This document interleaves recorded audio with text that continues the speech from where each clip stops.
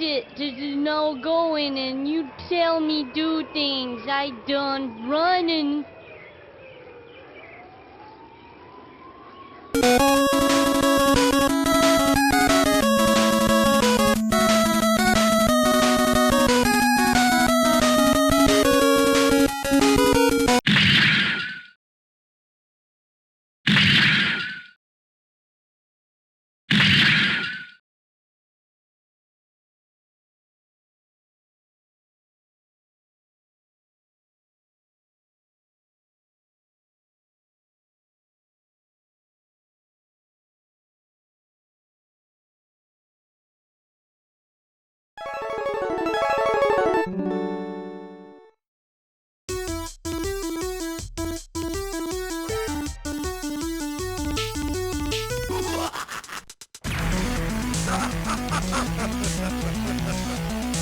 I'm the only 20.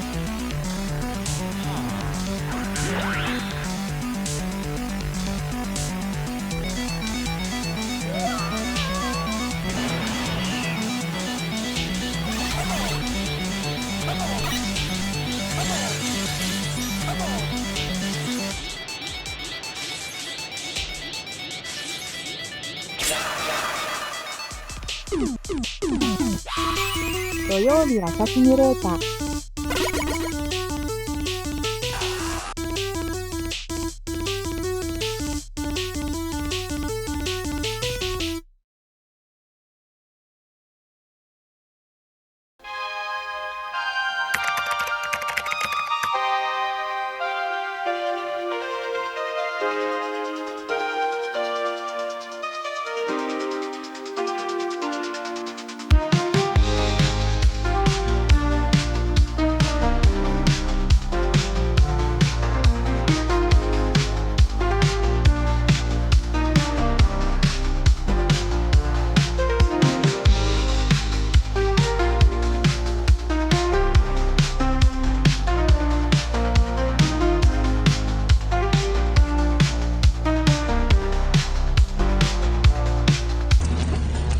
Who wants a body massage? What did he just say to us? Low. Mr. Body Massage Machine. Gone. What the hell? Body massage.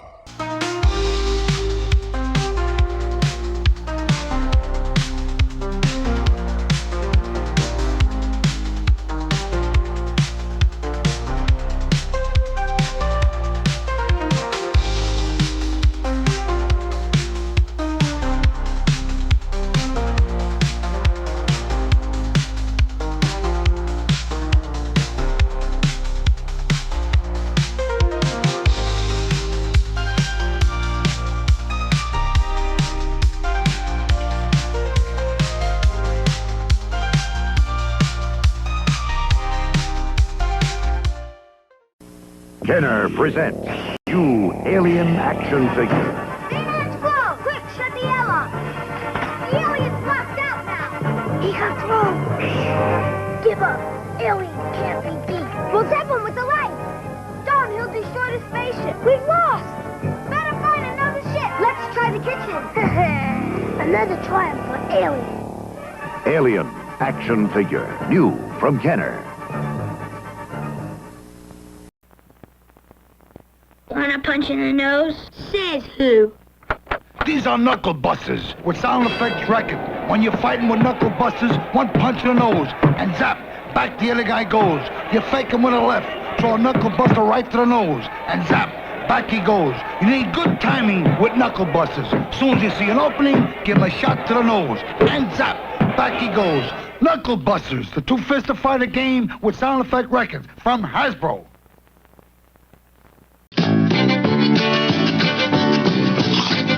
Ooh, that sounds crispy. I love that peanutty smell. What you eating, Lou? Whatchamacallit. What do you call it? Whatchamacallit. I mean, what's its name?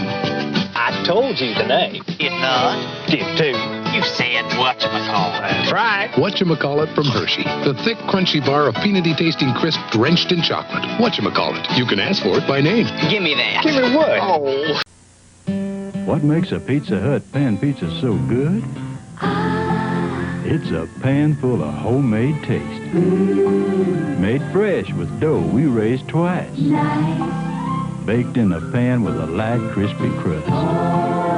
Dripping with pure mozzarella cheese. And your favorite toppings. There's only one place you can get a pan pizza this good. Your hometown Pizza Hut restaurant. Blissful bacon flavors baked in every box of Betcha Bacon. Betcha when you buy a box, you'll bet you wish you bought a batch. Blissful bacon flavors baked in Betcha... Blissful bacon. Baked in Betcha... Blissful bacon flavors baked in every box of batches. Betcha when you buy a box, you'll bet you wish you bought a batch. Betcha Bacon, a new snack from General Mills. Buy a batch. A batch. The world looks mighty good to me, 'cause Tootsie Rolls are all I see. Whatever it is I think I see becomes a Tootsie Roll to me. Tootsie Roll, how I want your chocolatey chew. Tootsie Roll, I think I'm in love with you. Whatever it is I think I see becomes a Tootsie Roll to me.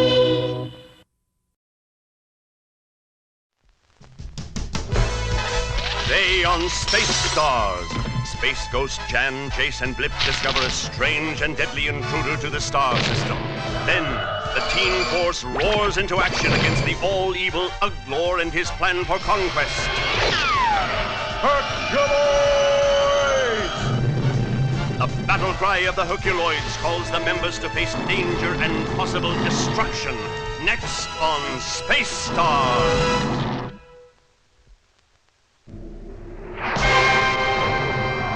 Space Stars! A galaxy of heroes team together in an interstellar battle against evil. Blast off on adventures as big as the cosmos itself. Race, poised on the edge of time with Space Ghost and his young friends. Streak through the universe with Space Ace, Astro, and the Space Mutts as they spring into action. And somewhere deep in space, super danger threatens the Teen Force.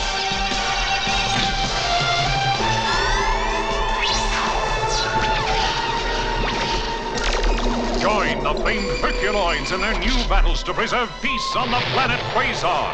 Now get set for 60 laser blasting minutes of action, adventure, fun on Space Stars.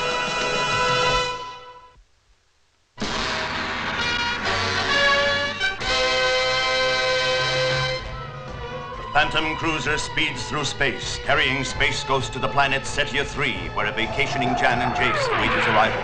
But something else awaits him too. A mystery so strange that it baffles even Space Ghost. Coming up on Setia 3, Blip. Coming up on Setia 3. Blip, Setia 3. It's disappeared. Very observant, Space Ghost. Toymaker, you two-bit tinkerer. I might have known you were behind this.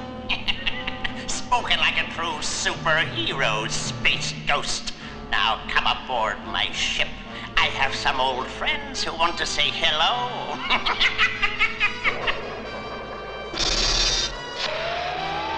Suspecting a trap, Space Ghost programs the Phantom Cruiser for a slow approach, while he and Blip sneak aboard the Toymaker's ship.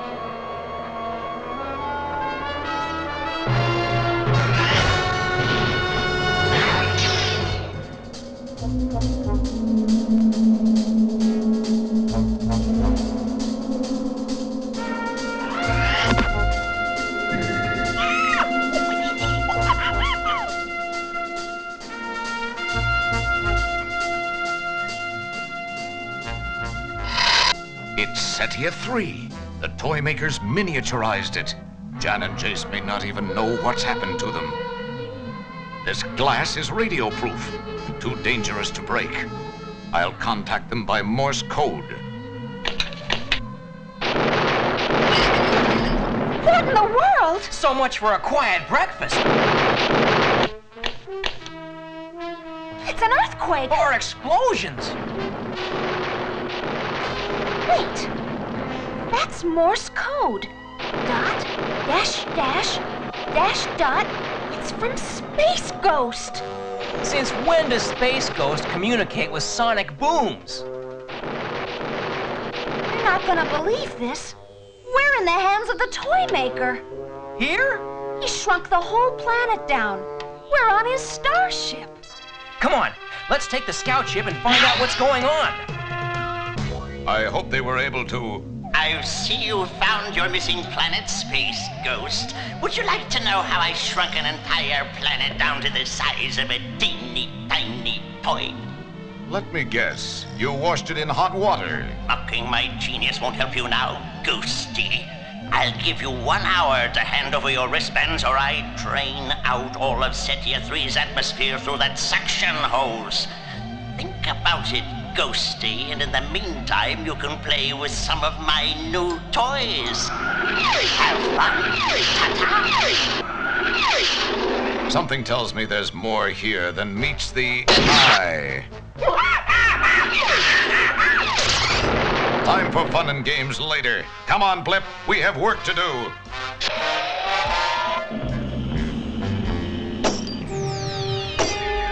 What'd we hit? A force field? That's glass. Now we're really stuck. Not necessarily, dear sister. My instruments show some very weird atmospheric movements up here. Hey, the toy maker'd have to keep this planet supplied with oxygen. Right. So there's got to be an air hose somewhere. That's our way out.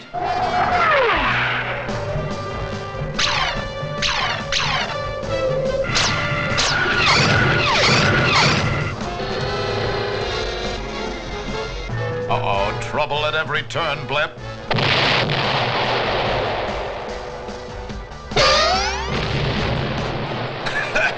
Someone should tell the toy maker he makes a lousy Santa. Wind! We must be near an air outlet. There!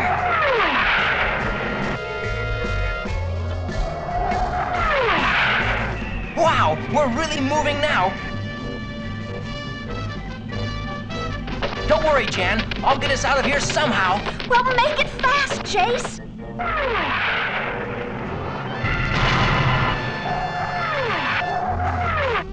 I'm picking up some strong electrical readings ahead. It must be the toy maker's machinery. What is this stuff? Microcircuits. Incredibly miniaturized electronic equipment. If we were full-sized, we wouldn't even be able to see it. This must be the machine that's keeping Setia 3 miniaturized. I'm going to have the scout ship computer take some pictures of this stuff. If our computer can figure out how this stuff works, we can put it out of commission and return the planet to its normal size. Incredible! Even sisters have good ideas once in a while. Well, thanks, Jace. I think. Now you know how King Kong felt, eh, Blip? The fun is over, Space Ghost. Return to my miniaturization room or I'm pulling the plug on that planet. Draining the planet's atmosphere will take 10 minutes, Space Ghost. That's how long you have to hand over your wristbands. Your move, Ghosty. There's Space Ghost. Yeah, but how do we get through to him? That paper. We'll write on it. With what? With the scout ship's exhaust. We'll burn the words right onto the paper. Time is running out, Space Ghost. 3, 4, 5. There's the main cable. 7, 8, 9, 10. Here's what's coming to you, toy maker. No!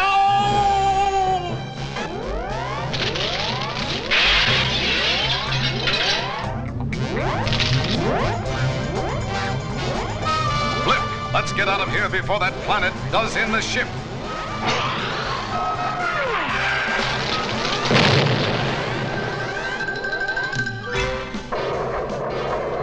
You won this round, Space Ghost, but I don't give up easily. That's because you're a born loser, toy maker. Space Ghost, are you okay? Hey, okay, Jan. How are you two? Couldn't be better. It's nice to be back to normal. Yeah, we learned a lot about the little things of life. Oh. You know, Jace, I think I liked you better when you were microscopic. And so the toy maker and his evil machines are destroyed, and the galaxy gives its thanks to Space Ghost! Space Magic with Space Ace and Astro. Oh, hi, Astro. Hi, Spacey Acey. How about a new magic trick? Well, all right. How about the favorite hero trick? Yeah. Okay, write down the name of any space hero, but don't show it to me. Now, write the name of your favorite space hero. Favorite space hero. Now, leave another space and write down the name of a third space hero. Now, tear the names into 3 separate strips and drop all 3 strips into this helmet. Yes. Oh, now. The name of your favorite space hero is written on this slip. And it's... Oh, Astro, you wrote down my name. How'd you know? See, I knew which slip to pick because the second name you wrote down, your favorite hero, has 2 rough edges where the paper was torn. I could tell it from the other 2 slips just by the way it felt. Nice work, pal. And now today's Space Fact.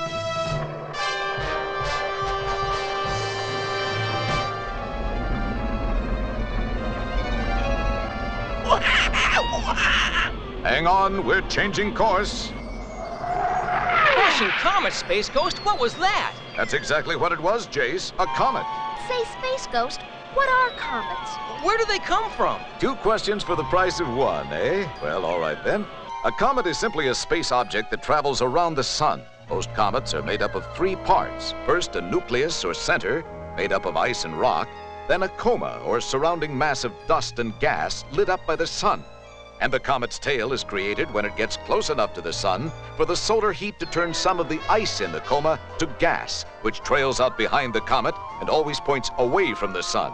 And to answer your question, Jace, we're not sure where comets come from.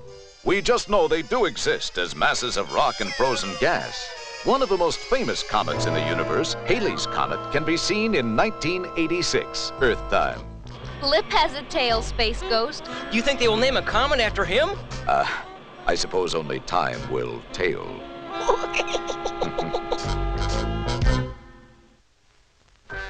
We now return to our program.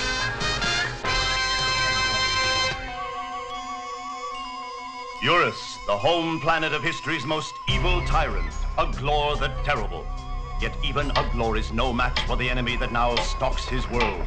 Hurry up, slaves. Uglor wants this project finished before nightfall.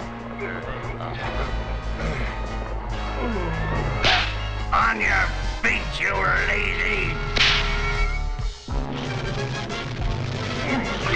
Come on,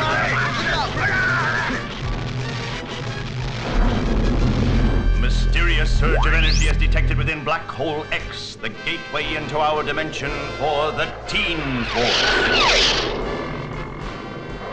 Slow down, kid. Comet, I just ate. Sorry, Moleculad, but we have to check out that strange burst of energy from Uglor's planet. Why? It was probably just another one of his tantrums. Maybe, but we'd better make sure.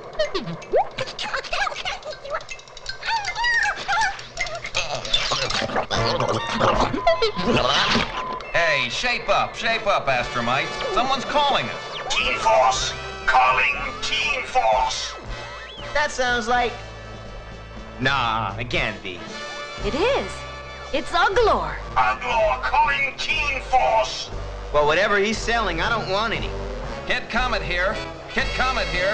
What do you want, Uglor? As much as I loathe the thought, I must ask your aid, Teen Force. That's a switch. Why, Uglor? My planet is under attack by an alien creature that calls itself Nebulon. Even I cannot stop him. Nebulon, huh? Hey, Uglor, he sounds like your kind of guy.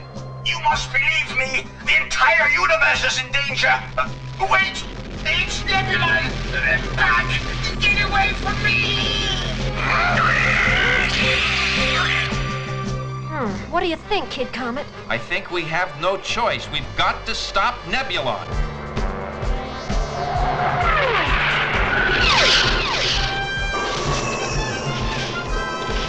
Why are we stopping here, kid? Because I trust Uglor about as far as I can shot put a planet. Yeah, I'll believe his monster story when I see it.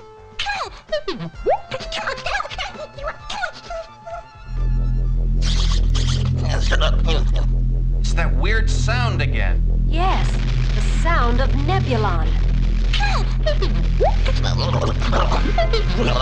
Look! Over there!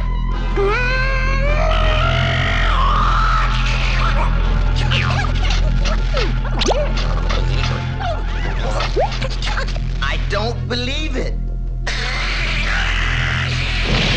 Now I believe it. Okay, gang, let's take him.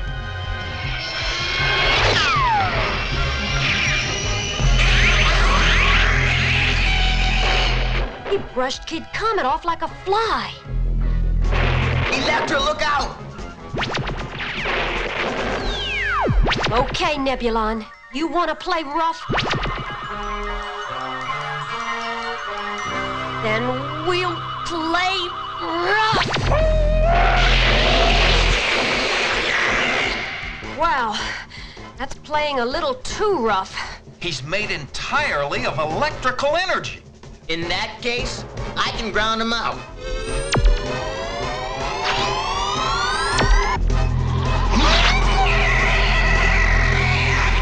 That's too much power. Can't handle it.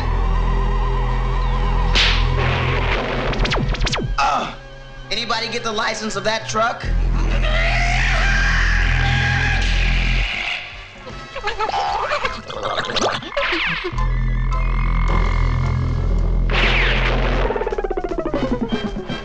Nice try, Astromites, but I think we've just run out of tricks.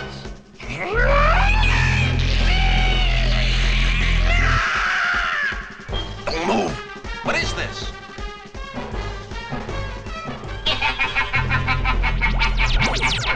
The mighty Team Force, laid low at last.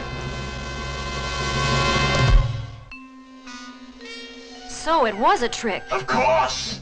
Nebulon was merely a projection of my own thoughts, even as this image is. Made possible by my ingenious new brainwave amplifier. But Nebulon attacked your own people. What do a few gods and slaves matter? Now that you are defeated, I will use Nebulon to conquer the galaxy. What? No! Oh, it can't be! Gods! Gods! Gods! What happened? I don't know, but this may be our chance to get to the bottom of this. Come on! Nebulon, I created you to do my will, and I command you to stop!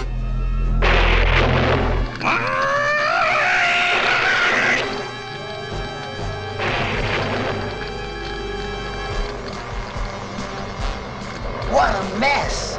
It couldn't have happened to a nicer tyrant. There he is now! No one defies Uglor! Not even you, Nebulon! T-Force, Nebulon is beyond my control now. We must crush him with our combined powers. No, Uglor. There is only one way for us to get it, Nebulon. Through your mind. What? That you probe my mind? Learn my secrets? Never. You don't have any choice, Uglor. Look at Nebulon. He's growing larger and larger. Soon he'll destroy your planet and then the universe itself. All right. Do what you must. Believe me, I'm not looking forward to this either. Now, concentrate. Now, Uglor. We're in sync. Stop him!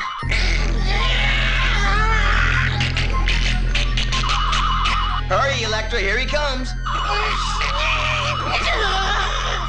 Nebulon, I command you, be gone!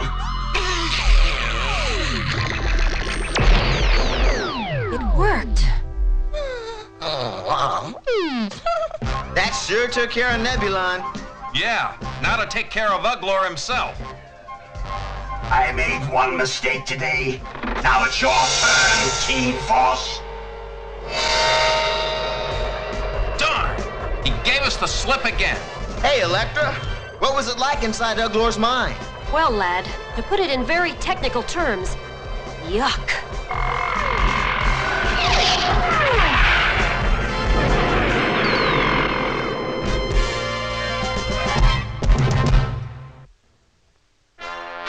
Time for a space mystery with Space Ghost.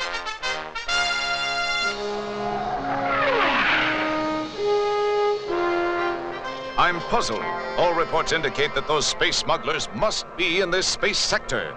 There isn't a sign of their ship anywhere. Smoking rockets, Space Ghost, look at that! What a spectacular sight! It's just beautiful. A comet orbiting around that planet. I'm afraid we'll have to save the comet gazing for later, kids, until after we've caught those smugglers. What's wrong, Space Ghost? Yeah, why are we slowing down? I think we're closing in on the smugglers. We are? But there's no sign of them, Space Ghost. Haven't found us yet, have you, Space Ghost? But we can see your ship clearly enough, and it makes an excellent target. What do you think that smuggler meant, Space Ghost? Does that answer your question, Jan? They're firing on us, but from where?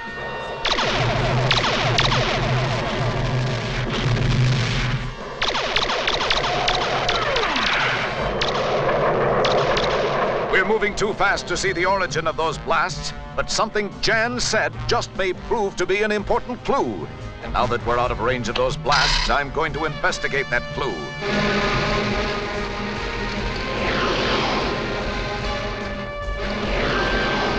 Now to see if that comet is what it appears to be. The easiest way to learn that is by warming up to it with my heat ray.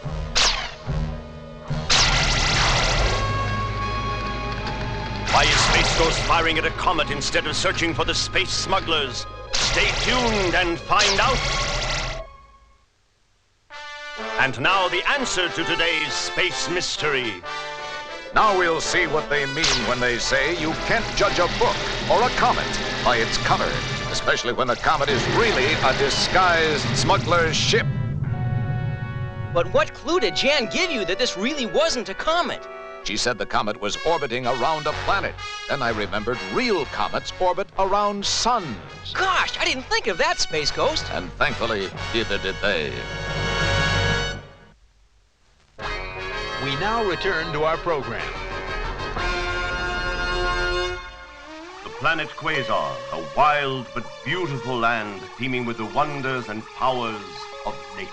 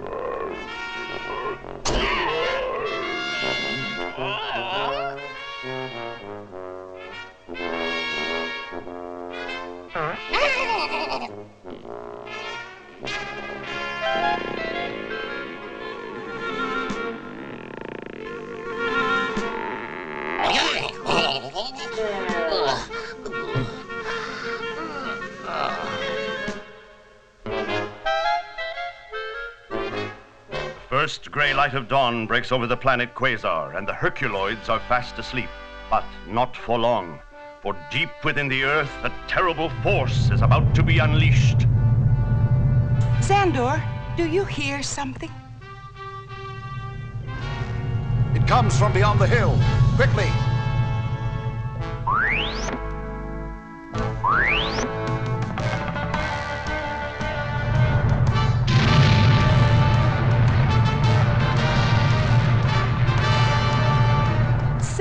What is it? I hope it is not what I think it is, Tara. A volcano!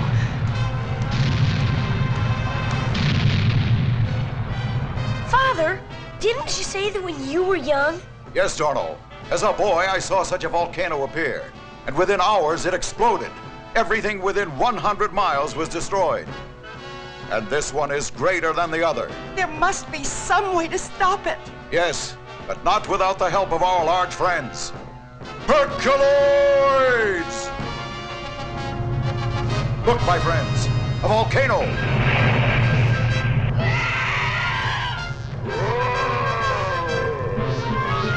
We must silence the mountain. Aim for the crater rim.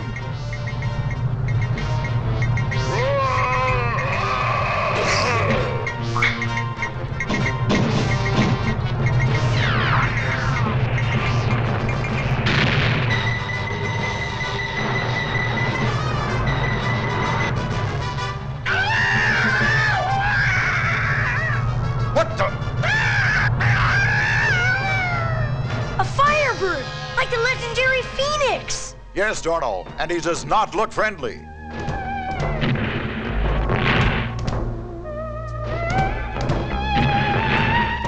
If that firebird doesn't leave us alone, we'll never seal that volcano. I'm more worried about you two right now. Zuck, take Tara and Dorno to safety. Father, we can look after ourselves. There is no time, Dorno. Go with Zuck. But Father... Come, Dorno.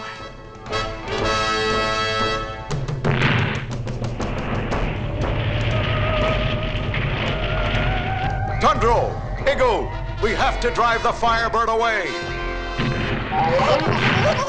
Now.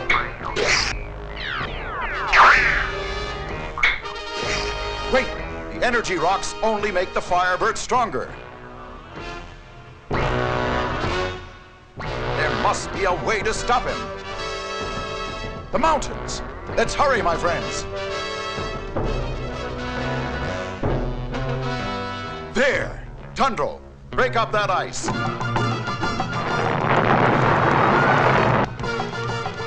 Quickly, Tundro. The Firebird returns.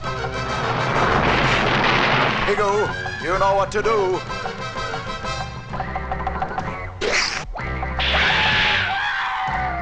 Igu, another. Very good, Igu. Very good.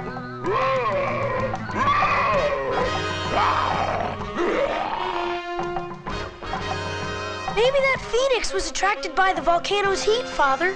Yes, but now the Firebird is gone, and we must silence the volcano before it destroys us all. Sandor, I think the Firebird was protecting the volcano. Protecting it? Yes, and I want to know why.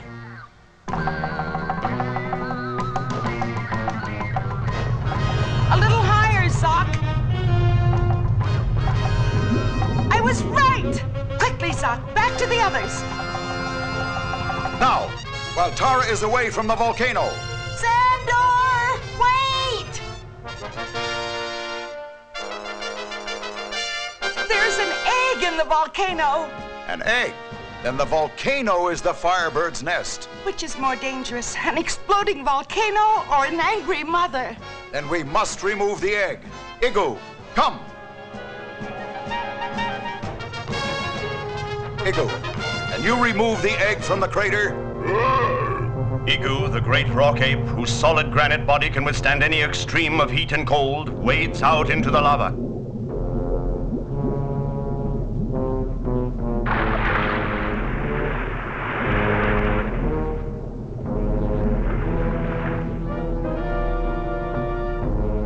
Good, Igu. Very good.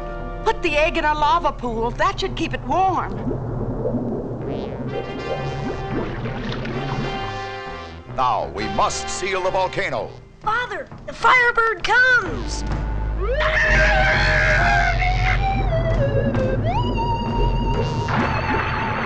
It must know the egg is gone.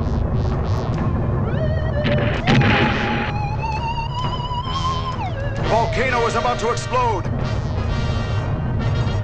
We can't stop now. Fire!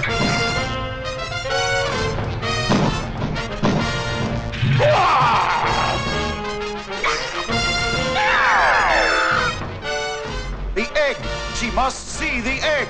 Show her the egg. Over here! Out here! Come on! Look! Come over here!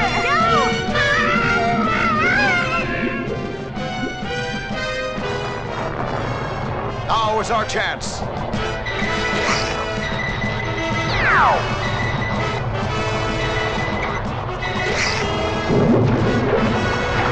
Wait.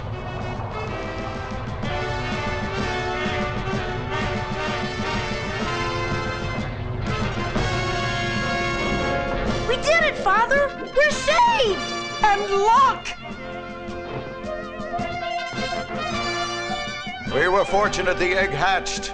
Now, Xandor, what would you have done if Dorno had been in some similar danger? I don't know. Let's hope it never happens. And so the Herculoids had met another challenge and learned an important lesson of understanding that no animal in creation is wholly evil.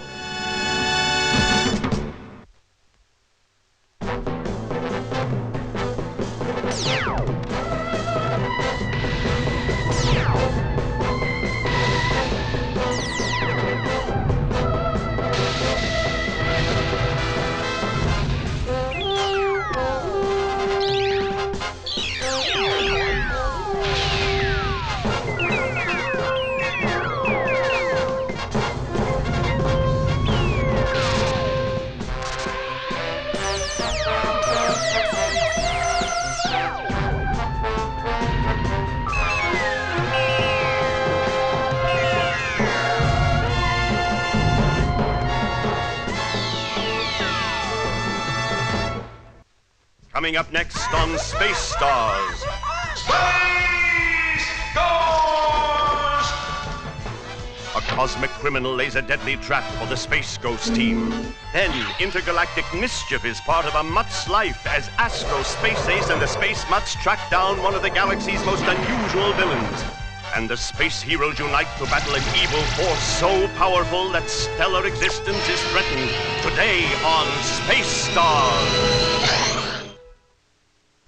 From the Intergalactic Code Center, Space Code. Hi, Earth kids. Later in the show, the Teen Force and Space Ghost confront an alien trying to destroy the human race. Who has such power? The answer is in this week's coded message. QPMBSJT. Blacks, transmit the message to Earth.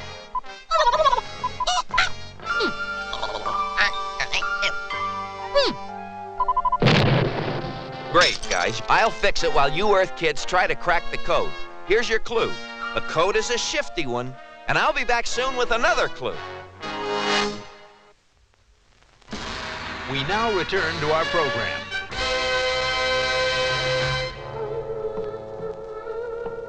The galaxy is vast, and large parts of it are unknown, even to Space Ghost, and danger lurks behind every star. We are entering the Milky Way, sire. Excellent. This galaxy has given me more trouble than the others. But soon it too shall fall before the might of Aglor, master of the universe. It's time to head home. Jan, run a check on the plasma field generators. Roger, Space Ghost. Sorry, Blip, you can't help. This is pretty complicated. Oh, this panel wasn't built for short people. Blip, no! Don't turn it too far. Space Ghost! The plasma field's overloading.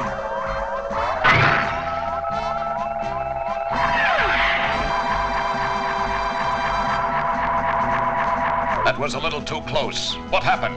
Well... Blip, that was your fault? You know, you're more trouble than you're worth. Look at the mess that energy ball made. We'll have to use some energy ourselves to clean it up. Let's get to it. You're more trouble than you're worth.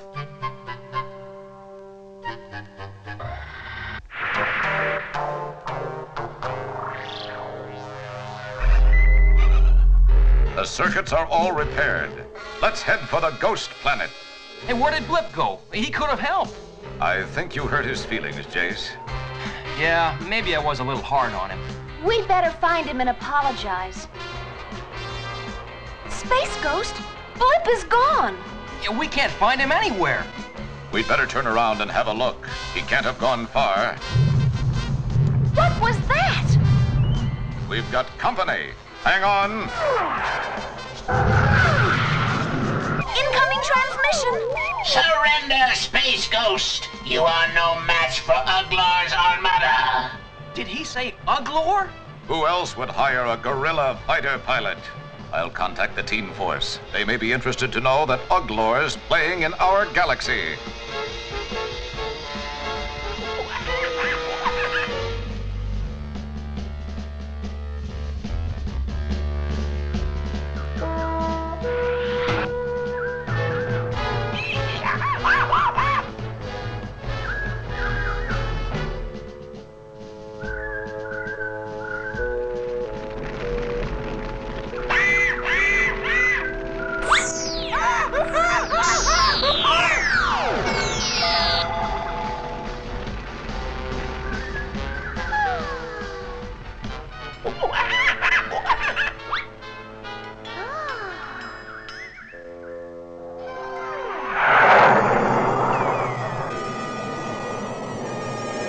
Space Ghost calling Teen Force. Come in, Teen Force. Hi, guys. Sorry about the delay. Good to see you, Electra. Where's Kid Comet and Moleculad? On another assignment. And now what's the problem? Let me guess. Uglor? Unless you know another winged ape out to conquer the universe. Come on, there's no time to lose. Space Ghost has disabled 2 of our fighter ships, sire. He will not prevent my conquest of the Milky Way. We will take the first planet we come to. It'll take too long to try to disable their armada. We've got to go for the big ape himself.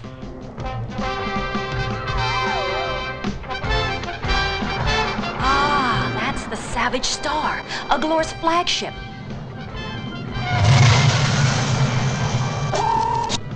I'll use my telekinetic powers to open the airlock.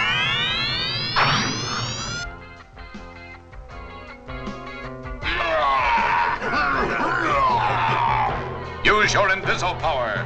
Right, Space Ghost. I don't have Inviso power, but I can cloud their minds with telepathy.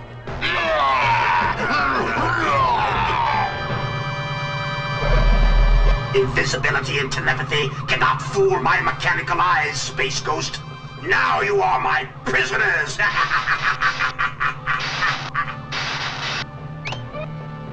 And so, with Space Ghost and Nova captured, the ruthless Uglor now prepares to conquer Blip's new home. Read all about it! Super Monkey saves Mayor!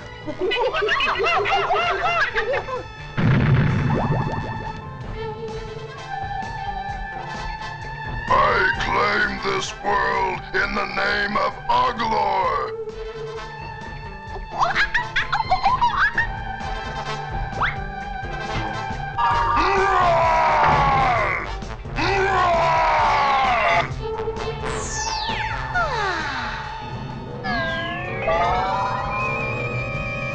You have interfered for the last time. Before I dispose of you, I shall let you watch the beginning of your galaxy's downfall. You're cute when you're mad, Uglor. And I shall give the command. Now! What? No! You won't get away from me! Close but no cigar, Uglor. We hate to be impolite, Uglor, but we really have to run. You fools! That was the master panel! You've destroyed the ship! Oh, 1,000 pardons, Uglor. The Inviso power won't help! My supervision will find you! Not after you've seen the light, Uglor. I can't see! This way out!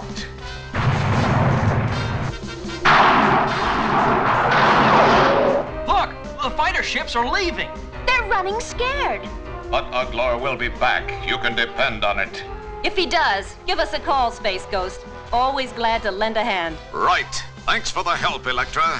Don't thank me. Thank Blip. Adios! I'm really sorry I hurt your feelings, Blip. I hope you didn't have an awful time out in space. We'll never know, but somehow, I don't think he did. Galaxy is safe from the menace of Uglor for now. But should he attack again, there will always be a hero to stand against him.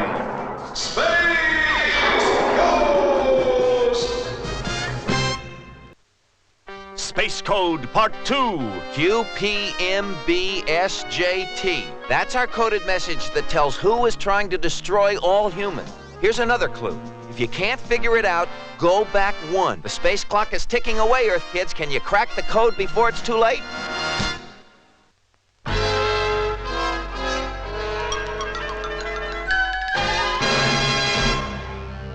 First Galaxy Bank floats in deep space as Mr. Galaxy's muscle ship moves in for some money and mischief.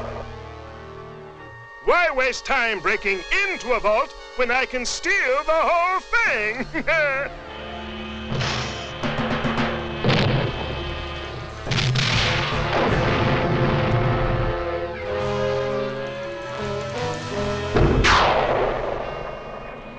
Unaware of the bold heist by Mr. Galaxy, Space Ace and his canine colleagues are caught in a galactic rocket jam outside the bank. Come on, move it up, move it up! Relax, Dipper, and let's see what's causing the problem.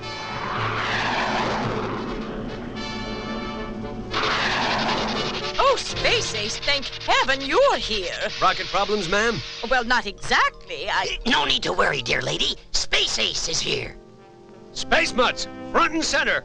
We'll get to the bottom of this in no time, lady. Yeah, yeah.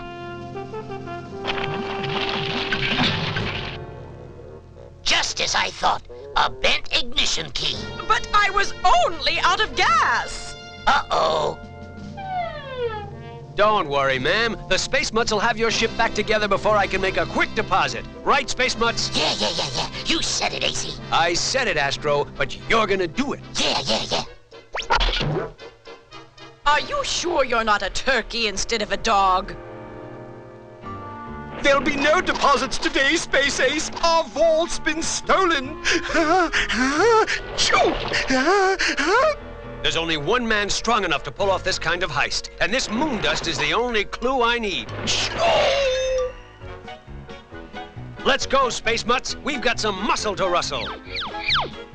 What about my rocket, you turkeys? It's as good as new, lady. Look. Oh, no!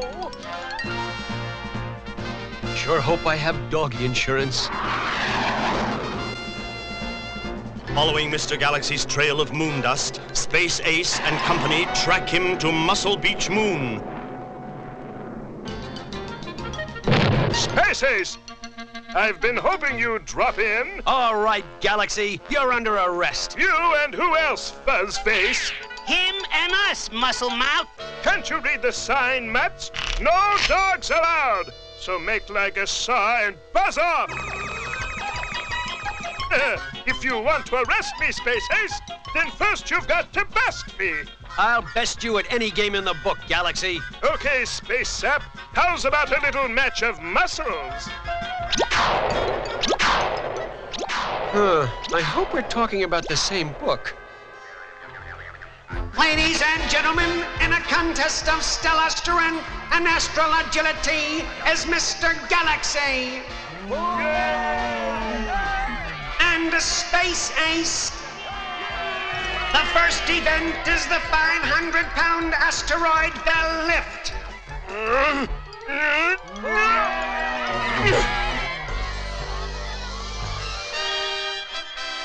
Piece of cake. Huh?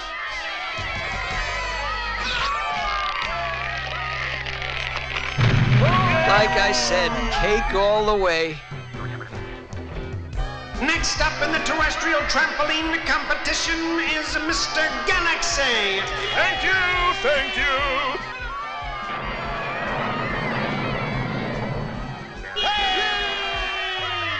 Ooh, that's gonna be tough to beat. I wonder if that trampoline is on the up and up. What do you think, Astro? Maybe we'd better do a little snooping, guys. Yeah.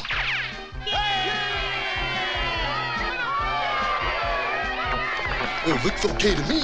Let's split. And now on the terrestrial trampoline, Space Ace.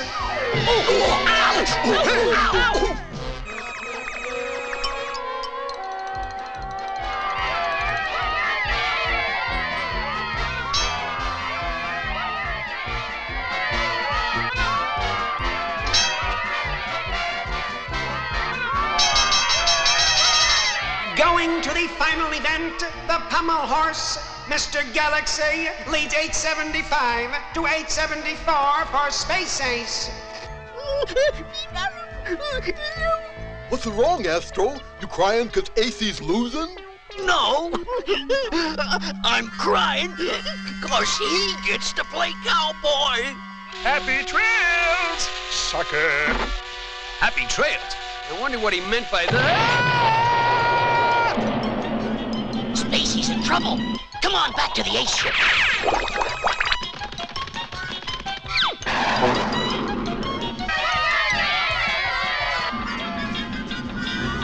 Hold on, AC. We'll save you. No, don't. What'd he say? I think he said, help! I got him! This is a mini-jet, huh, AC boy? But without that mini-jet, how can he fly? Good question.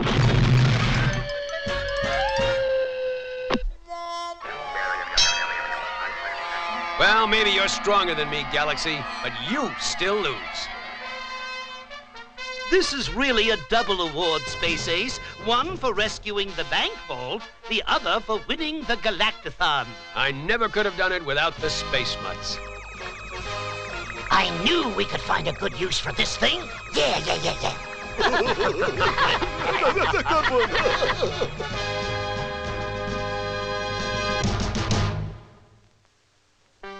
And now the final space code clue. To solve the code, just change each letter to the one that comes before it in the alphabet. Now, back to the black hole. Stand by your space sets as the Teen Force joins Space Ghost with the fate of the universe at stake. Next on Space Stars. We now return to our program. Mankind has spread throughout the universe, colonizing its worlds. But there are other races in the galaxy, and not all welcome man.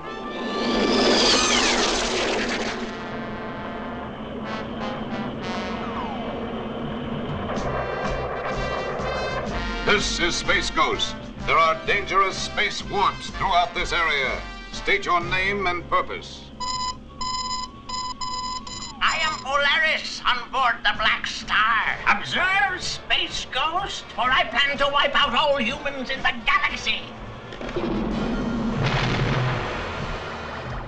That star's gone nova.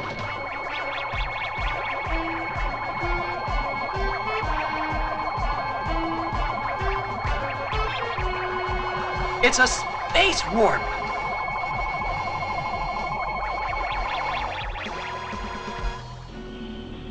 That was close. Yeah, but where are Space Ghost and Blip? The space warp must have gotten them. Nothing can stop me now, not even Space Ghost. Jan, Polaris is getting away. We better get some help. I'll call the Teen Force. Jan calling Teen Force. Teen Force to Jan. What's up? Space Ghost has been pulled into a space warp. Can you help? We're on our way. Hurry. We only have 1 hour before that warp closes.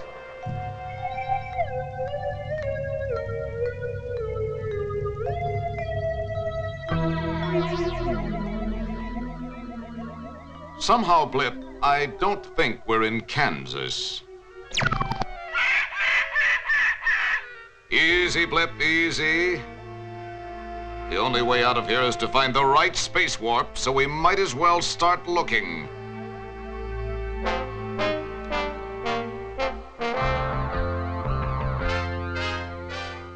Uh-oh, looks like trouble.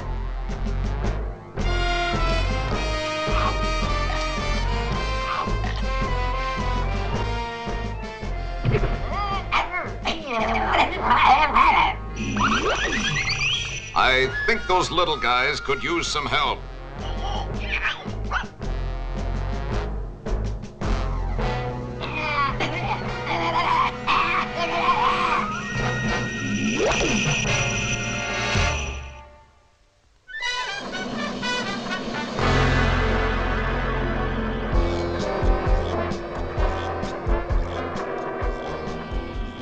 There's Polaris.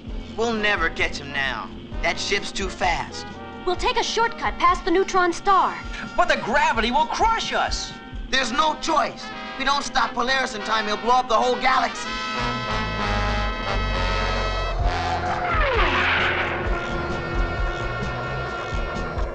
Neutron star to port, 5 degrees.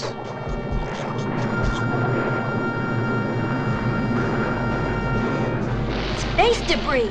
Can't spare any power for the shields. Gotta keep our speed up. Maybe I can do something.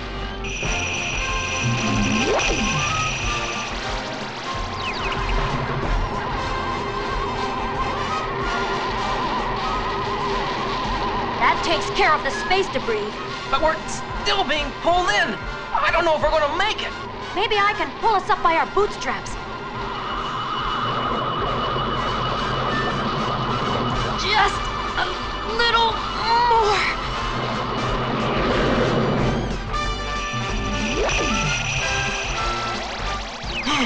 That's a little tough on the old bod. We made it. All right. But we still have to stop Polaris. Let's hope we have the strength. There's the space warp. Hold on, guys. Incredible!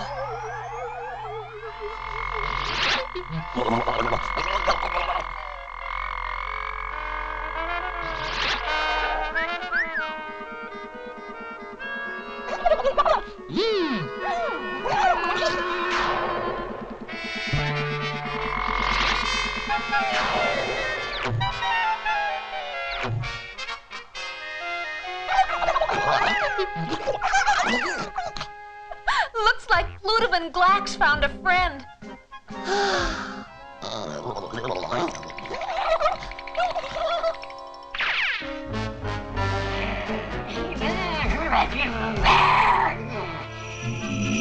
I'll take care of them.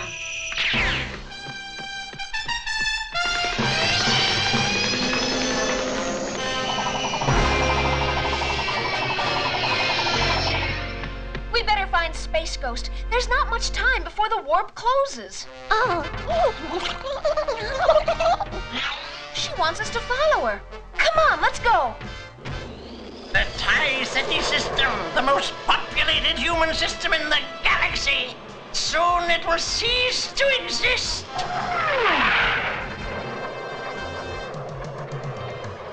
Phantom Cruiser calling Polaris. So you did not give up?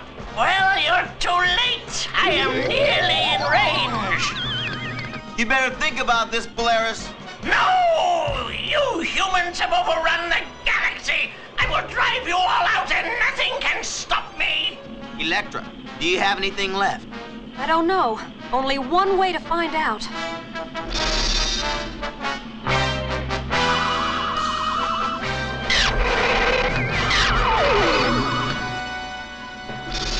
All right, Electra, you did it. Yes, but very weak. Polaris is making a run for it.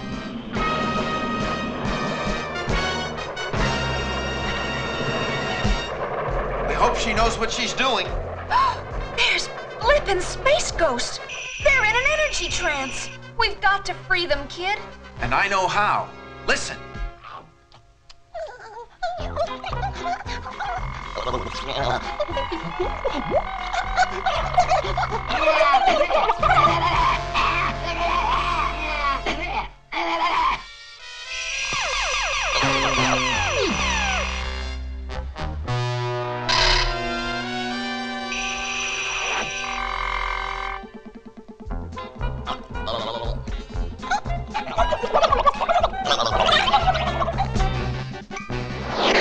Good work, Astromite. I'll take over now. This should bring them out of that trance. Oh, are you two all right?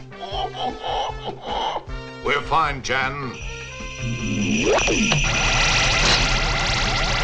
Space Ghost!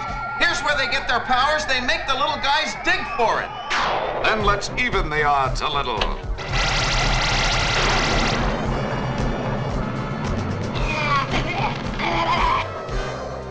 Looks like they won't be bothering anyone for a while.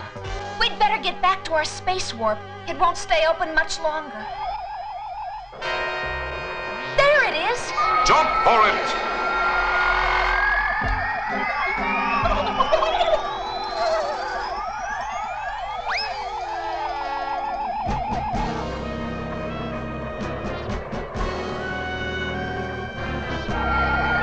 What's that? It's Polaris, and he's headed straight for a space warp. I can't turn in time. No, no!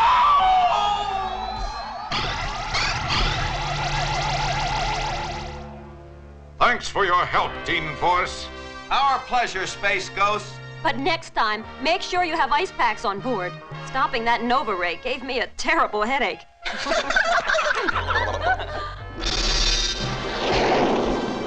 What about Polaris, Space Ghost? He'll get his wish, Jace. Where he's going, he won't see any humans for a long, long time.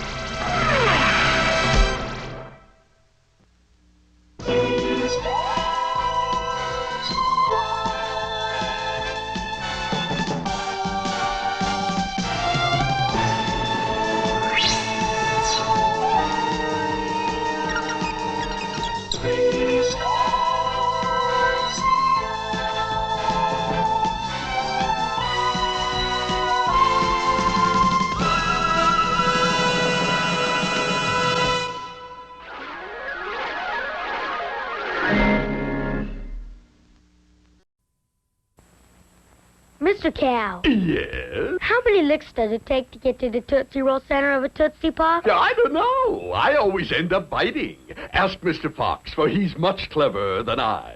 Mr. Fox, how many licks does it take to get to the Tootsie Roll center of a Tootsie Pop? Why don't you ask Mr. Turtle, for he's been around a lot longer than I. Me, I bite.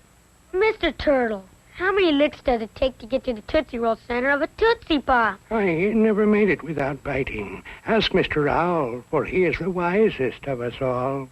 Mr. Owl, how many licks does it take to get to the Tootsie Roll center of a Tootsie Pop? A good question. Let's find out. 1, 2, 3.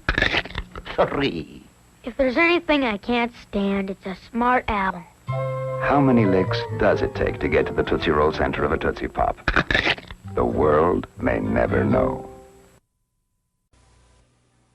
Have it your way. Have it your way. Have it your way at Burger King. May I help you, sir? 2 Whoppers, 2 Whopper Juniors, and 4 Coca-Cola. And would I have to wait long if you made 1 Whopper with no pickle and no lettuce? No, sir. Hold the pickle, hold the lettuce. Special orders don't upset us. All we ask is that you let us serve it your way. Oh, well, in that case, could I have the other Whopper with extra ketchup? Sure. We can serve your broiled beef Whopper fresh with everything on topper. Any way you think is proper, have it your way. Now that's the way to do things, our way. Have it your way. Have it your way at Burger King. At Burger King. May I help you, sir? If I wanted a Whopper and asked you to hold the pickles and hold the lettuce, would I get to hear you sing? No, sir. You'd get to hear us sing. Hold the pickle, hold the lettuce. Special orders don't upset us. All we ask is that you let us serve it your way. Hey, you got one big hit. Well, the Whopper's one big hamburger. Have it your way. Come on now. Have it your way. Have it your You know what's so cool about Jell-O gelatin pops? They taste just like Jell-O gelatin. But they've got a handle. So, while your right hand is doing this, your left hand can be doing this or, you know. But if your left hand sees how much fun your right hand is having, They won't want to be left out. Now you have to share. Jell-O gelatin pops. Real Jell-O gelatin, only cooler.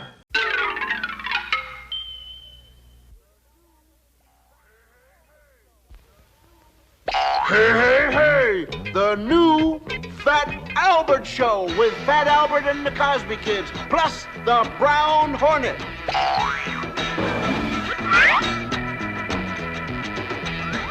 You'll have some fun now with me and all the gang, learning from each other while we do our thing. This is Bill Cosby coming at you with music and fun. And if you're not careful, you may learn something before we're done. So let's get ready, okay? Hey, hey, hey!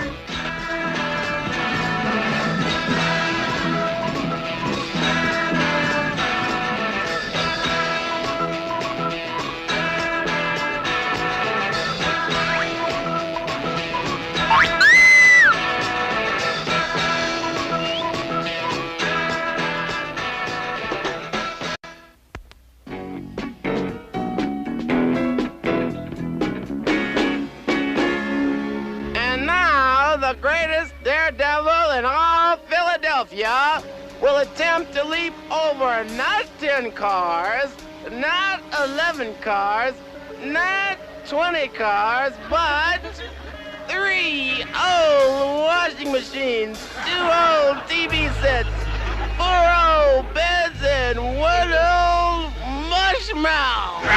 Maestro, a drum roll, please. Stop! Rudy! Stop! Turn back before it's too late! I can't! Look! Me neither. Don't do it! You might get...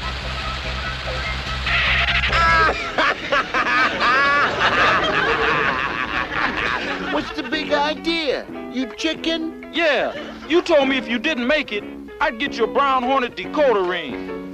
Don't you chumps know anything about showmanship? I gotta fake you out a few times before I can make the real jump, just like Evel Knievel. Evel Knievel? More like no class to no class. Okay, dudes, this time's for real. Oh, whoa! Hey, get out of the way! Hey, move it, move it. Help! Stop this thing! Oh, no!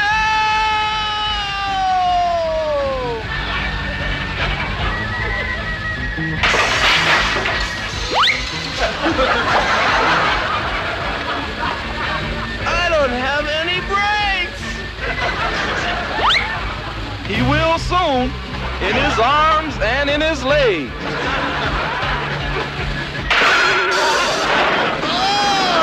Not again!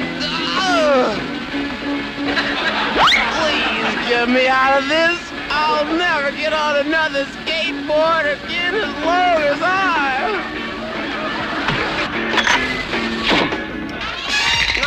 Nice going, Luana. Well, she's great, Jack. Nice. Fat Albert and the gang think they're pretty super. But LaWanda is something to write home about. She's also smart. She doesn't take risks, and she wears the pads and helmet, too. Hey, LaWanda, that was fine skateboarding. Thanks, Fat Albert. I was just telling Rudy that he should be more careful and wear knee pads, elbow pads, helmet. Do you realize that you're talking to the smoothest, slickest, sharpest, smartest? And in your case, I'd suggest a mouth guard. Don't you guys have anything better to do? We don't usually let girls in the clubhouse, but if you want to come watch the Brown Hornet... No, thanks. I gotta go. But you can catch my act this weekend at Sam's Skateboard City in the City Championships. Say, you don't have to hitchhike. Here, I got an extra bus token. Don't fret it. I'll get a free ride. You know, hitchhiking's not too cool. Sometimes it turns out to be a one-way trip. Look, here's my chauffeur.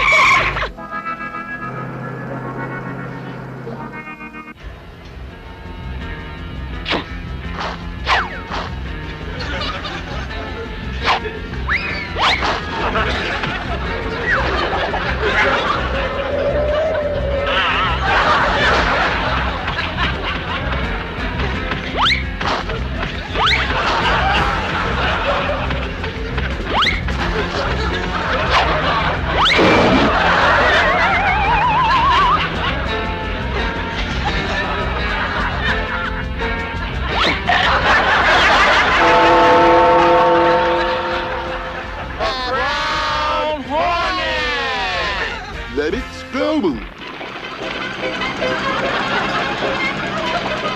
Man, we're gonna be late. Gotta warm up the set. Yeah, man. Yeah, hey, the Brown Hornet's on. Come on, man, hurry up. Hey. Love the Brown Hornet. Well, you almost missed it. Quiet! I can't hear. It's not a bird. It's not a bee. It's the Brown Hornet!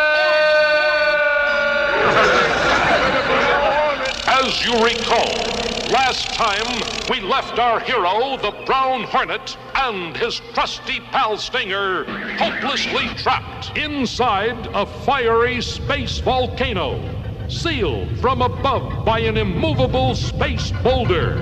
Using the Brown Hornet's superpowers, they naturally escaped unharmed. Now, we pick up with our heroes as they face an even worse threat.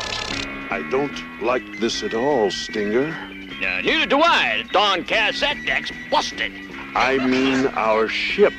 It's losing speed. Speed loss due to approximately 350 pounds of excess weight.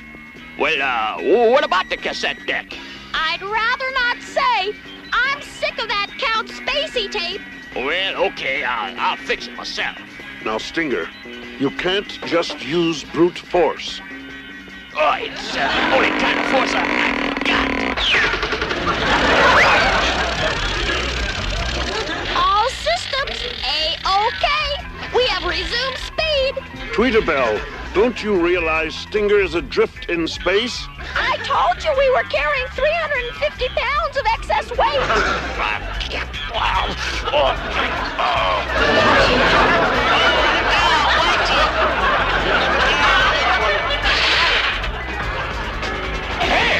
Yeah, it works.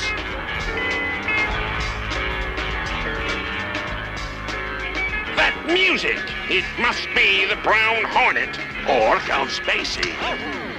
Well, I was close. It's Stinger. Yeah, stuck in space with only one tape. Of course, it is Count Spacey, but better figure a way out of this. We've got to save Stinger. Please, Tweeterbell. Stinger is an irreplaceable aide-de-camp in my eternal vigil against the galaxy's evils. And here I thought he was the comedy relief. Stop! Hey, stop! Hey, how about a lift? Oh, look at that. Never take a lift. Hop right in. Say, not bad. Wonder who, That's right, Stinger. And once I hit you with my new evaporator ray, I'll add you to my collection of dehydrated superheroes. But I'm not a superhero. I'm a sidekick. These are Stinger's last known coordinates, but look, Tweeterbell, do you recognize that ship? Dr. Mondo? You don't suppose Stinger would be foolish enough to take a ride from a stranger? Does a hen have lips? All right, prepare to beam me aboard Mondo's ship. Yeah, that sure beats collecting tropical fish. Not so fast there, Dr. Mondo. Huh? The Brown Hornet? I'm here to get Stinger. What have you done with him? He's been shrunk to the size of a raisin by my evaporator ray. I don't know what you're talking about. Of course, the audiovisual aid helps clear things up. Here, catch. Catch? Hey, what's this? My secret water pistol. I've got the drop on you. What's been evaporated can be instantly unevaporated. Yeah, please, Brown Hornet, let's get out of here. You don't even have to leave a deposit on the bottle. Tweeterbell, beam us aboard. Just a second, Stinger. One drop of water, and you're back to normal. What was it like being evaporated to the size of a raisin? I was scared and thirsty. I hope you've learned not to accept rides from strangers. Oh, you're not kidding. I could have spent the rest of my life in a bottle. Not only that, I'll have you know that besides being the most sinister supervillain in the galaxy, Dr. Mundo is the worst driver. Not again.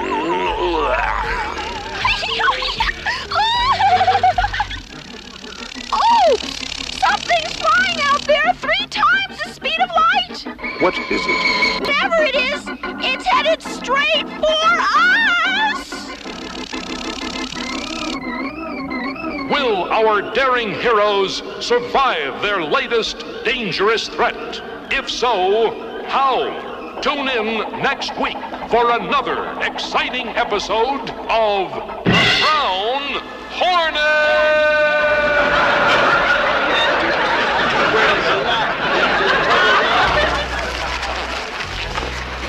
Our man, the Brown Hornet, comes out on top again. And he made his point clear. Things that apply in space apply to us on Earth, too. Things like never hitchhike any kind of ride.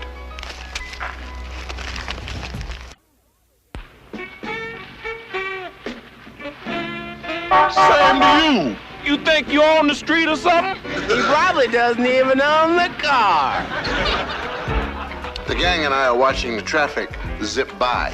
And even though they're not old enough to drive, they're still getting kicks out of just looking. Next to driving, riding's the second best deal. But not when you have to hitchhike.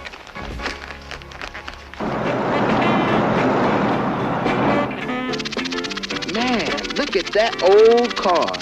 Yeah, it's so old it's got upper and lower plates. What's wrong with you? Didn't you recognize Mudfoot? In that junky old car? You heard me. And it's a perfect matchup. Rusty and musty.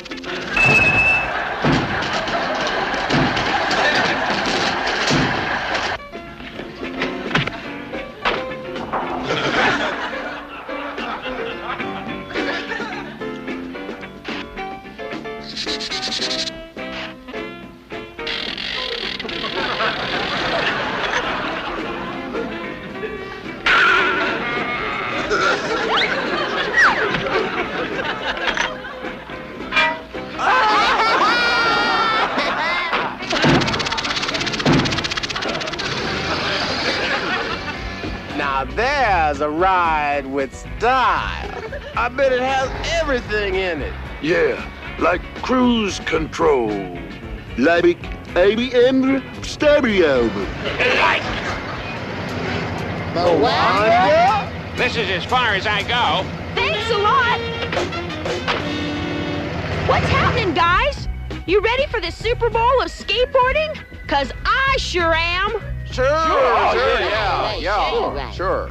Just as soon as the bus comes, we'll be on our way. Waiting for the bus? That's for turkeys. I'm hitching the rest of the way. Why are you doing that?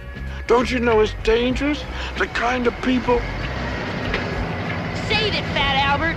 I've already got a ride. And don't worry, nothing's gonna happen to me. The funny thing about LaWanda, she's so careful not to take risks on skateboarding, but so reckless about the risks in hitchhiking. I think the bus will be along any second now. Maybe LaWanda has the right scoop on hitchhiking. I can answer that in one word. I don't know. Nothing's happened to her so far. So far, no. But hospitals are full of hitchhikers nothing happened to until the one time. But Albert, they ought to call you undeveloped film. Undeveloped film? He means you're so negative. You run, that's my punchline. Here's our ride. Where? Oh, I get it. Auto adorbit. Hey, wait a minute. You're short. And who are you, Wilt Chamberlain? I hope you're not gonna charge him full fare. He's only 3 years old. 3 years old? He looks at least 15. Can he help it if he worries? Hey, pull in your foot. Hey, pull in your lip.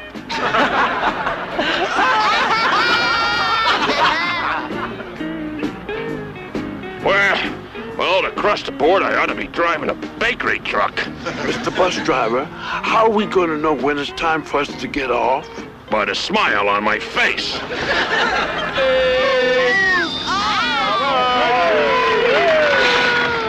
Our next contestant in the first annual Sam Skateboard City Super Bowl of Skateboards is Hang 10 Robbins. Look at that track. Hope we're not late. We gotta see the Robin Dubber.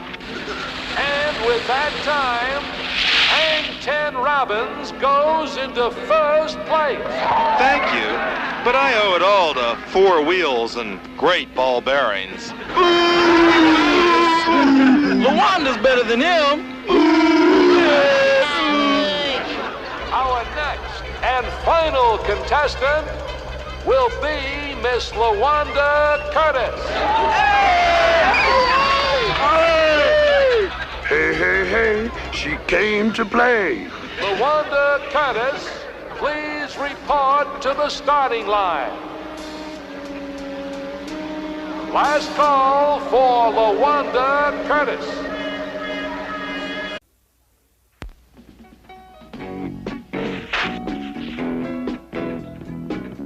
As you see, it's time for the big showdown. Where's LaWanda? We can't wait any longer, so LaWanda Curtis, wherever you are, we are sorry.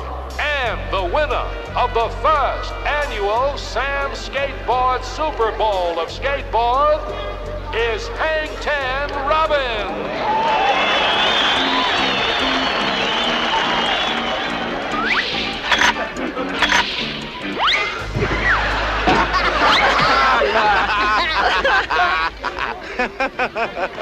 I guess LaWanda just didn't think she had a chance. They should call you Christmas necktie. Huh? 'Cause you're loud and useless. I just hope she's okay. Nothing's gonna happen to me.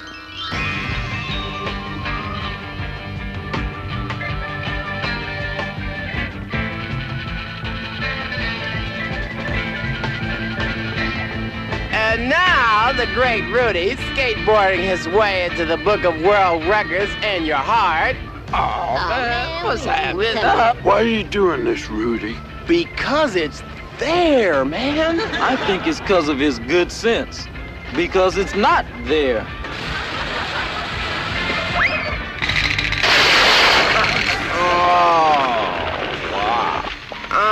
Get me out of here. Why are you just standing there? We're waiting for the late show. Fat Albert? I'd like a word with you. Well, what about? Wait a minute. He didn't do it. It was me. I'm the one that broke the Jackson's window. That's not why I'm here. Well, then Rudy broke it. A friend of yours, LaWanda Curtis, has been involved in an accident. LaWanda? Oh, no. Oh.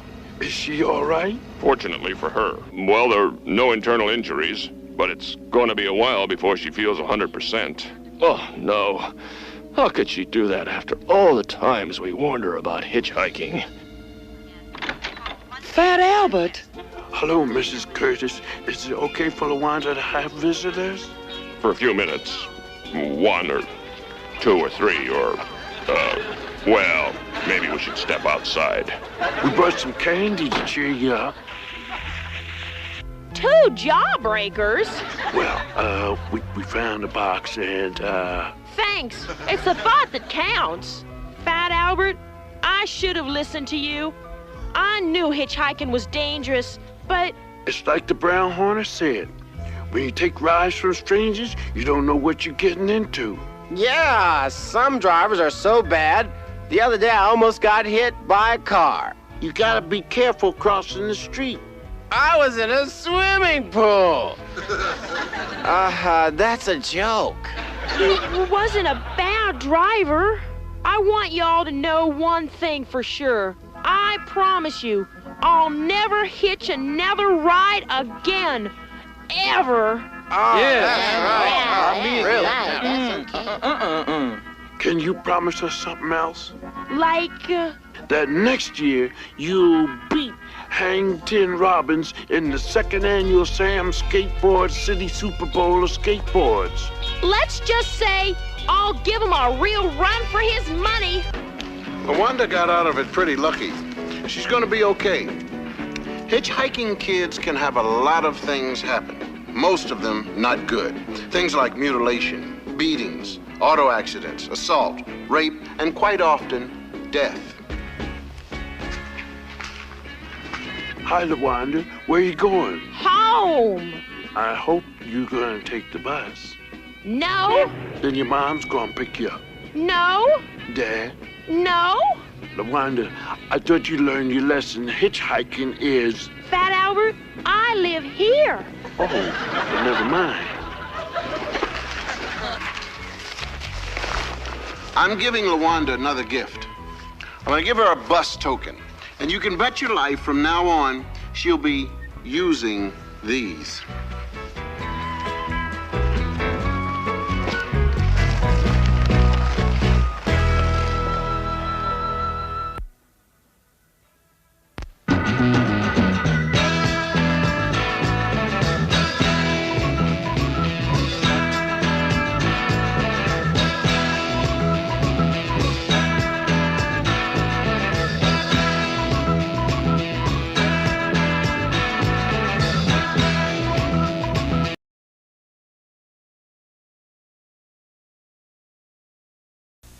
Now you can imagine all the power in the universe.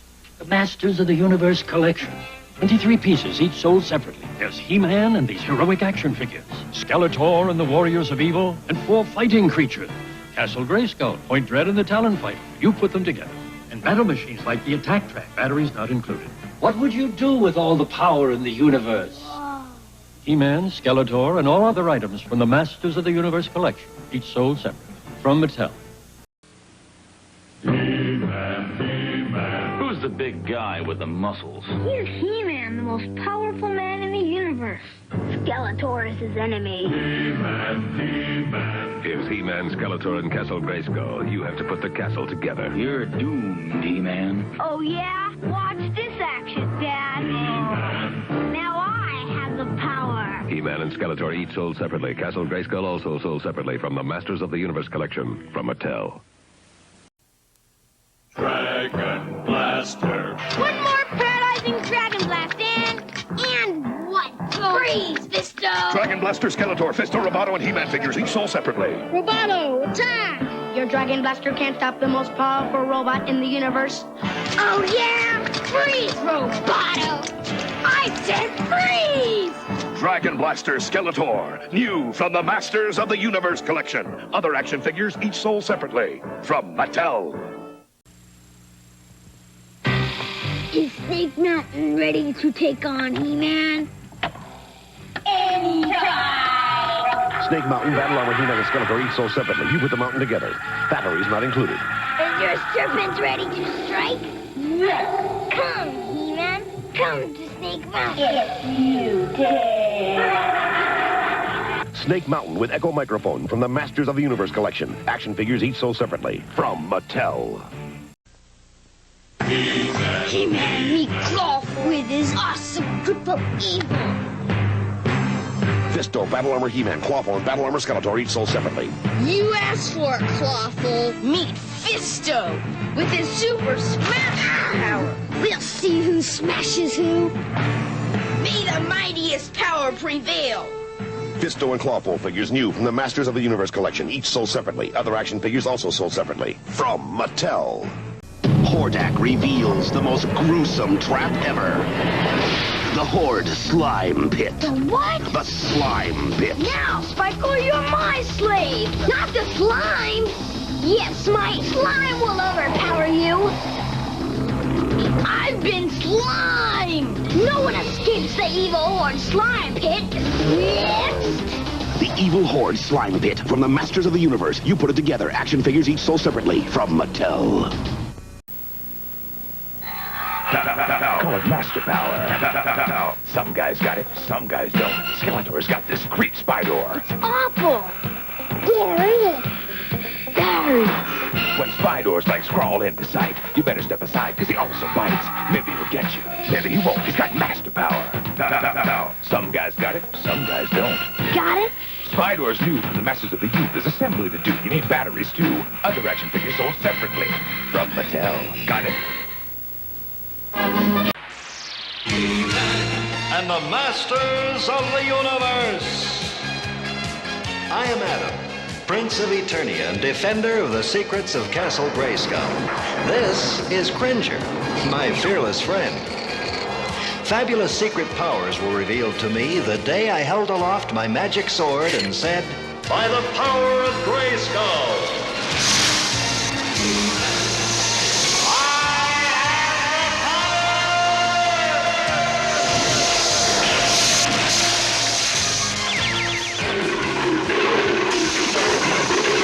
Cringer became the mighty Battle Cat, and I became He-Man, the most powerful man in the universe. Only 3 others share this secret. Our friends, the Sorceress, Man-at-Arms, and Orko. Together we defend Castle Grayskull from the evil forces of Skeletor.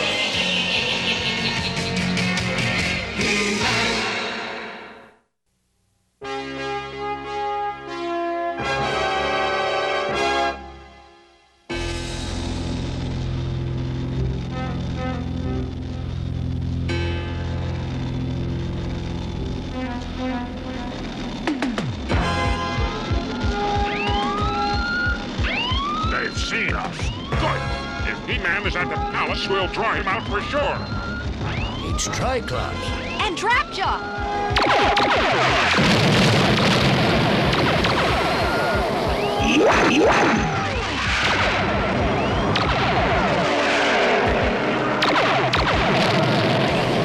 By the power of Grayskull.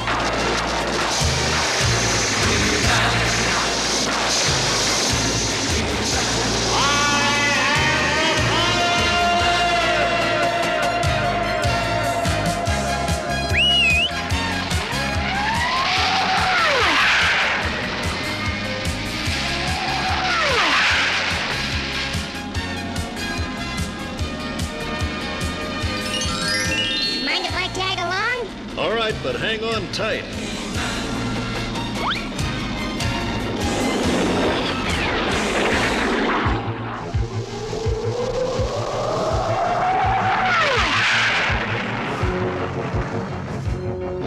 If we can just get his engine, we can force him to land.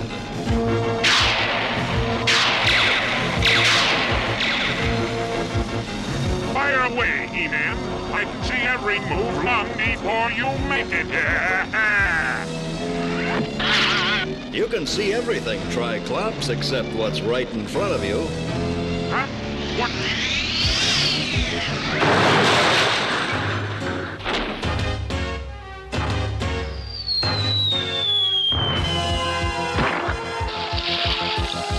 Hold it. Unless you want me to use this freeze ray, you'll come quietly. After all this trouble, Skeletor's plan had better work. It's Trapjaw! You forgot about got me, didn't you? Here's where I give you the hook, Trapjaw.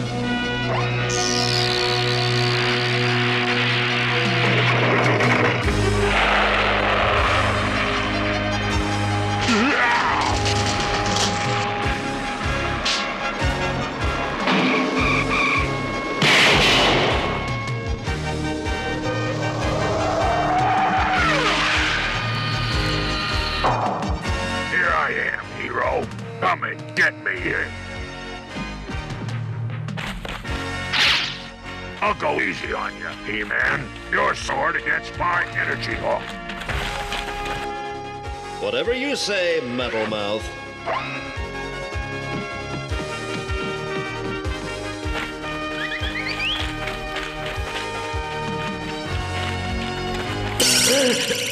What is this?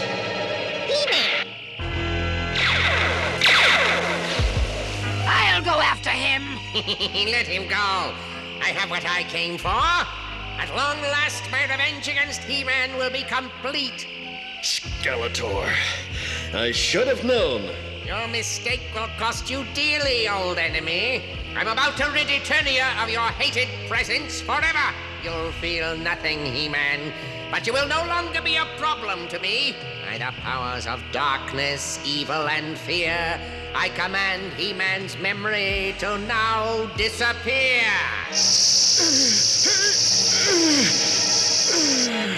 Oh no, what have they done? Doorway, now prove that Skeletor is clever. Sweep He-Man inside you and hold him forever!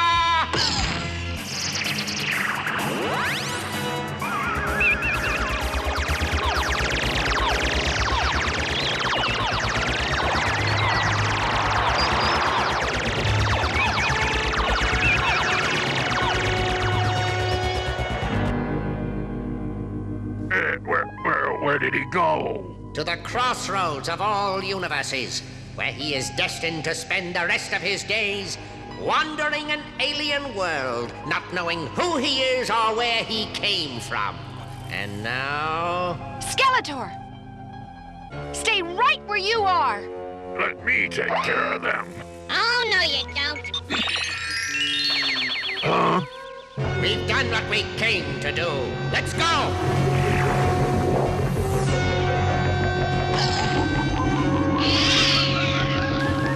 Skeletor! Evelyn! Hey, what about me?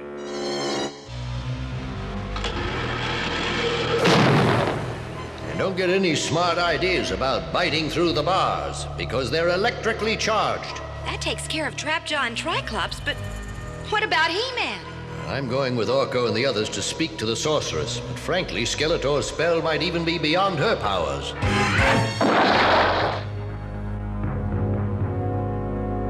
It is a most difficult problem, my friends. With all the vast number of worlds that make up the universe, finding the one He-Man landed on would be virtually impossible. There must be something we can do.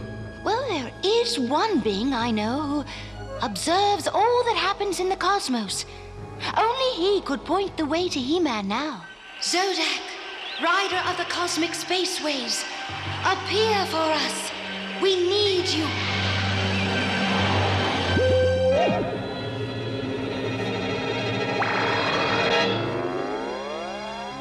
My thanks, Zodak, for coming so quickly. With the fate of Eternia's champion at stake, I could do no less. Oh, gee, Mr. Zodak. Sir, could you really bring back He-Man? Though I observe all that happens in the cosmos, Orko, I cannot use my powers to change things. I can, however, give you this. The wand will work with your magic and will guide you. I can tell you no more than that. You mean we have to depend on Orko's magic? Oh, we're doomed. Orko, Cringer, and Ram Man must make the journey. You will be needed here, Man-at-Arms. I understand.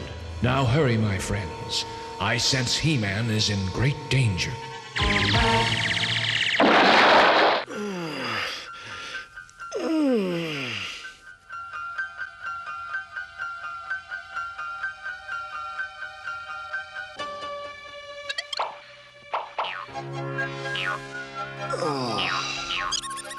Where am I? What am I doing with this? Wait, don't run away. What are you creatures? Stop! What are you doing? You must be one of Plunder's evil goons. Well, I know how to deal with you, monster. I went easy on you this time. But if I ever see you harming another Schminovit... But I've never seen those creatures before. I don't even know where I am. And I suppose you're not one of Plunder's hench thugs, No, I don't know who I am. You remind me of someone. Someone I knew back on... Now that you mention it, you do look like a stranger to these parts. Why don't you come with me, and we'll see if we can figure out where you belong. Yes.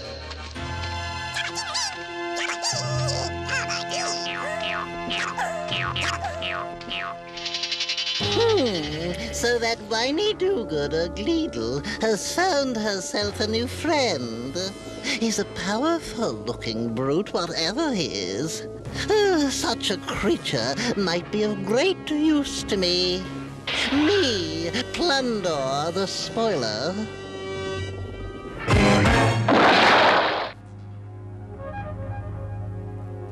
Oh, no, I'm not going. Oh, come on, you big fraidy cat. But I hate going through the time corridor. It's He-Man's only chance, my friends. Good luck.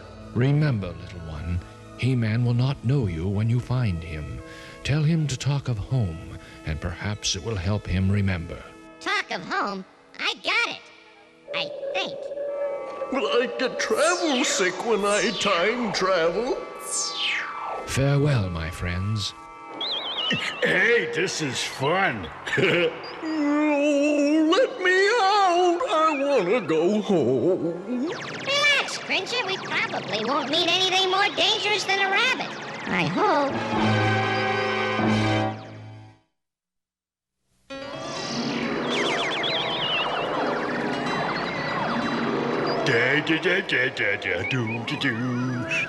This is the only way to fly. I think I'm getting travel sick. Look, guys, Zodak's wand is glowing. We must be close to He-Man. Hang on! Wow! Oof. Oh, I thought we cats always landed on our feet. We're here. Wherever here is. Hey, guys! Look at that swell back scratcher someone lost. That's no back scratcher. It's He-Man's sword. Can you follow his scent? Well, I have a little cold, but I'll give it a try.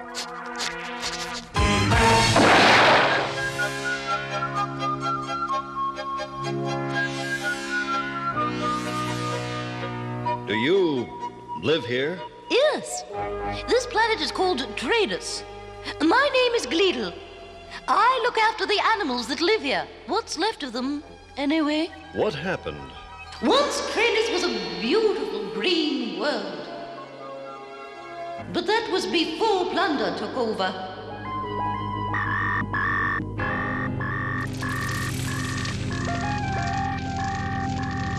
He used his evil machines to cut down the forests and spoil the rivers. With their homes and water gone, the animals had to move on.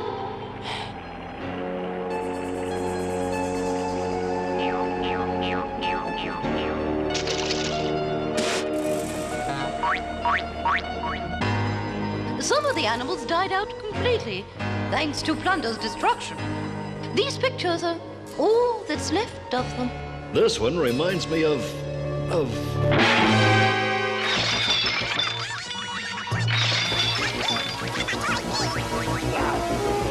Plunder's droids!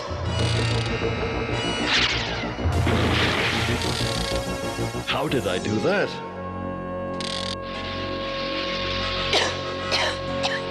No! Sleep, smoke!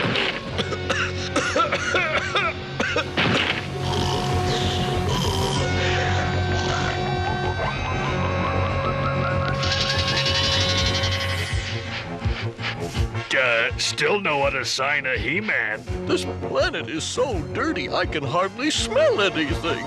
We've just gotta find him.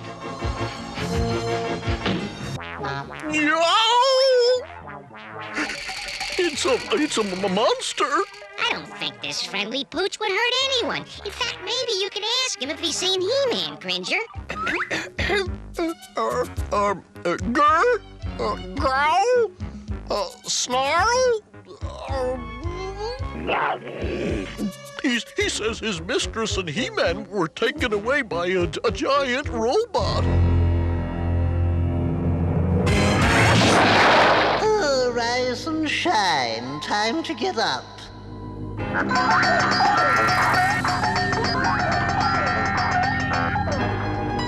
Greetings, stranger. I am Plunder, the rightful ruler of trainers. The rightful destroyer, you mean? Oh, since you don't like what I've done to the outside, Gleedle, you'll be happy to know I've got a lovely spot picked out for you in my dungeon. You don't have to share Gleedle's fate, stranger. How would you like to help me become the richest man in the universe? What do you mean? Well, in this container is the life force of this planet. Using my evil powers, I've turned it into a magic liquid which I can sell for millions, even billions. I'll make a fortune. You destroy a whole world just for wealth and treasures? I'd do anything for that. He says He-Man is inside that frightening place. Well, what are we waiting for? Let's knock him out of there. No, Ram Man. We've got to play it smart. Sneak up on him and take him by surprise.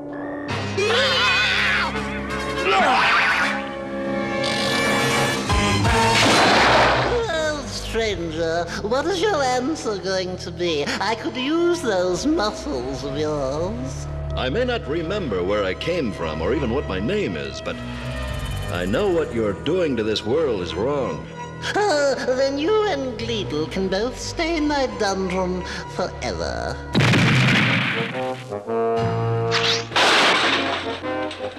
What's happening? He-Man, look, it's us. He-Man? My robot guards will take care of you intruders. He-Man, can't you remember anything? Do I know you? Zodak said I should talk of home, and your memory might come back. But I can't remember where my home is. I'll take care of these guys.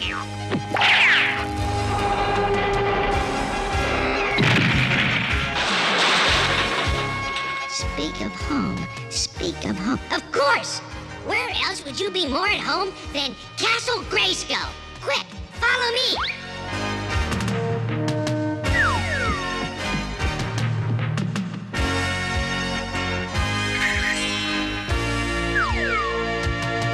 Help! Help! Now hold the sword up and say, by the power of Grayskull! By the power of Grayskull!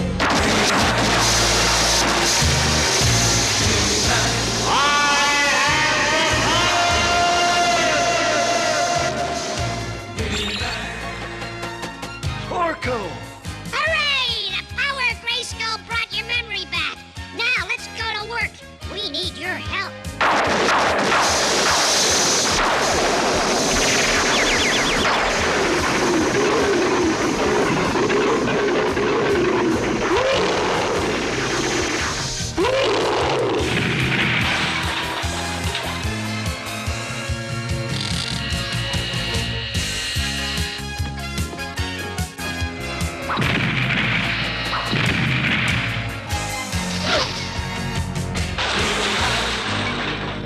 Those aliens are turning my robots to junk, but they won't get my magic liquid.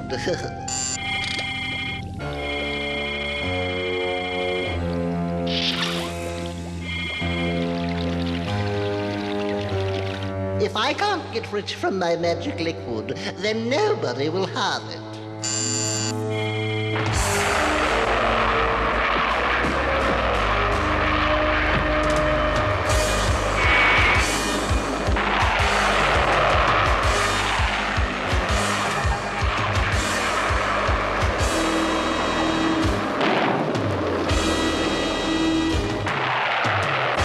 Time to get off this joyride.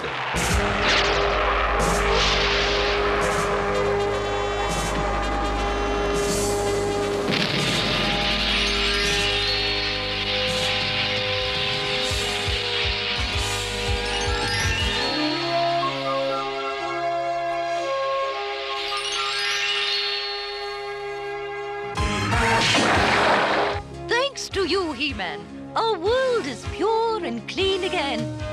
And once Plunder's evil factory is destroyed, your planet should be totally back to normal. As a matter of fact, I have an unwilling volunteer working on that right now.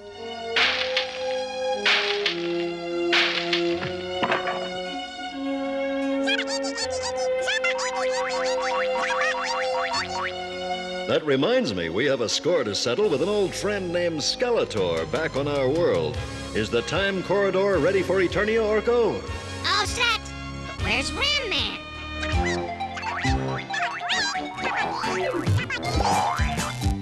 I'll say one thing for these guys. They sure know how to have fun. Come on, friends. Let's go home.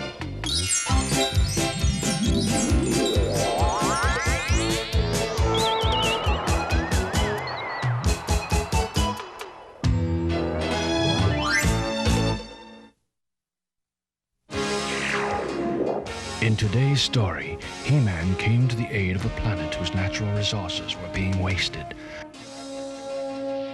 Unfortunately, this same waste is happening now, and not on a distant planet, but right here on Earth. We must respect the plants and animals before they disappear, as some species already have. There's beauty all around us. Protect it before it's too late. Thingamabob, gobbledygook, what's its face? Whatchamacallit, whatever it is, whatever it was. Chocolatey chocolate, whatchamacallit, how's it go? Wowzum-doo, chugly caramel, whatchamacallit, doohickeys, you know what I mean, peanutty crispies. Chewy, chocolatey, crunchy, Doodah, skidamaring, more than a mouthful. It's whatchamacallit, whatchamacallit.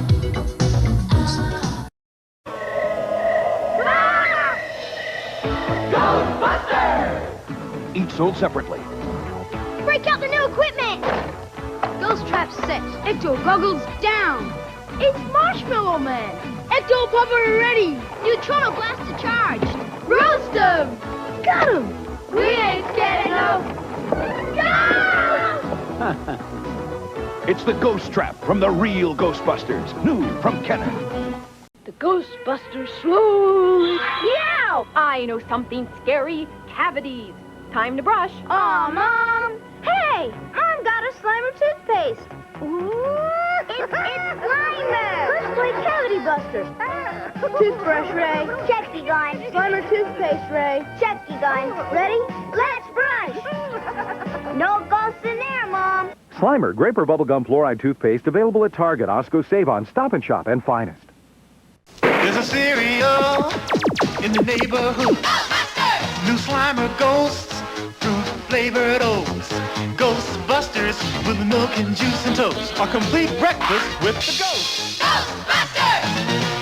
I told you it's glowing. It's the real Ghostbuster cereal. The first cereal box that glows in the dark with 4 glow-in-the-dark Ghostbuster trading cards. Slimer! You gotta have it. Ghostbusters! The first cereal box that glows in the dark. We interrupt with a Ghostbuster bulletin. Supernatural activity has been sighted in Chicago. Ghostbusters are going live to the scene. Look out, a ghost! Ah! Help, Lewis! I'll get her with my power pinchers. Great new equipment. Oh no, it's Terror Tongue. Help him, a tongue sandwich. Fire, bounce a bazooka. To the Ghost Sweeper. New figures and vehicles each sold separately. Nailed him. Mean machine. If you see anything unusual, Gotcha. you know who to call. Ghostbusters! This summer, coming to a supermarket near you. There's going to be a great new high-C flavor with an outrageous fruit taste. And what are we going to call it? Ecto Cooler. High-C Ecto Cooler. Slimer's new fruit drink. You've been warned.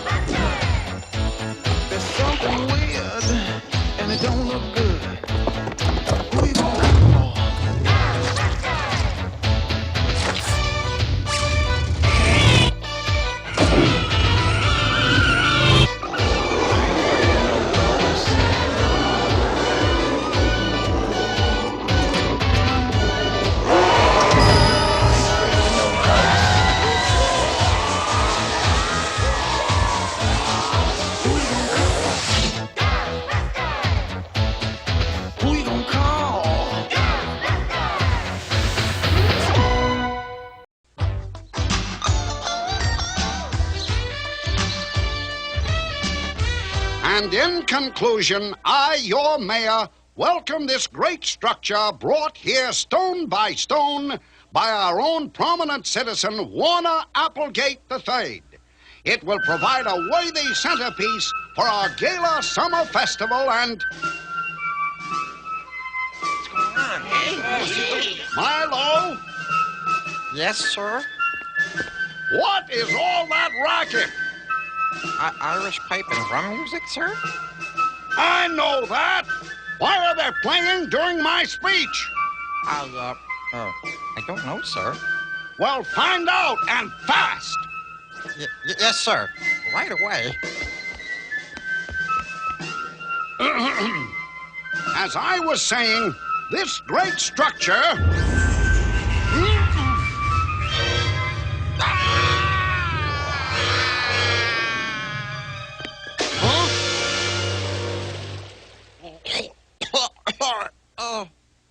Troublemakers, eh?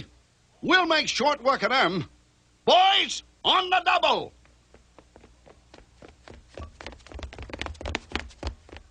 New York's finest are equipped to deal with any situation.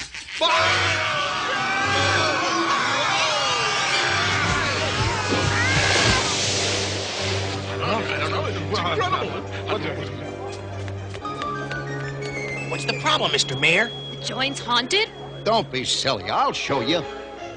Haunted my sweet Aunt Myrtle.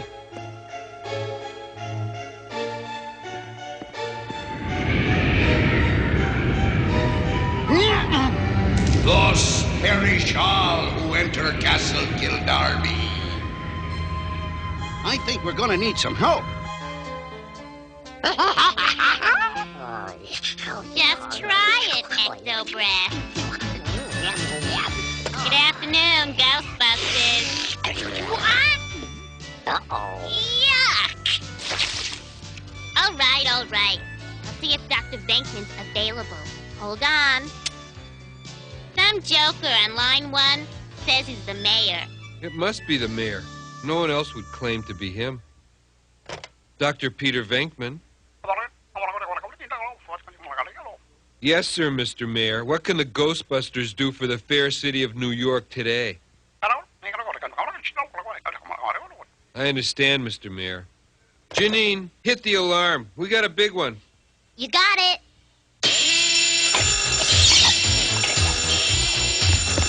It's got to be at least a Class 6. Otherwise, why the horn?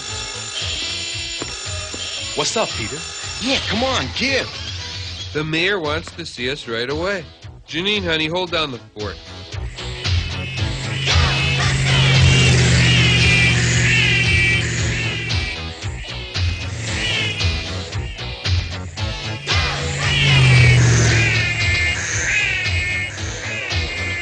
It's about time you guys got here. Gee, we're sorry, Mr. Mayor. I guess you want to hire someone more punctual. We'll go home. Back in the car, boys. No, wait. Bye.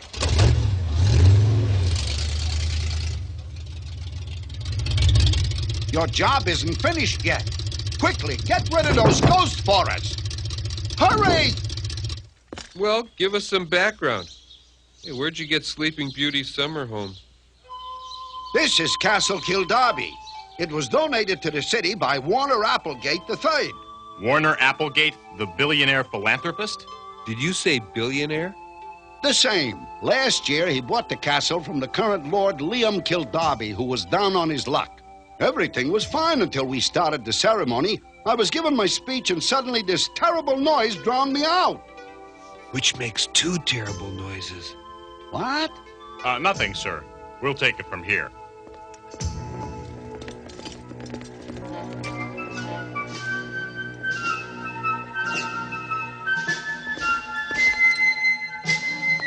Ray, you like classical music, don't you? Check it out.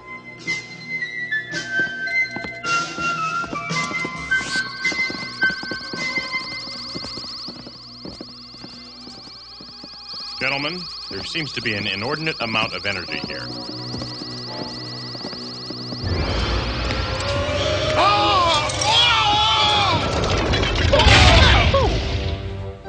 You were saying, Egon? Anything I said now would be redundant. It's incredible. Hundreds of personalities, I tell you, all following the commands of one leader. It might be best to find this controlling entity and deal with him first. I'll check Tobin's spirit guide. Castle Kildarby. Well? Sometime in the 15th century, Lord Kildarby and all his men were killed when an invading army staged a surprise attack. But the invaders were never able to stay a single night in the castle. The spirits kept flinging the invaders over the parapet. After the invading army left and the family Kildarby returned to the castle, there have only been occasional spirit manifestations, usually only the sound of pipes and drums. Piece of cake. They just have to be told the war's over. Let's go in. Remember, Lord Kildarby's troops numbered in excess of 800. Oh. Uh-oh. Yo, Lord Kildarby. You at home? I can come back if he's busy. Who seeks the Lord Kildarby? Oh, just a neighbor. I like to meet new people on the block, tell them where the drugstore is, cheap video rentals, that sort of stuff. Name's O'Venkman. Enter, O'Venkman. What?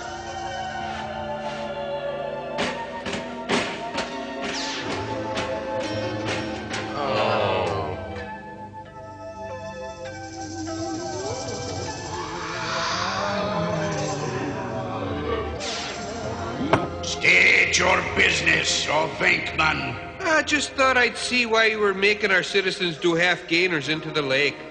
None may invade Castle Kildarby. We have repelled intruders for more than 400 years. I'm afraid it's not that simple. This pile of rocks now belongs to the city of New York. Take care, intruder. Do not risk my wrath. You may have had all the wee folk back home frightened to death, but you've never had to deal with a kid from Brooklyn before. I don't scare. Seize him! Well, maybe just this once.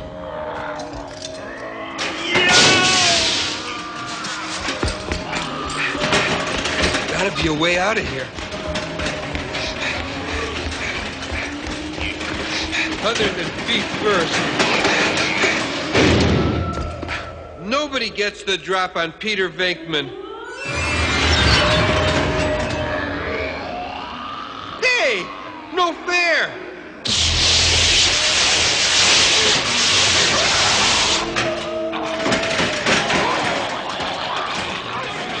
Smart guy. Oh, Venkman. Why didn't I say, oh, Spengler? Oh, Stantz. Oh, Zedmore. Oh, boy.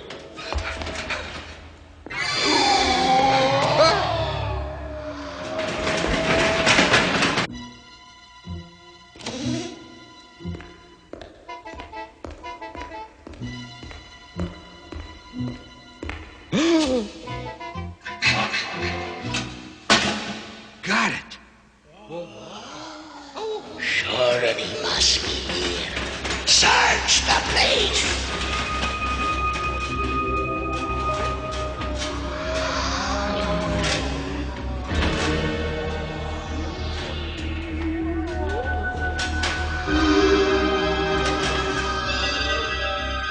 Sure, and you keep looking here. I'll be checking the corridor.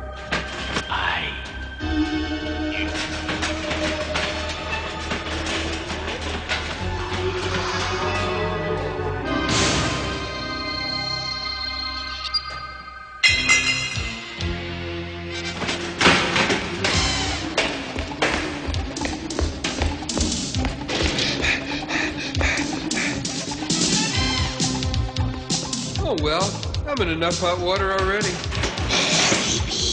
Behind the steerboat.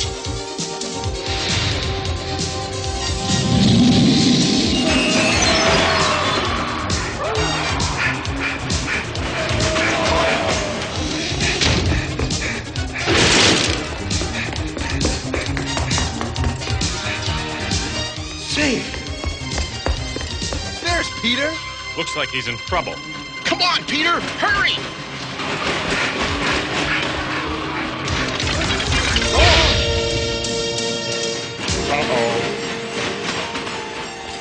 Hey, guys. Looks like this one's gonna be a little more trouble than we thought. Are you going to need us? Let me put it this way.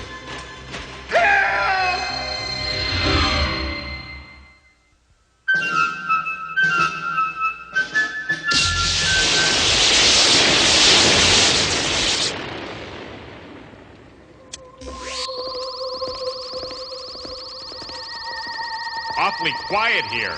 I wish it was. I'm getting pretty tired of that tune. I was referring to the psychokinetic energy level. Aha. Impossible. There can't be that many ghosts here.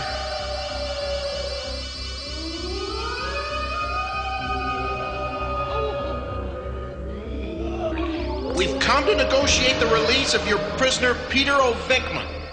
Is it daft you are now? We outnumber you 265 to 1. True.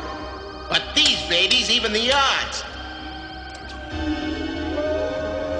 Take us to Lord Kildarby at once, or we'll destroy this castle and every ectoplasmic element in it. And for what purpose is it you gentlemen wish to be seeing me? We want our friend brought here at once. Is it given the orders you think to be doing in me own castle? Watch it, your lordship, or my friends and I'll start blasting. I've sent for your friend, so you shall get your wish. But don't be presuming too much. Your weapons do not frighten me as much as you think. You'll be pleased to know, Egon, that these Irish spooks have the same quality manners we find with our domestic brand. Ixnay on the Alfmay, Peter. We were just negotiating with Lord Kildarby. Negotiating? I'll not be negotiating with the likes of you. Let me handle this, Ray. Oh, sure, Peter. After all, you've known his lordship longer. Your spookiness? My friends and I are here as emissaries of the mayor of New York. We've been hired to make this little shanty of yours ready to be visited by millions of tourists. So what do you say to 850 one-way tickets to Ireland? Or maybe some low-income housing up around 150th Street.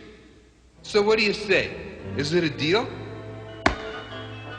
Shipping us off? Low-income housing? I'll not be threatened in my own house while I'll... Sure, and you've hit on it, me boy-o. That's it, that's it. If there's a gambling man among your number, perhaps we can agree on a wee wager. Sure, I guess. What's your game? Cards, liar's poker, whist? If you and your compatriots are man enough to defeat my wee pet birdie, we will leave Castle Kildarby. If you are defeated, everyone must leave this island and never set foot on it again. Conference. How tough can a little bird be? I don't know. Okay, there's a lot of those there. Come on, where's your spirit of adventure? Your gambling blood? The worst that can happen is they don't let people inside this heap. Yeah, they can look at it from the lakeshore. Sure, why not? Well, okay. All right, your Blarney ship. We accept. Done! If you win, we leave Castle Kildarby. If we win, you and everyone else leaves Manhattan forever. Manhattan? Peter! Okay, the wrong island. I'm sorry. The bird of Kildarby awaits you just outside the castle. Sure, and it's been nice doing business with you. Show the gentleman the gate. Egon, see if there's anything on this Bird of Kildarby and Tobin's spirit guide. Something you ate, old buddy? It's a big bird, Peter. A very big bird. Then I assume this shadow don't mean a chance at thundershot.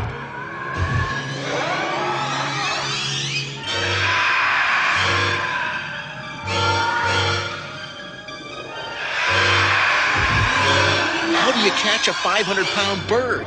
With a 200-foot worm? Watch out!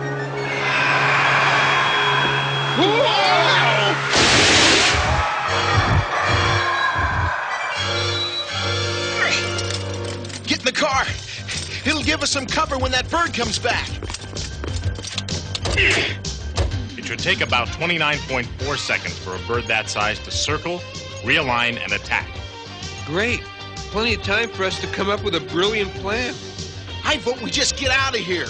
I second that. Ray? 11 seconds. No problem. Anyone want to play cards? Get this heap started. I'm doing what I can. It's an old car. Get moving. Thanks.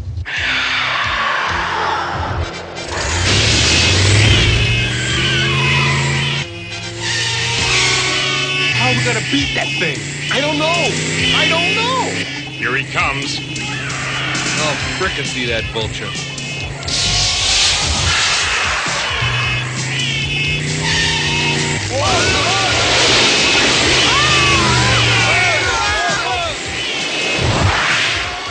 Say, Ray, did you manage to grab me a copy of today's paper? I'm thinking of looking for a new job. We better come up with something quick. I'm about to run out of road.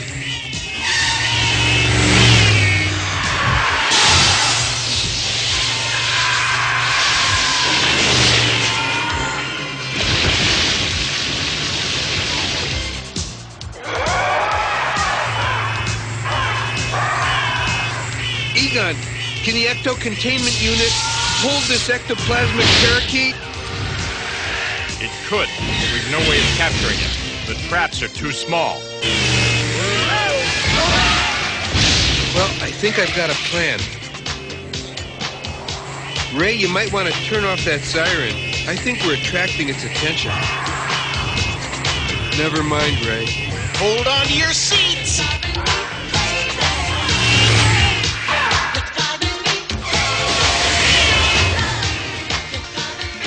Gotta go now, Cheryl. The bosses are back. I'll get it ready. Let me know when you've got it. No, we thought we'd keep him here as a pet.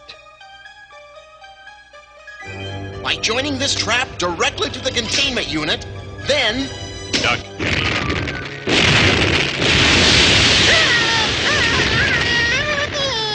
Wait a minute. You can't fool me. That's no duck.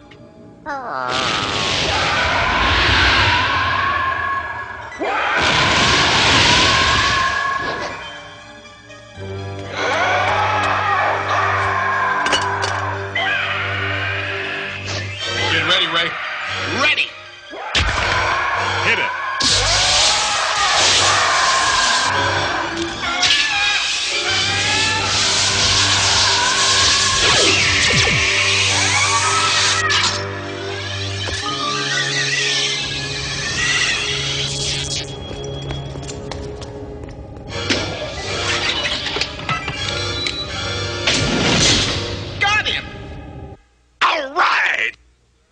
Oh, so much for the Kildarby Canary. Janine, honey, when you build a city for this one, make sure you throw in a new garage door. Well done, gentlemen, well done. How can we ever repay you? Invoice him, Ray. Here you go, sir. Well, I guess it's worth it. How did you ever get rid of those ghosts? What's the matter, guys? Afraid to tell him? Come on, we're doing him a favor. Your Honor, I know you're gonna love this. What are you talking about? Well, the ghosts are still here. What? We made a little deal. I mean, they had nowhere to go. You wouldn't want them hanging around Skid Row, would you? Of course not. Bad for the image. So we let them stay in the castle. They promised not to scare anyone during the day. They'll keep New York the swell place to visit. It's always been. So what do you say? And the pipe and drum music? No more music, I swear. At least not until after sundown.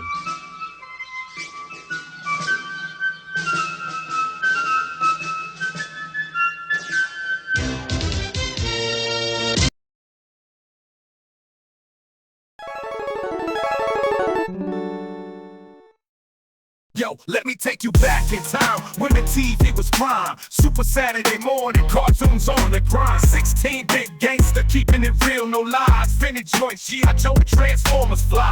Bouncing with the beat, Super Saturday, my favorite day. YouTube channel got me hooked, playing classics that never fade. Anime like Berserk, Fatal Fury got me engaged. I'm in nostalgia mode, no time for the mundane.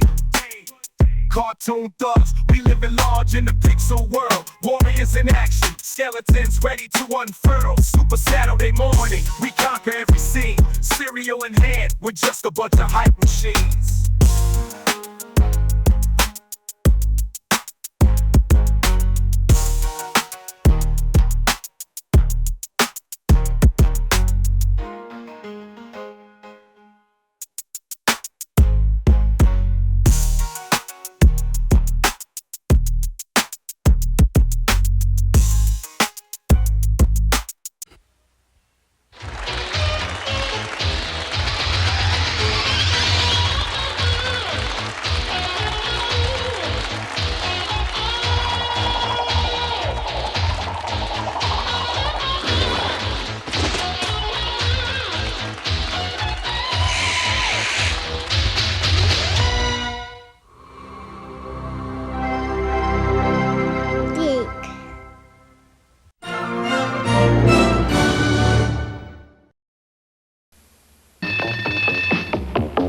I'm tired of candy, tired of gum, tired of hunger, and food that's no fun.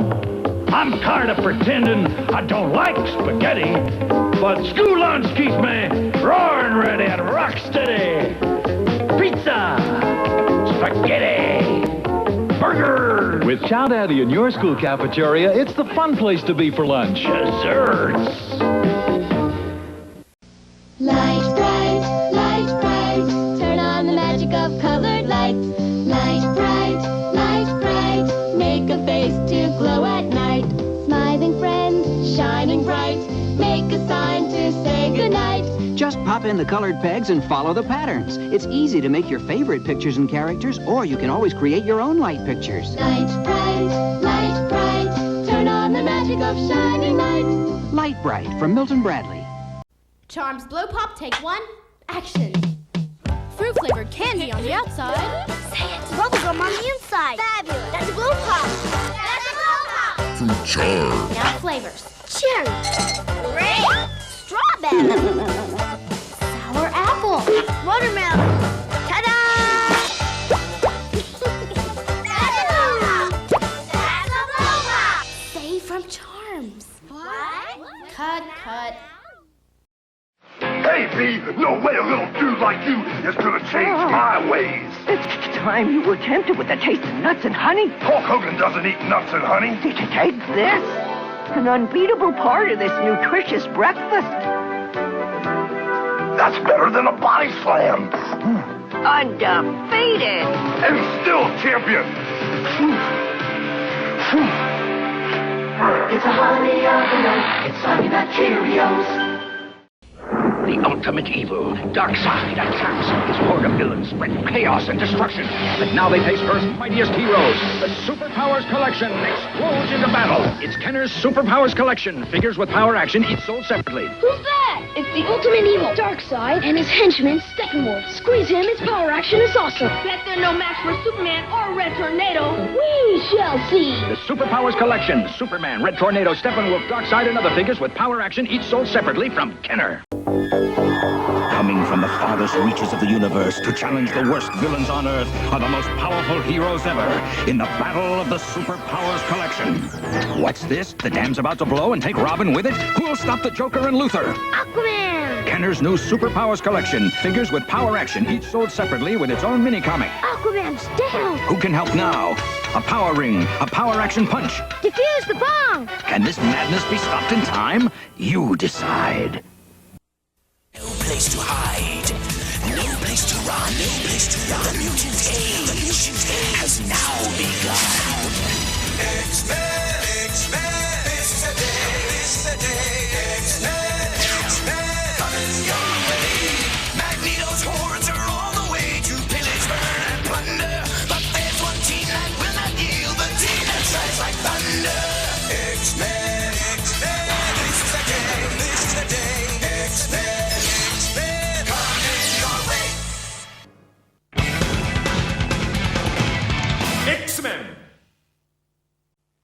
X-Men とは悪の脅威から人類を守り、人類とミュータントの平和的共存を実現するために組織されたミュータントヒーローチームである。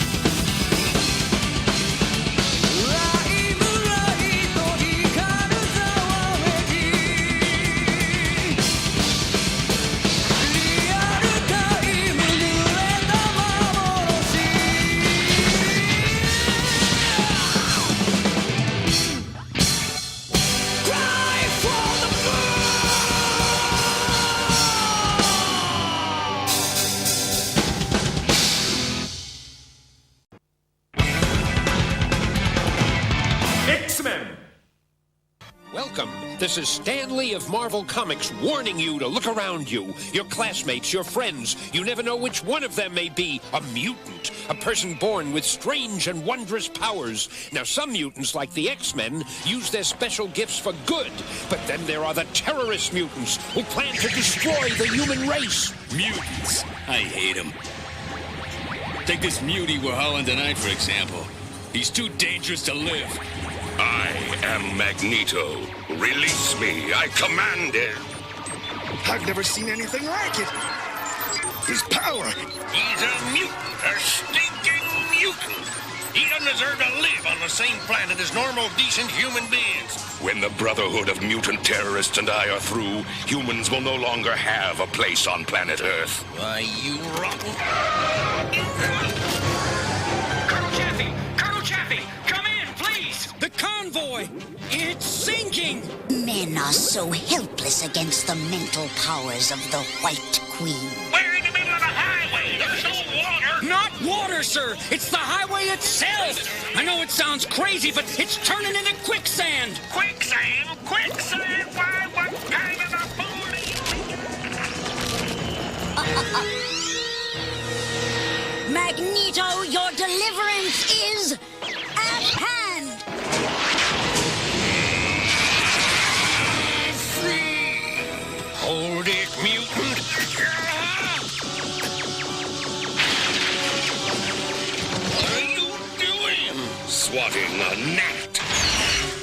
Whoa! Colonel Chaffee! Colonel Chaffee! Colonel, are you all right, sir? With that murderous mutant on the loose, son, none of us are gonna be all right. Driver, would you wait here for me?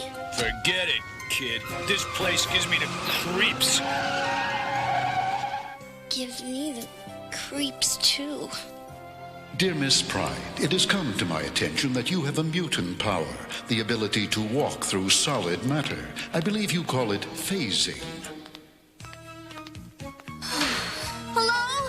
Is anyone here? This way, Miss Pryde? What are you? Don't be startled. My mind is projecting an image of myself for you to follow. I am Professor Charles Xavier, also known as Professor X. I and those who have joined me are known as the X-Men. X-Men? But I thought the X-Men were... Mutants? Yes. But how do you know about what I can do? All the things you mentioned in this letter, no one knows, not even my parents. This is Cerebro, a powerful computer with a special circuit which can detect the unique brainwaves emitted by mutants. That is how I found you. Then I really am a mutant. I'm a freak. No, my dear, we mutants are not freaks. I don't understand, and I'm afraid too. At one point, we were all afraid, Kitty. Come, we'll meet the others. This is the control center for the Danger Room. And down there is the Danger Room itself, where the X-Men train to improve their mutant skills by engaging in simulated combat, provided by a combination of holograms and robotics. This is Scott Summers, better known as Cyclops. His eyes shoot concentrated beams of pure energy. Next is Peter Rasputin. His code name is Colossus.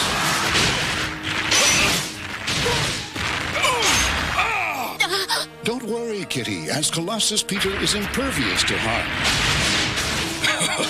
He's good. Next, meet Allison Blair, the Dazzler. She can transform sound into powerful bolts of light. Oh, who's that? Nightcrawler. Nightcrawler has mastered the art of line-of-sight teleportation. That's Wolverine, with razor-like adamantium claws. They're sharp enough to slice through almost any substance known to man. Now we meet Storm, whose mutant ability to control weather itself is still not completely understood.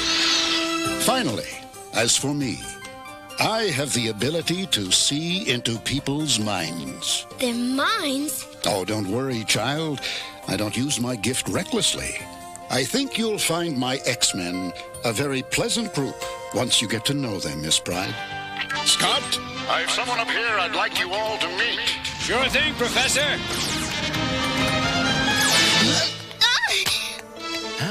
Fräulein, what a lovely vision you are. Please allow me. Professor? Kitty, you're phasing.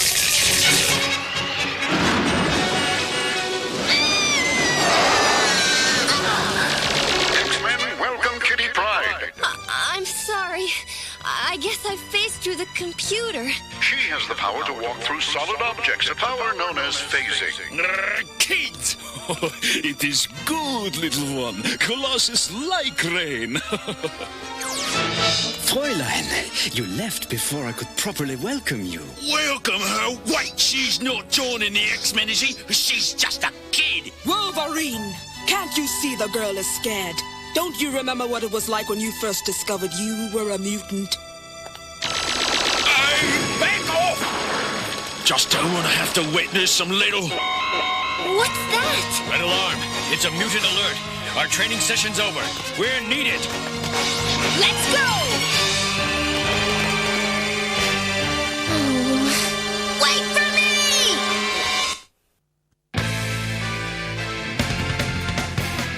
X-Men!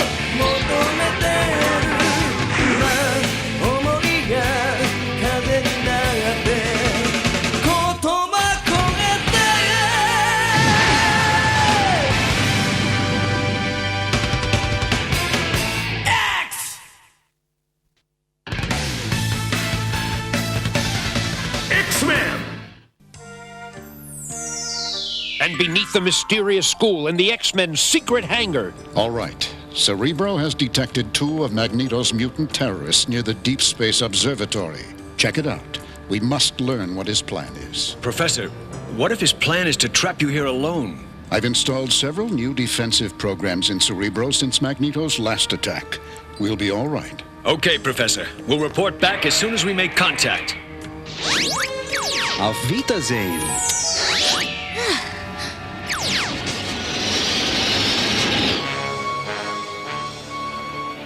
Well, friend, they fell for it.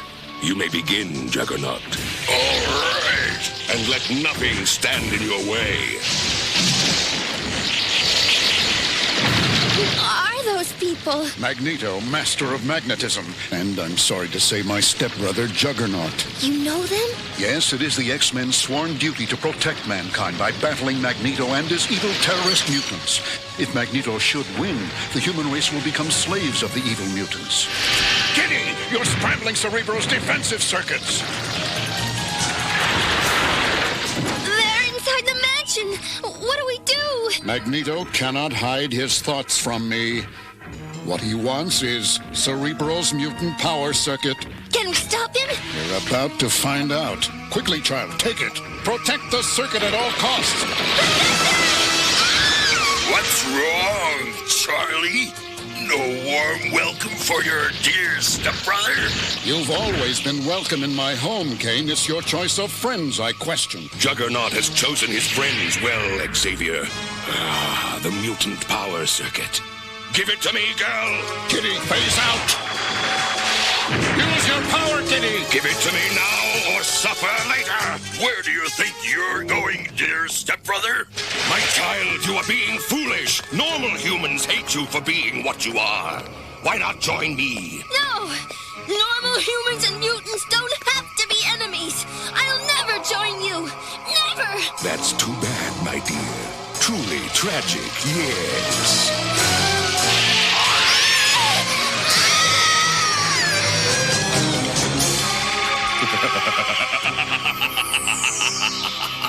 The world is mine.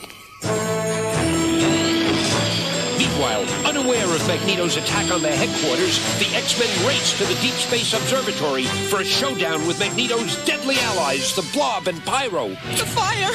It's coming closer! What do you want? Nothing. Just take over Earth. Now, Blob. After all, once we get the tracking coordinates for the Scorpio Comet, his world will... His world will what, Pyro? Ah, we've been expecting you. Expecting us? Colossus, take care of this. No power on Earth can move the Blob. Back off, X-Men! Please help us! Let the hostages go, Pyro! This doesn't concern them! Wrong, Ruby Eyes! In 2 days, it'll concern every human on Earth. Wait till I get my claws on him. He'll be talking out the other side. Look out!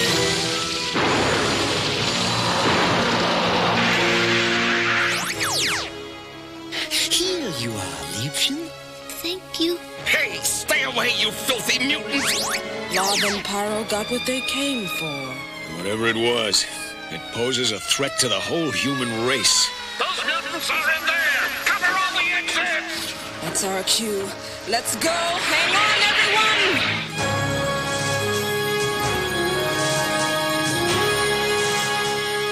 As the computer tracking system locked onto the comet.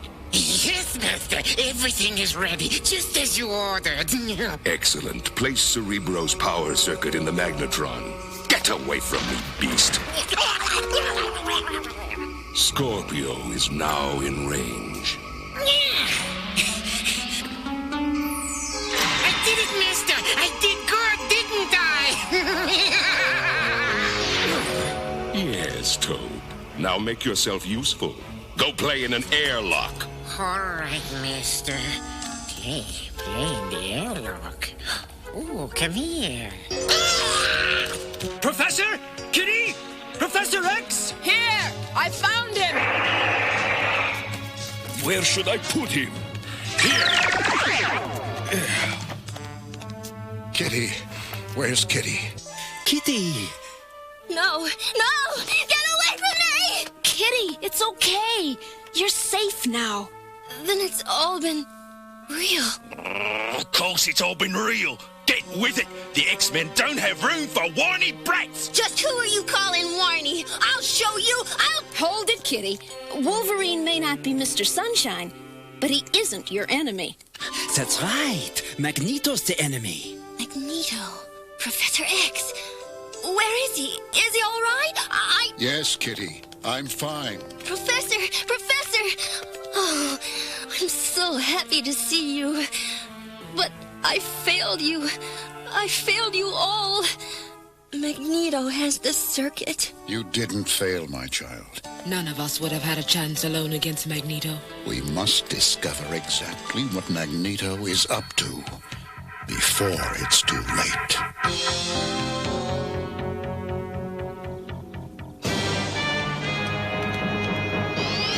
The power circuit works. I can feel the energy, the power. I have located Magneto. The power. The power! Professor! I've done it! I've captured the Scorpio Comet! In less than a day, most of the human race will be wiped out. The mutants will rule the Earth! X-Men! Tired of the same old fun and games? Welcome, Spider-Man, X-Men, to the video game ride of your lives. Wolverine, Spider-Man, Gambit, Cyclops... Now on Genesis, the ultimate video game team. Are we having fun yet? 炸裂するミュータントパワー、迫り来る魔人アポカリプスの罠、そしてスーパーファミコン用ソフト X-Men 新発売。Capcom. Razor-sharp adamantium claws make when they extract their revenge.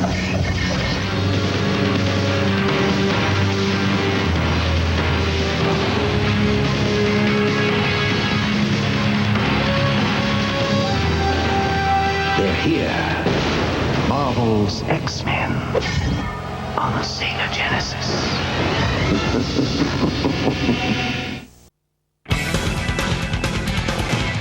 X-Men! This is it, true believers. Unless the X-Men can stop Magneto, mankind is doomed. What's happened? Are you all right? What is it? Magneto. He's changed the course of the comet Scorpio directly towards Earth. The power. It hit me like a fist. If Scorpio strikes Earth, it'll send up a cloud of dust and debris, which will block out the sun for years. And our planet will be plunged into the Ice Age. And we've got to stop it. Hold it! The kid stays here. She'll just get in the way. I will not. And stop calling me a kid. I am 14 years old. I'm sorry, Kitty, but Wolverine's right. You haven't been trained. It's much too dangerous. You'll stay here. Until later, my child. Oh, yeah? I'll show you. I'll show you all. Is reported to be the comet Scorpio. Until a few short hours ago, it was only a harmless scientific curiosity. If Scorpio comes any closer, it will mean disaster. Professor, we're now in a parking orbit. All right, suit up. Storm, when I blow the airlock, we'll need your powers to keep the atmosphere inside the asteroid. Check. You can come out now. You were told to remain at the mansion. I couldn't. It's my fault Magneto has the power circuit. I've got to help stop him. What you plan to do is very dangerous. I have to help. The world Magneto wants to destroy is my world, too. Oh, Professor, wish me luck. Good luck, my dear. Good luck to us all. Wolverine, once inside, will lead us to Magneto. Are we going to talk about this all day or do it? We're gonna do it.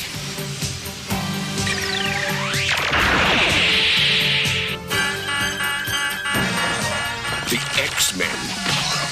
Stop them!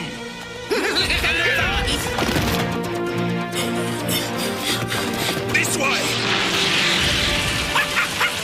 G'day! Welcome to Asteroid M! Don't you just love a good Barbie? Leave this one to the Dazzler.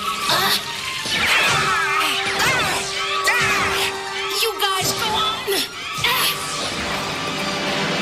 Which way now? This way, kiddies! If you can! Don't worry about us, Dingo. I'll make sure we can.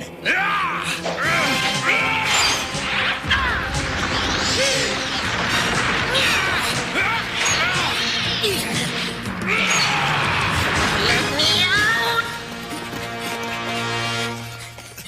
So, you've managed to get past our little welcoming committee, but you go no further.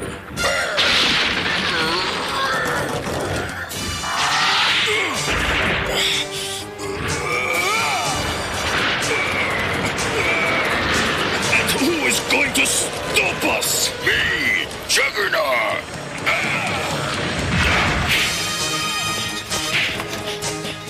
Gentlemen, welcome.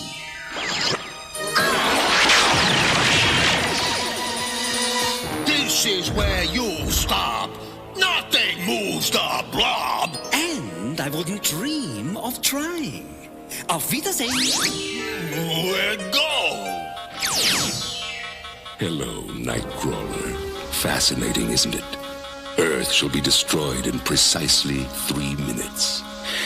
Not if I can help it. Ah, but you can't. No one can. Farewell, X-Man. No, you don't. The circuit! You made me break the circuit! Now nothing can change the comet's course. Kitty, strike now! Magneto's in position! Nightcrawler, the circuit! Your own body is recharging the circuit. Now we can use Magneto's own power to change the comet's course. You blundering juvenile. Do you have any idea what you've done? Yes, I've just stopped a madman from destroying the Earth. And now Scorpio will destroy this base instead. But you still lose. Nightcrawler's own body must continue to complete that circuit, or the comet will change course back to Earth. Although you've won, Nightcrawler must die. Nightcrawler! Is it true what he said? Kitty, get everyone off the asteroid at once! But I can't leave you! Not after the way I... Go now! Kitty, join the others. Quickly, I have a plan. Nightcrawler, listen to me. I'll keep the Blackbird on your view screen. Your timing must be flawless. You'll have to teleport just before the comet hits. Do you understand? Of course, Professor. Now, Nightcrawler, now! You've waited too long! He's gone. There. He's alive. Not for long. He's entering the Earth's atmosphere. He'll burn up. Not if we can get the grappling beams to him. Better hurry! It's getting plenty warm in this suit! Fire the grappling beams! Where is he? Professor? He's gone. No, he can't be dead. He just can't be. No! I was so mean to him. Now I can never make it up to him. Just can't believe it. Nightcrawler is... What's that? Back there! Nightcrawler, my little tovarish. You're not dead after all, no? I would hope not. But I would have been, if not for Kitty Pryde. Thank you.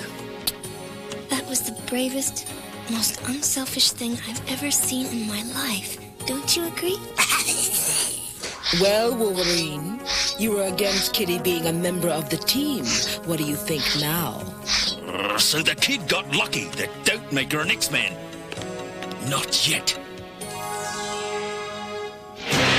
Yes, the X-Men have won, but only for now. Magneto is still out there, waiting, planning, plotting the destruction of the human race. But whatever the challenge, whatever the peril, the X-Men will be there.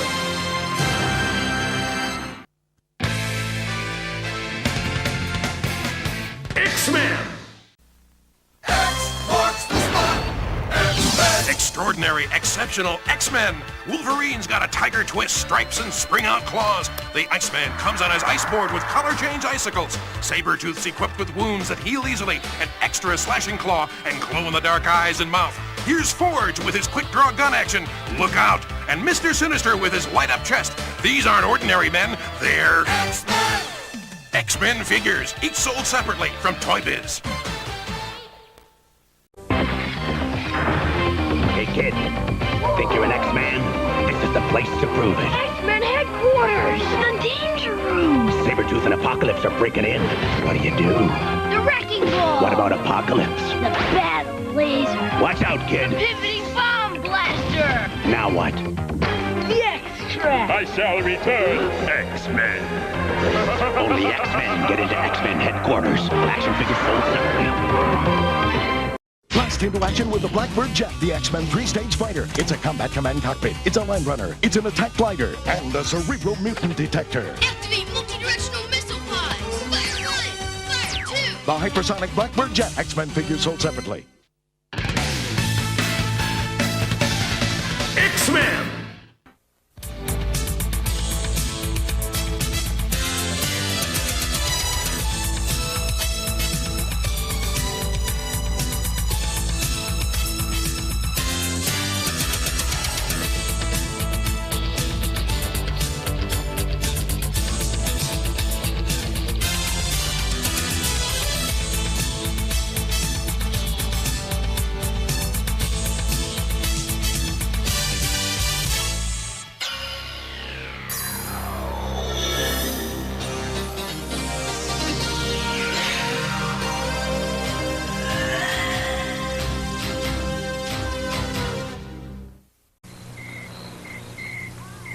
Out here we entertain ourselves at home. So we got an Atari video game.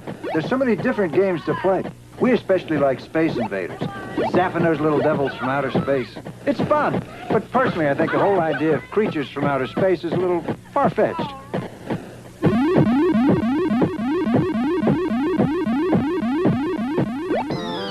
No other company offers you as many different video game cartridges as Atari. Say, has you heard the news? Yeah. I want to tell him. I want to tell him. Gentlemen, the news is riveting. Riveting. Absolutely riveting. What the boys are trying to say is that Parker Brothers Popeye, Cubert, and Frogger are not only available for the Atari 2600, but for the Commodore 64 home computer, Atari 5200, and ColecoVision. About as close to real arcade graphics and action as you can get. One thing I hate such a pushkin outskirt. Popeye, Cubert, And Frogger. also for all Commodore, Atari systems, and TI. Now's your nose.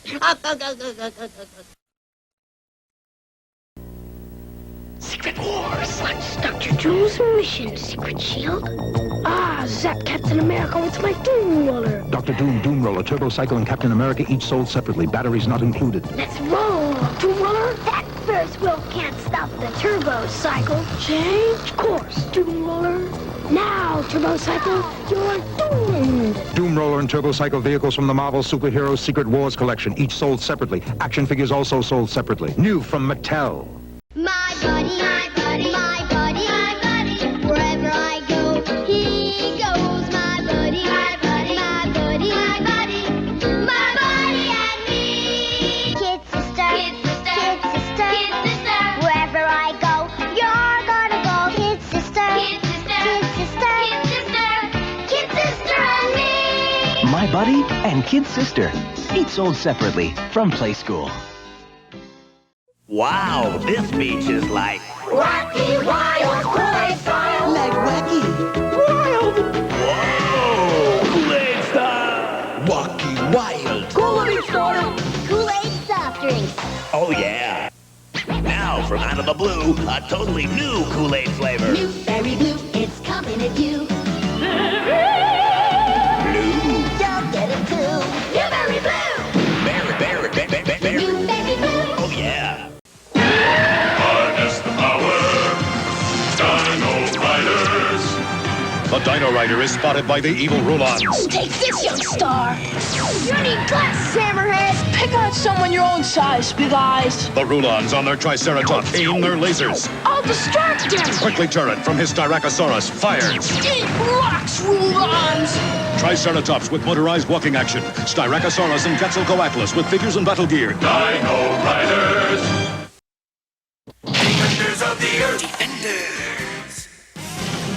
Out of the sky, his rockets ignite. Jets into battle, flying faster than light. Flash Gordon. Lord of the jungle, the hero who stalks. The beasts call him brother, the goes to war. Defenders of the Earth. Defenders. Master of magic spells and illusion. Enemies crumble in fear and confusion. Mandrake. Defenders of the Earth. Defenders. His strength is a legend. His skills conquer all. Armed with his power, we never will fall. No Star. Defenders of the Earth. Defenders. With our new young heroes proving their worth. 4 become 8. Defending the Earth. Defenders of the Earth. Defenders. Defenders of the Earth.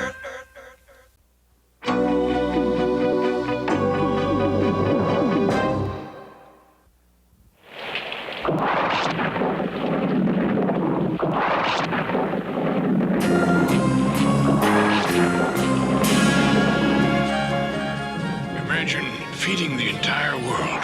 No more hunger. A super plant food will be the greatest scientific discovery of all time. I'll perfect it if it takes 100 more sleepless nights. I know I'm close to a breakthrough. I know it. Oh, how clumsy of me. I suppose I really should get some rest. What's happening? The formula.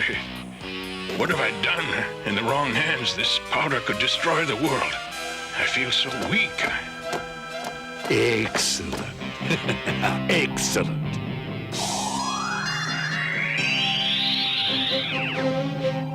Octon.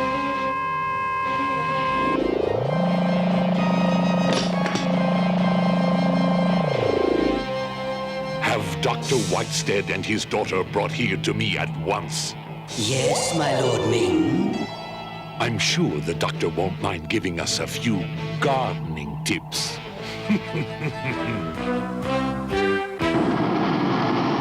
Patience, old buddy. You'll be home before you know it. Uh-oh, here come Ming's boys. This'll be fun. This is your idea of fun? You bet. Watch this.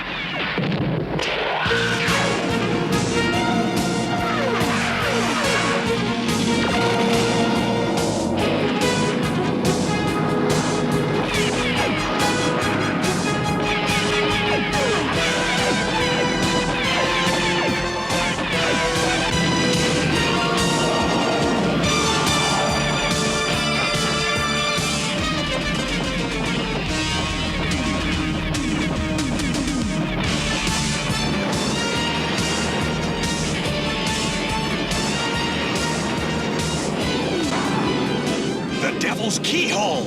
We'll never get through! It's a piece of cake! If Ming's boys are on the loose, that can only mean trouble. I've got to get back to Earth. Approaching Professor Whitestead's laboratory. Prepare to land.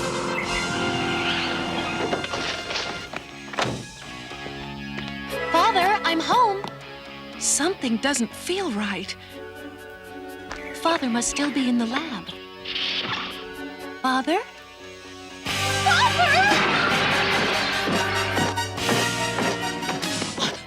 What do you want? Prepare the other human for the trip to Ice Station Earth. Don't you dare touch my father!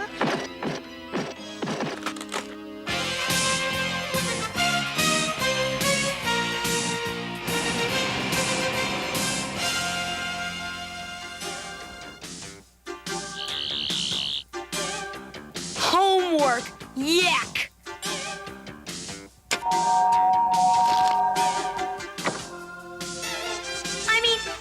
Why should I ruin a whole Saturday afternoon working on some dumb plan experiment for science class? Come on, Kashin. Schoolwork's very important. You don't become a defender just because of your bravery, strength, skill. And good looks. Kashin, it takes lots of study, too. I'd still rather be out saving the world. Ah, our guests of honor have arrived. Welcome to my room of inquisition. Please make yourselves comfortable. I would question your father, but unfortunately he's no longer very talkative. I demand you release us! My Inquisitor will soon change your mind, my dear. Oh, whatever you do, I'll never tell you what you want to know. As you Earthlings say, I wouldn't bet on it. Now, my dear, what are the ingredients in your father's formula? No, I won't tell you. Let's try again, shall we? 1 part sodium nitrate, 1 part nitrous oxygen, and 10 parts loba. Loba? What is loba? Secret ingredient. Rare herb. Only my father and his oldest friend know. Oldest friend? Mandrake. Mandrake the magician. Mandrake, eh? My old adversary. Your job, my dear, will be to convince Mandrake to reveal the location of the herb I need. Unless you want your father to end up as a chef's salad. I can't believe you forgot, Rick Gordon! Our first high society function, the Blue Moon Soiree. You remember? The coming out party Mandrake and Dad are giving for us. Oh, that Blue Moon Soiree. Sure, I'll be there. Man.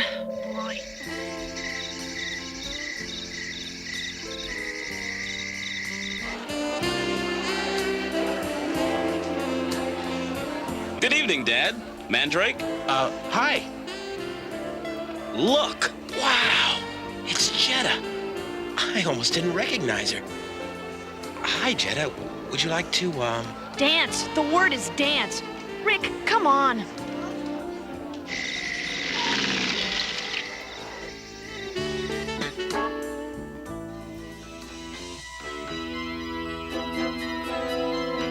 The monitoring device I planted in her tiara is working perfectly. Ouch! Sorry, Jetta. Bridget! Bridget Whitestead, what a surprise. I'm so glad you've come. Tell me, how is your father? He's on the balcony. He must speak with you immediately. Come.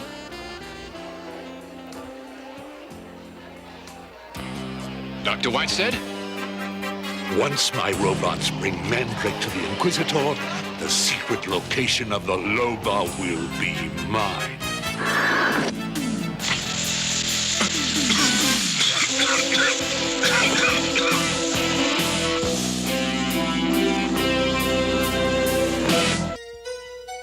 You aren't leaving the party so soon, are you?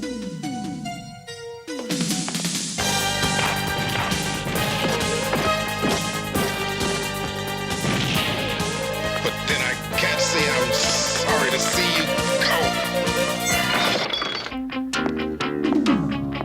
go. Don't just stand there, girl. Get some water for the man. What's the matter, girl? Did you not hear me? I'm afraid she can't hear you, old friend. Ming? Unquestionably. Assemble our group.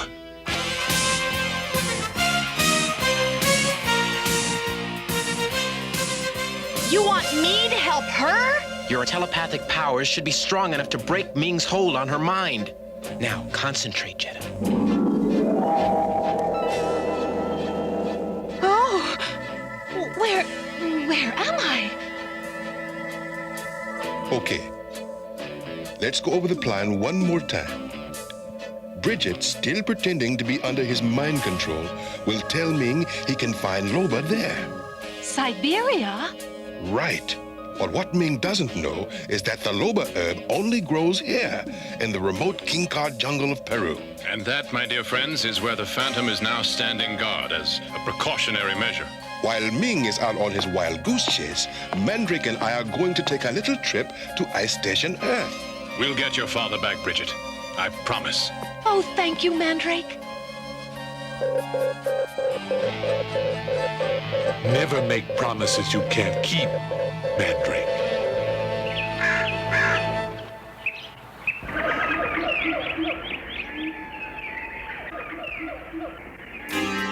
Monitor to Phantom.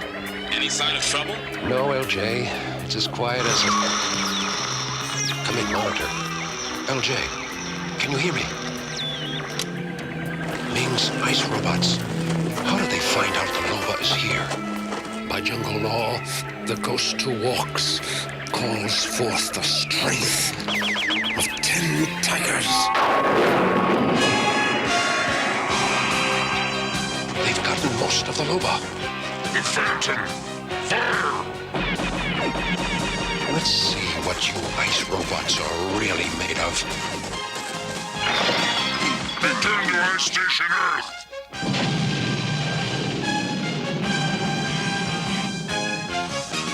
It's too late.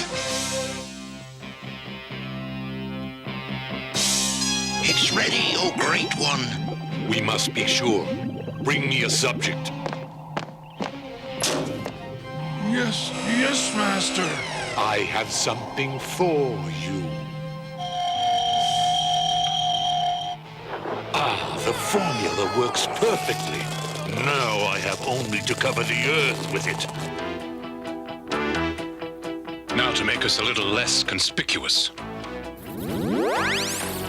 Amazing. My own mother would swear I was one of Ming's men of frost. Ming demands our presence. Open the gates! You've got to teach me that sometime. I can see through your illusions, Mandrake and Lothar. I've been expecting you. Guards, fire! I guess it's time for plan number 2.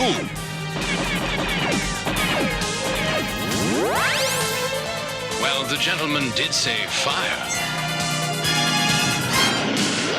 Hey, stop, you fools!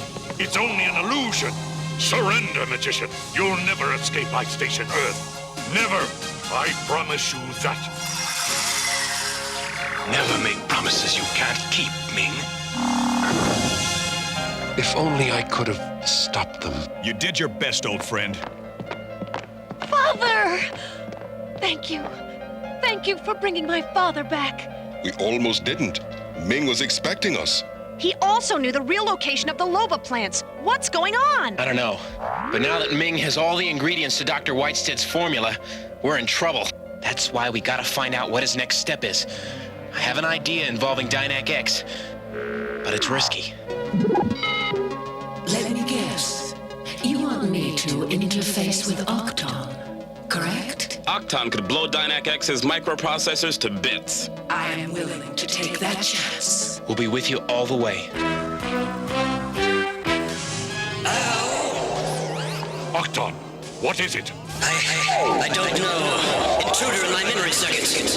Dynac X. Dynac. I'm inside Octon's memory now. My presence has been detected. Get out! Get out of there now! Internal security in full strength, sire. I have forced Dynac X to retreat. Did she get any information? No, sire. I was too fast for her. I was too fast for him. I copied the data before he even knew I was there. Good work, Dynac. According to this information, Ming plans to use his robo-pilots to blanket Earth with Dr. Whitestead's plant food. And everyone coming in contact with the formula will... Be like my father. We're not beaten yet. All we've got to do is stop Ming's robo-pilots from dumping Dr. Whitestead's formula in the upper atmosphere. Ming's robots don't stand a chance against me. Okay, Dad. As soon as Dynak picks up any alien presence... This is it! Enemy ship's headed your way! Okay, boys and girls, it's fireworks time! Warning. Laser weapons malfunctioning. All weapons are useless. Come on, come on. It's no use. All circuits are blocked. Look! Within 3 hours and 22 minutes, all of Earth will be covered with Dr. Whitestead's formula. The Earth is doomed if we can't stop them. I'd like to know how Ming is staying one step ahead of us. First, he found out about the real location of the Loba. And now, sabotaging the space station and monitors weapon systems. I'm getting a weird sensation, as if there's a spy among us. This explains it. A transmitter sending every word we've said directly to Ming. But how? How? You are a spy. Come on, Jetta, that's not fair. I don't know how that got in there. Excuse the interruption, but a partial analysis reveals just one way to neutralize the plant food. Water, that's brilliant. If we can dilute the powder before it reaches the ground, it'll be too weak to do any harm. How do you propose watering an entire planet?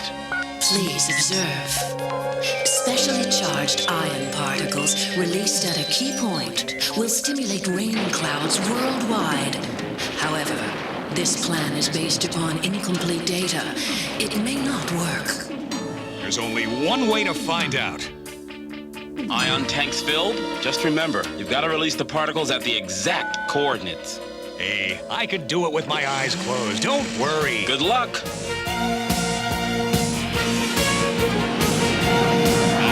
Just where I like to be. Right on target. Ming's robo-pilots. Oh yeah? Watch this, suckers. Too bad, fellas, you blew it. Leaving so soon? Look, it's taking effect. Right. Yeah. Right. Great. It's great. Why don't you take a closer look? What's he talking about? They're sprouting roots. What went wrong? Wrong? Everything went right. Your worldwide rainstorm helped me immeasurably. It increased the formula's potency. Give my special thanks to Flash Gordon, won't you?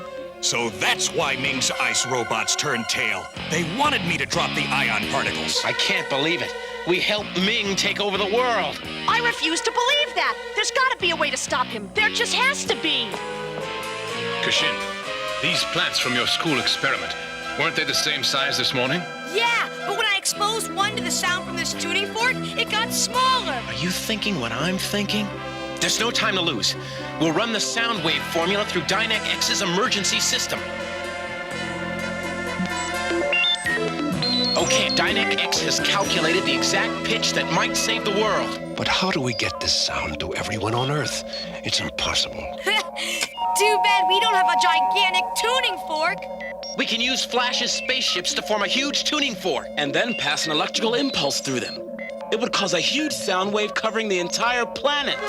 Let's do it! Everyone ready? Ready. Ready? Last chance to bail out. I want to help, Jetta. We're ready.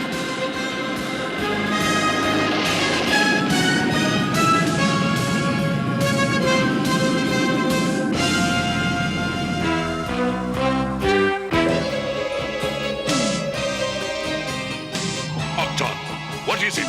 My lord, your enemies are attempting to save the Earth. No! This time they can't stop me. Launch the battle fleet! Good. We're almost in position. Brace for the electrical surge. The impulse will travel from me to Rick, then over to... Uh-oh, don't look now, but we got company. What do you say we pull the welcome mat right out from under him? Count us in. This is better than a video game. Way to go, LJ. More Ming warships. I don't like the odds. Rick, LJ, shut up! Fly above Ming's warships. I'm going below.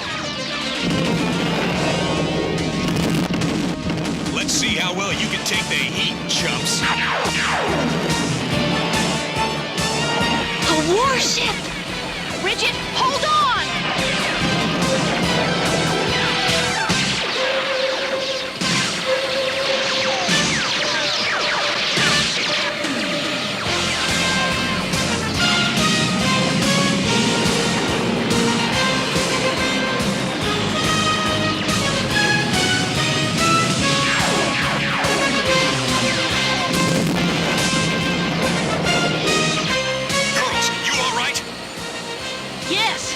Thanks to Bridget.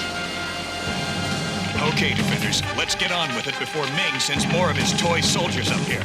I'm generating the electrical impulse now!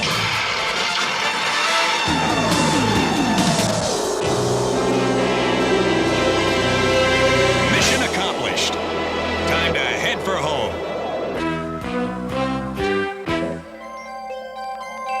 Look! Look! It's working! I can't believe it! Check out the White House. I want to show you something, my dear. Father! You're all right! You're all right! Bridget and I owe so much to all of you. And I owe you an apology. Don't worry, Jetta. I understand. Well, I don't. How come you risked your life for me up there? Because you're my friend. Yes, we're friends. Bridget and I will be returning home shortly to continue our experiments to solve world hunger. Dr. Whitestead, I think I speak for all of us when I offer our assistance in your efforts. Me too. After all, I got an A+ in my science project.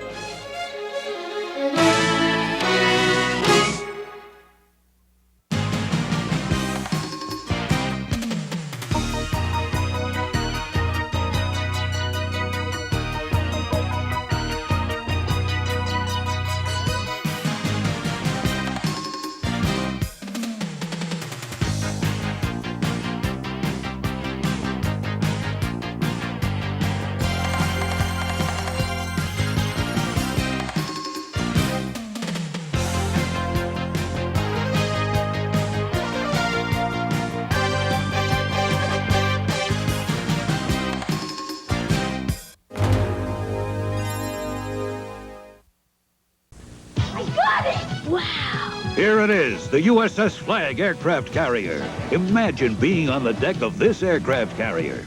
The USS Flag is fantastic! It's so big! Lowering back! Get ready to launch aircraft! Where's the Admiral? Not here! G.I. Joe! Fire! We fought Cobra! Joe! USS Flag aircraft carrier comes with what you see here. Other figures and equipment sold separately. Joe! What? My brother's in trouble! How do you know? I knew! Till now, goes ahead easy. But now it's all getting real hard. Cobra's hired Eagle twin brothers, leaders of the Crimson Guard. They're double twins, so much the same.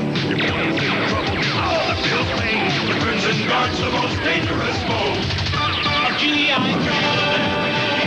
Can G.I. Joe stop the Crimson Guard? Find out in Marvel Comics. Fearing Cobra Commander no longer has the ability to lead, Destro and Dr. Mindbender comb the tombs of the most evil leaders in history, and from their genetic tissues produce a composite clone. The ultimate Cobra Emperor, Serpentor. Introducing Serpentor, the ultimate Cobra Emperor. Serpentor, the most evil foe of G.I. Joe. G.I. Joe! Cobra! Cobra Emperor comes with air chariot. That Joe's in trouble. No, the Cobras are in trouble. That Joe is Sergeant Slaughter. Don't mess with Sergeant Slaughter. He's as strong as they come. I've seen him take on 100 Cobras and set them on the run. Meet Sergeant Slaughter and his Triple T tank. Sergeant Slaughter is now a part of G.I. Joe. G.I. A real American hero. Lift the the adventure of G.I. Joe. Hey, look out, Cobra! Sergeant Slaughter comes with Triple T tank, Cobra figures and equipment sold separately. Take your mean Cobra! Wait till you meet Slaughter's Marauders! Slaughter's Marauders camouflage, they can't be seen! But you better believe they're mean! There's me, and Spirit, and Footloose on the attack! Slaughter's Marauders to the rescue! Take this! Go, Joe! Nobody beats G.I. Joe! G.I. Joe, Slaughter's Marauders! Equalizer, Armadillo, and Lynx figures sold separately. Nobody beats G.I. Joe! Yo-Joe! Cobra can run, but he can't hide! The G.I. Joe Crusader's hot on his trail! Nobody beats G.I. Joe! G.I. Joe Crusader! Cobra is shaking with fear! Crusader's gonna blast him from the stratosphere! Gotcha! Launch the Avenger! The Crusader and Avenger are one top team! Gear down! Awesome! Nobody beats G.I. Joe! A real American hero! Crusader comes with pilot and Avenger. Yo-Joe!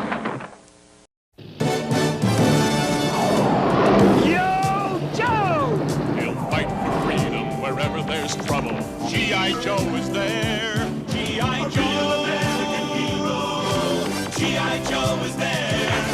It's G.I. Joe against Cobra, the enemy, fighting to save the day.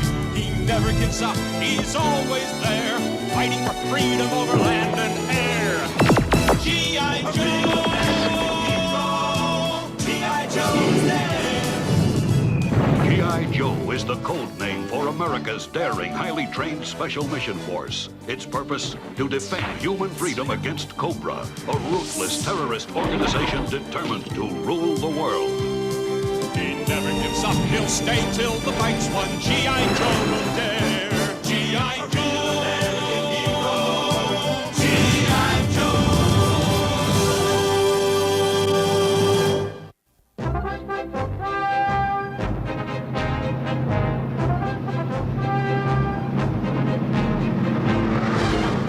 According to the map, we should be entering a mountain pasture pretty soon. There it is. Oh, man! Will you look at it? At what? All I see is snow. Oh, don't you have eyes? Look at those tall pines! Those rugged peaks! Makes me homesick. Where you from, Bazooka? South Florida. No, Alpine, Minnesota. Well, I hate the cold. Give me a hot, steamy jungle anytime. Complain all you want. Nothing's gonna spoil my day now. Target sighted. Prepare to fire on my command. Wait.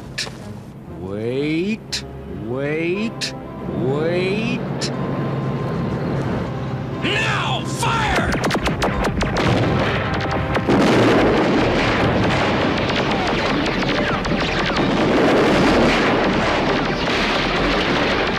Hang on! I'm gonna ram it! Yo, Ricardo! Hot enough for you now, wise guys? Bazooka! Take out that roadblock! You wait until you're in the right mood? I'm in the mood. Then nail those creeps! Oh, okay.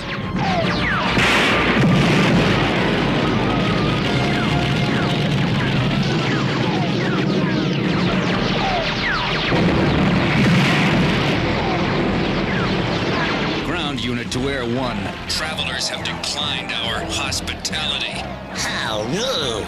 We must send them another invitation.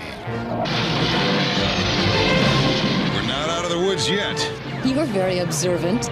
You know what I mean. Cobra wants this new plane's fusion engine as badly as we want to keep it. There they are! Disable the truck, but do not destroy its cargo! Cobra! Snakes at 10 o'clock! Hey, Mom! Is that thunder? Is it gonna storm? That's not what the weatherman said. Anyway, first kid to wash up gets a cookie. Oh, boy! Cookies, yay! Beat ya! Well, fella, this is where I get off. Was there something I said? Fangs! Attack from 3 sides! Split their fire!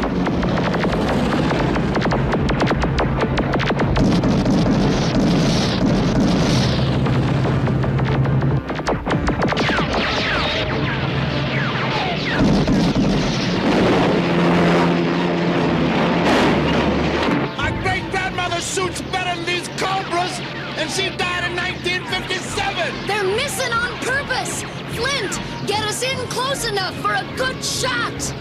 Can and will do!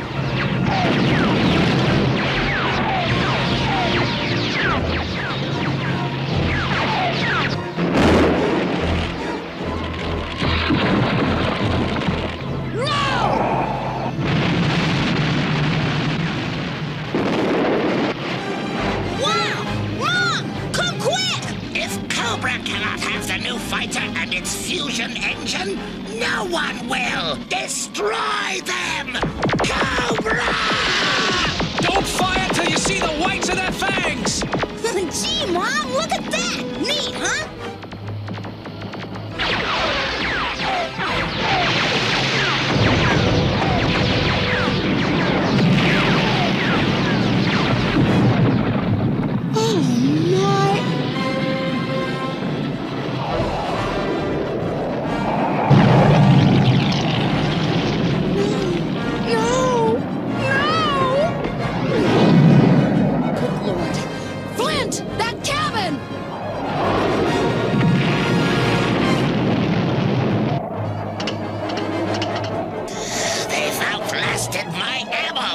Enjoy this small victory, G.I. Joe, because Cobra shall win the war!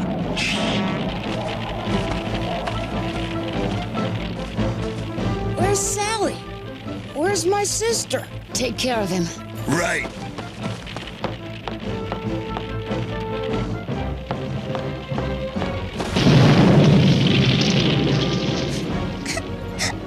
I'm sorry. I'm sorry. About what, sweetheart? I was eating all the cookies. Mr. Fairmount? Charles Fairmount? Yes? Come with us, please. There's been an accident. Where's my family? They're okay. Are you a doctor, soldier boy? No, but... Then butt out. I want to see someone in charge. Mr. Fairmount, I'm the doctor in charge. Talk to me. How are they? Your wife sustained a mild concussion. Your son mostly scratches and bruises. Your daughter suffered some smoke inhalation, but she's doing well. If she hadn't been rescued so quickly... Hold it. What kind of accident was this? Our convoy was attacked by a terrorist group called Cobra. One of their aircraft crashed near your house and set it on fire. We saved your family, but your home burned to the ground. We're very sorry. You bring a war to my door, involve my family, cause the destruction of my home and everything I've worked for, and all you can say is you're sorry? Cobra endangered your family. G.I. Joe exists to protect civilians. Skip the lecture, soldier boy. Who do I see about evening things up? That's our job. Let us handle Cobra. You glory hounds. I wouldn't let you shine my shoes. Take good care of my family, Doc. I've got a score to settle.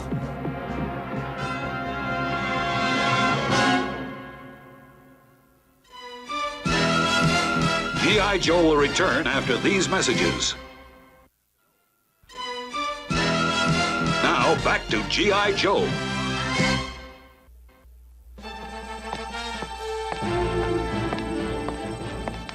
Yes, sir. May I help you?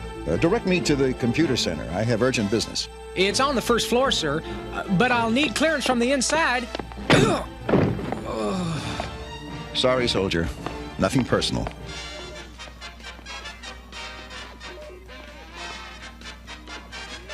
Look at the bright side.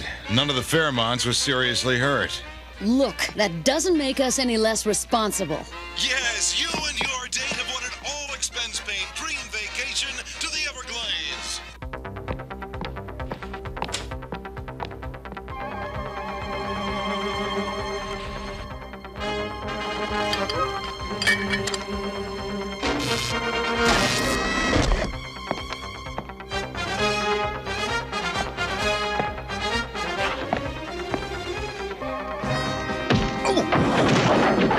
Care to tell me what you're doing here? Looking for information about Cobra. What are you planning to do? Just waltz in on them and even the score, while you and your boyfriends lounge around your clubhouse. Mr. Fairmount, I share your pain. My javelin brought that plane down on your home. But there's nothing you or anyone can do against Cobra alone. Then help me, lady. You owe me. Come on, Swabby. Find a show. Find a show. Ah, go fry your feathers, you loudmouth bird. I'm accessing top secret data, so stay put. Okay, here's something. A Cobra munitions depot on an island northwest of San Francisco. It's not much. It'll do, as long as we inflict some damage on those creeps. If I'm lucky, I'll only get court-martialed for this. I know a secret. I know a secret. We're nearing our destination. Remember our agreement. You do... Exactly as you say, no problem. Just as long as I get to push the plunger. Were you expecting company? Mr. Fairmont, say hello to Cobra.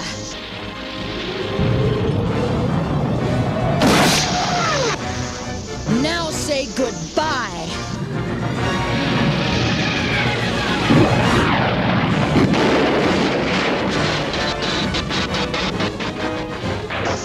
Shouldn't we eject? Not yet. I think I can land, if the tail holds together. Well, how long has she been gone? Breaker, anything? Not a peep. If Lady J took the missing Sky Striker, she's not yakking about it. And no one saw where she... I know a secret! I know a secret! All right, spill it. No way, Jose, no way! Roadblock, you still got that recipe for parrot under glass? Yeah, and it's one of my favorites. I'll talk!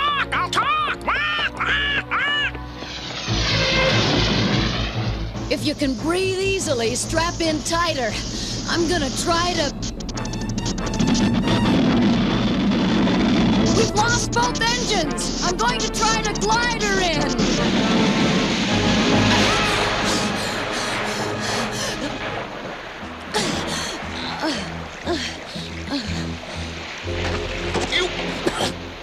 You saved my life! All in the line of duty for us glory hounds. Feel like some exercise? Do I have a choice? No.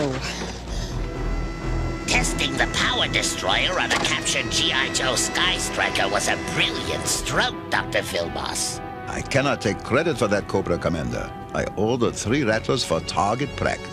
Then G.I. Joe has discovered our experiments here. Major Blood, search the beach for survivors!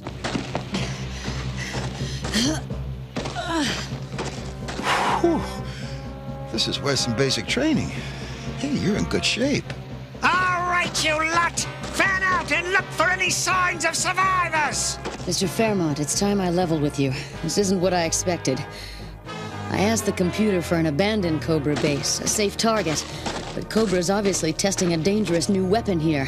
So? We've got to hide you while I try to communicate with headquarters. Look, I've got business here. I knew the risks going in. Nothing's changed. Except the odds. Now move. Footprints, sir. Splendid. Let's see where they lead.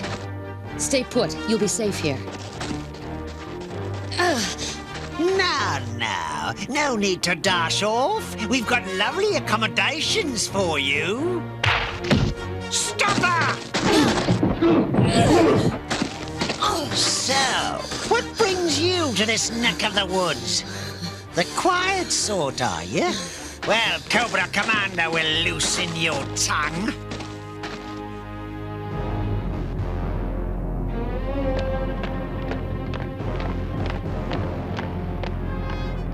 Excellent, Major Blood. So, my dear, when may I expect your comrades to arrive? I'm alone. You don't expect me to believe that? Believe what you want. Is that what shot my Sky Striker down? Yes, it neutralizes any power source hit by its ebony ray. Major, take her away. You may use any means necessary to make her talk. Right nice of you, Commander.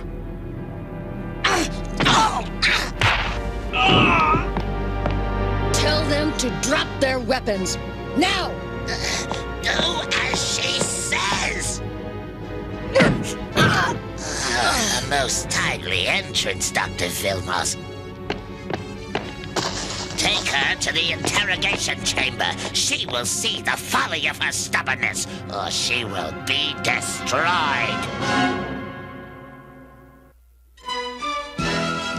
G.I. Joe will return after these messages. Now, back to G.I. Joe.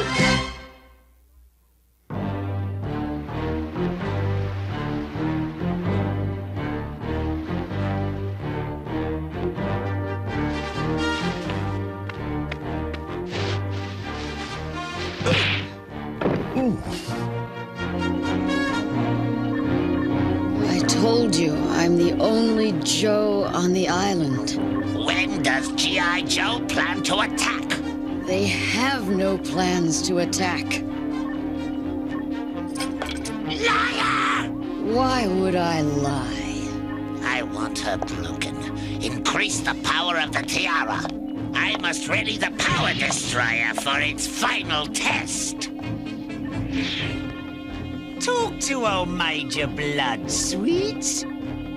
Spare yourself a nasty headache. Speaking of headaches... Relax, it's me, Charlie. Charlie. Who's the guy in the aluminum ski mask? Our host, Cobra Commander. I want him. So do I, but we do it my way.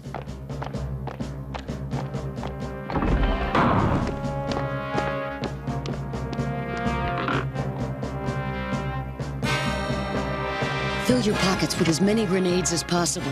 I'll arrange a little diversion. Ready for the final test, Doctor? There is no time for a test. Our radar indicates numerous aircraft on a direct approach. The Joes! So be it. We will try the device in actual combat. Into the control room. Hurry!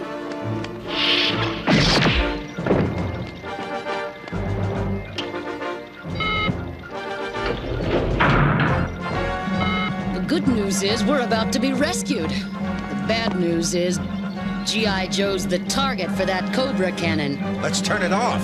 The targeting computer is locked in and the clock is running. Computers are my business. That's how I got past your push-button lock. Fools! Blow that door down! I wonder why they stopped. Hit the deck! We can't stop the countdown. Target dead ahead. Prepare to attack. Look, up top. A manual steering turret.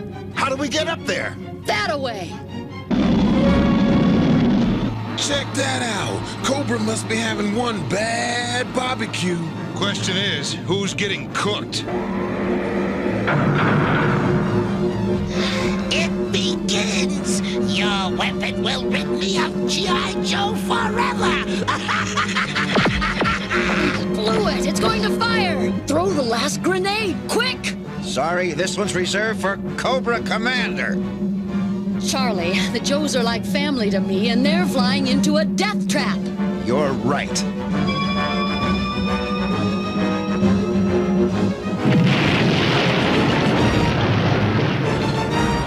So! They could not stop the countdown! Fool! Yeah! Hey, Snake Face! Wait up!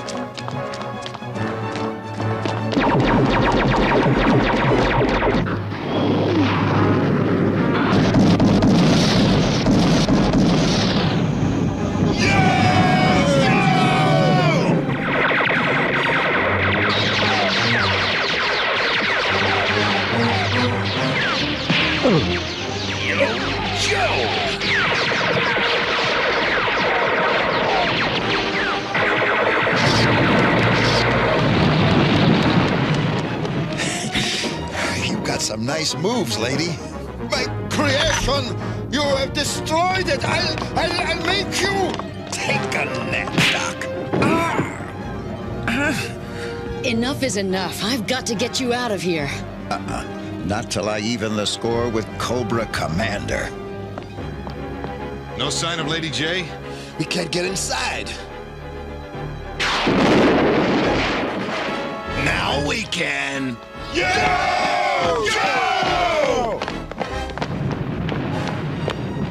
That way! Great. Did he take door number 1, door number 2, or... Lady J! Well, what took you so long? We didn't know where you were till a little bird told us. Another step and you're fried snake meat. What is the meaning of this? Who are you? Just an ordinary guy whose wife and kids nearly bit the bullet because of you. Yes, you are ordinary. An ordinary coward, so bold and righteous against an unarmed man. Okay.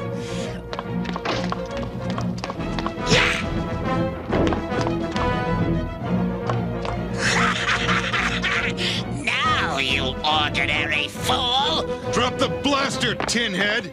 No! You drop your weapons or I turn your friend into toast! Don't let him get away! Shoot! Stop!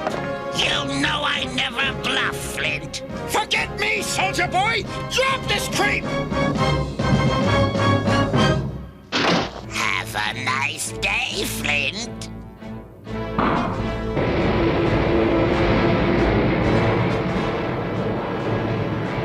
Are you crazy? Why did you let that maniac go? Because our job is saving lives, not helping good men throw theirs away. But honey, why'd you risk your life that way? None of us was badly hurt. You might have been. I had to do something. Anyway, it's time to go home. I hope all this has taught you something, Charlie. From now on, let us handle Cobra? Sure, for now. What's that supposed to mean?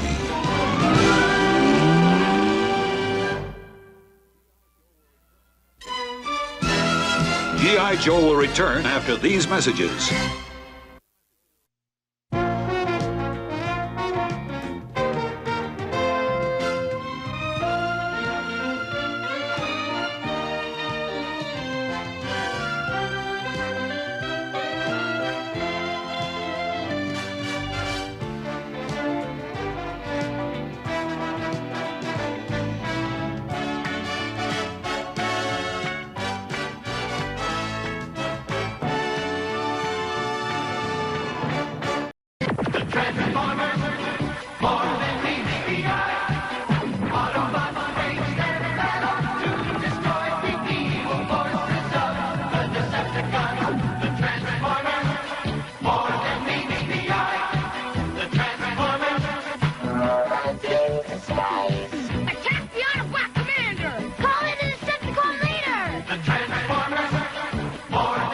Transformers, sold separately from Hasbro. The Transformers, more than meets the eye. Autobots wage their battle to destroy the evil forces of the Decepticons. The Transformers, more than meets the eye. The Transformers, robots in disguise. Attack the Autobot Commander! Call in the Decepticon leader! Transformers, more than meets the eye. Transformers from Hasbro. It's Fortress Maximus. Fortress Maximus!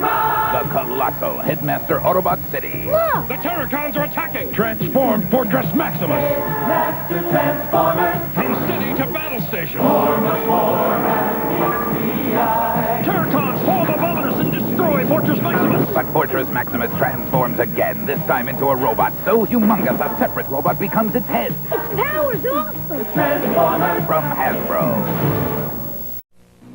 In the world of the Transformers, it used to be easy to tell the Autobots from the Decepticons. But now, the mini-spies are on the loose. They look like Autobots, but are they? It's a Decepticon! After him! Transformer mini-spies. You get one with each of the 6 Autobot mini-car packages. Motorized Transformers. You can't tell if they're Autobots or Decepticons until you rub up their symbol. It's an Autobot! Transformer mini-spies. Get them while supplies last from Hasbro. The Transformers, more than meets the eye. Autobots wage their battle to destroy the evil forces of the Decepticons. The Transformers, more than meets the eye. The Transformers, robots in disguise. We're under attack! It's the Decepticons! Get more Autobots! The Transformers, more than meets the eye. The Transformers, from Hasbro. The Transformers, more than meets the eye. Autobots wage their battle to destroy the evil forces of the Decepticons. The Transformers, more than meets the eye. The Transformers, robots in disguise. It's the Decepticon communicators! Get more Autobots! The Transformers, more than meets the eye. The Transformers, from Hasbro.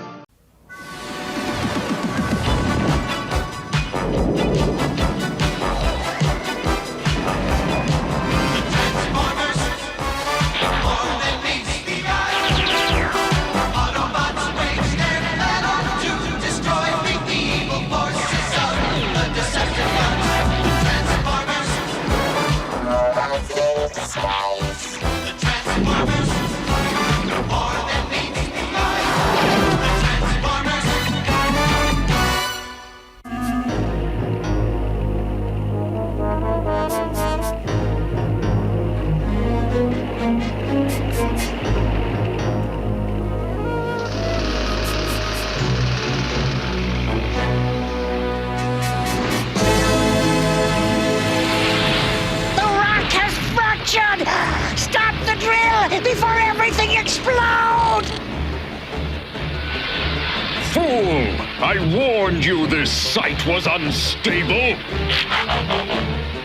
I was only trying to help! Emergency! Emergency! Decepticons, transform! We must seal that crack!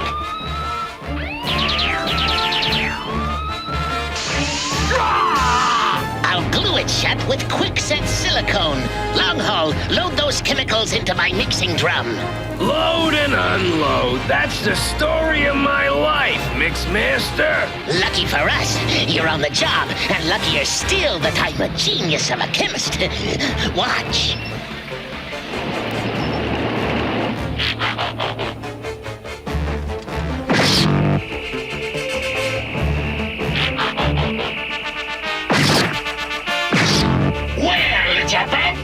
Scavenger! Your sensors should have detected a potential fissure in that rock before drilling began! We could have been blown to oblivion! Mixmaster, take Scavenger to the surface and check out his geologic analyzer circuits! We were fortunate this time, Megatron.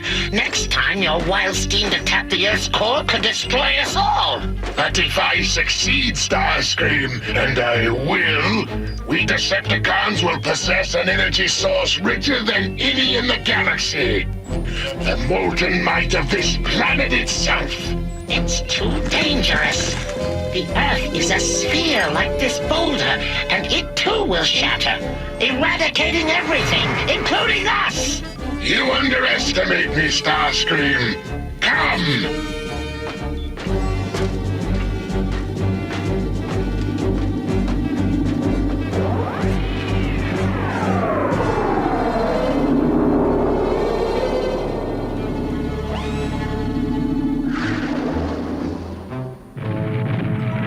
Follow me. Sure, right through that solid rock, I suppose. That's the general idea. What? The rock wall is a hologram, a projected image. Designed to hide this secret from prying optical sensors. A space bridge to Cybertron. It is our emergency escape route. Then if the drill does shatter the Earth, so be it. We will be safe, each and every last one of us.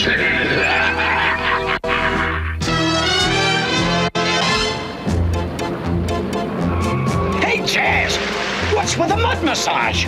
Chill out, Gears. It'll do wonders for all the foam in your complexion. Hold on! There's supposed to be a river here. Are you sure about that, Sunstreaker? I could hardly be mistaken about anything as big and wet as a river. Let's backtrack.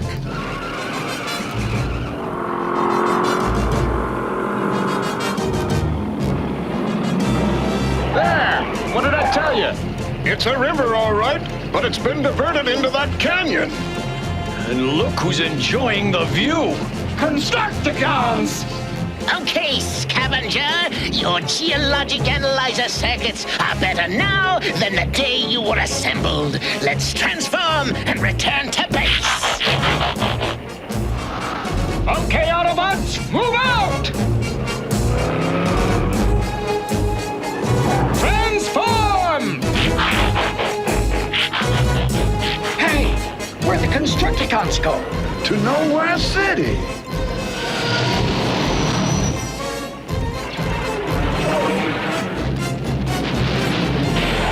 Attention, Megatron. Aerial reconnaissance report from Laserbeak. The river's been diverted into that canyon. Autobots! And look who's enjoying the view. Constructicons! You iridium-plated idiots! You were spotted by an Autobot patrol! All Constructicons to the surface at once! Those Autobots must be annihilated before they can transmit our location! Constructicons, transform and merge into... Devastator!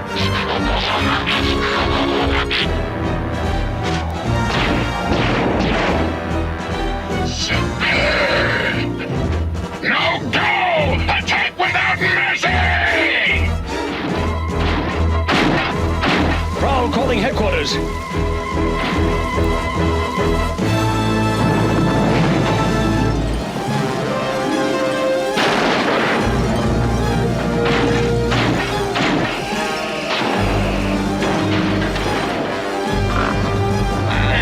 Shatter when I hit, but the Decepticons will never find my pieces!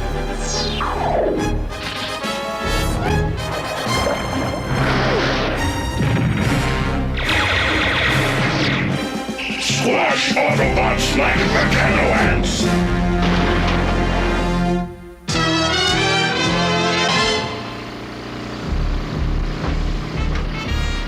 Keep drilling! We must reach the Earth's core on schedule! Unbelievable! Got to get word of this to headquarters or bye-bye planet Earth!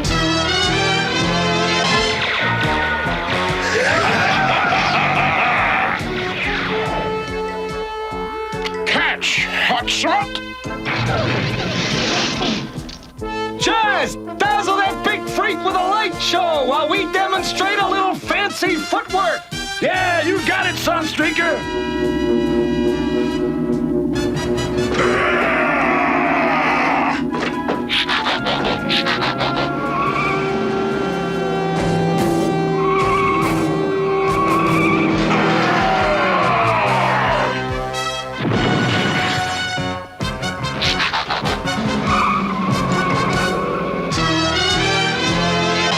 I'm afraid Teletron 1 confirms our worst fears.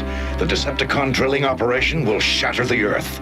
We've got to stop it. I hate to say this, Optimus, but Devastator tips the odds in Megatron's favor. Maybe Wheeljack and I have an answer for that, Optimus Prime. A Dominator disc to override Devastator's circuits. And bring him under our control. Devastator? Under Autobot control? Sure. We secretly place one of these on each of the Constructicons. When they all join together... Zap! Our Dominator discs will make Devastator ours. Probably. We hope. We'll find out tonight, Chip. Assemble a commando raiding party.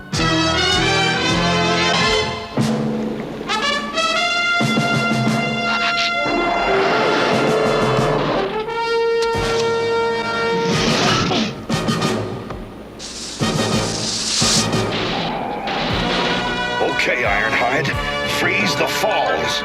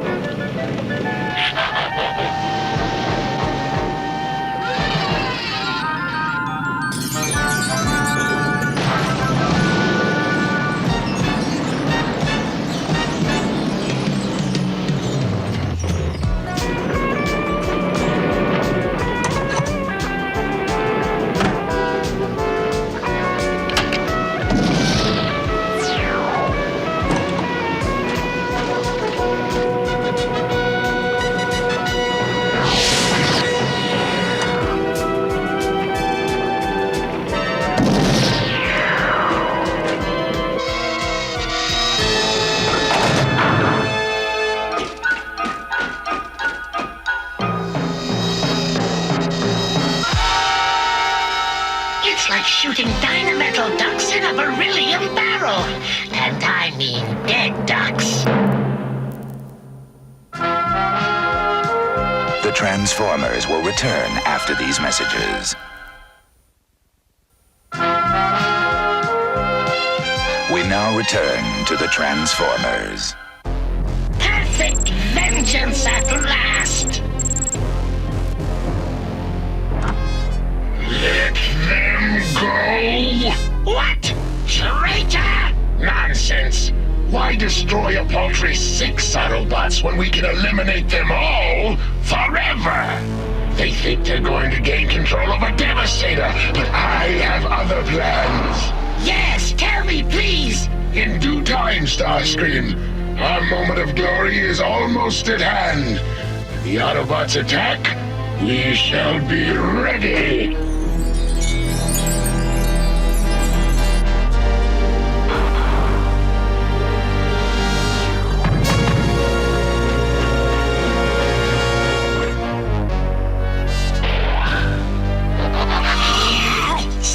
Strategy. Can't we do something more clever than to stand here and wait?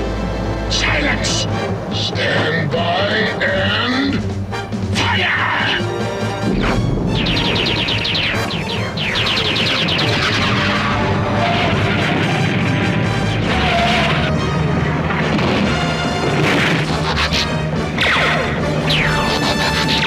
Now strike their main force! Starscream, Thundercracker, Skywalk, take off!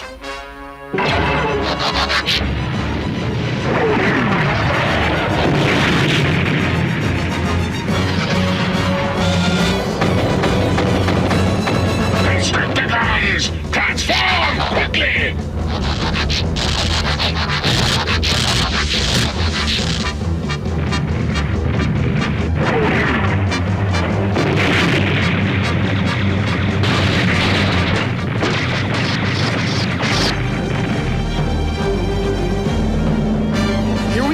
Jack, good luck!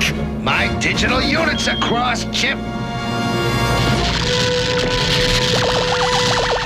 Put me down, Devastator, and attack the Decepticons! Yes, Optimus Prime, I obey!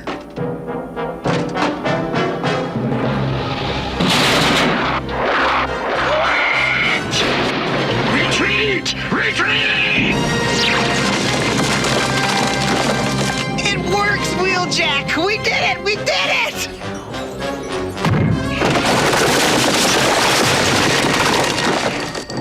Come on, Chief, let's finish them off! There's no need. They're trapped, and they have no water, so they can't drill. Let's head back for repairs and mop up later.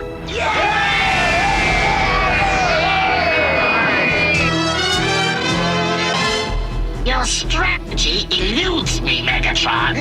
We're prisoners and we've lost our most valuable asset. We've lost nothing. I allowed the Autobots to believe Devastator was in their power. But with this electronic disruptor, I can nullify their control and bring Devastator back under my command. And at the moment they least expect it, Devastator will turn on them and destroy them all. Why didn't you tell me?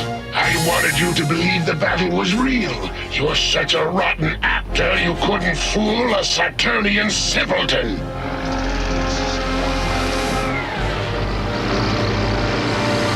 I've stored enough water to cool the drill for its final thrust to the Earth's core. I still think it's too dangerous. Simpering coward! I've been right about everything so far, haven't I? Yes, and I forgot. If anything goes wrong, we can always escape through the space bridge. You've thought of everything, Megatron. I always do.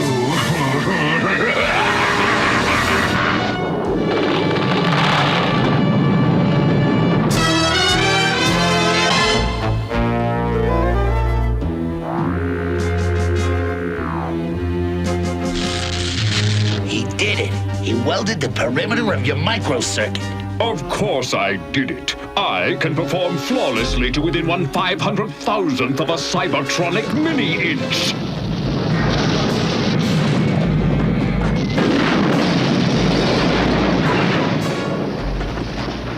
Decepticons have somehow resumed drilling.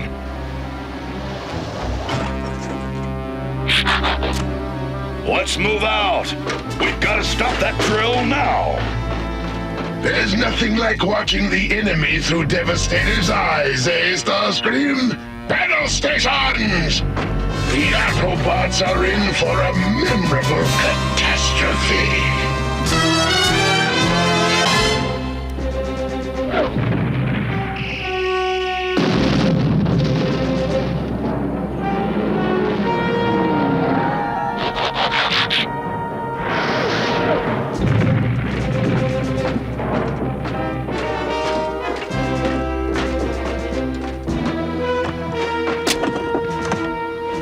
Drill! Destroy it, Devastator! No, Devastator! You will destroy the Autobots instead!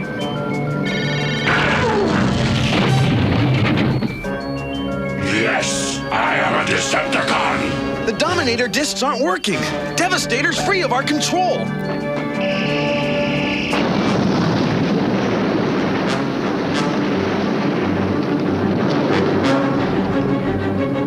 Chip!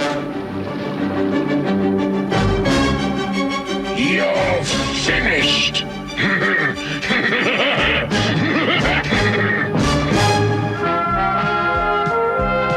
The Transformers will return after these messages. We now return to the Transformers.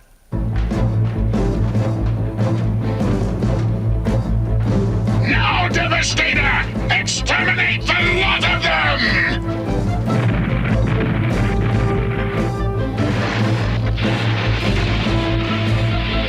Earthquake! The drill's nearing the Earth's core!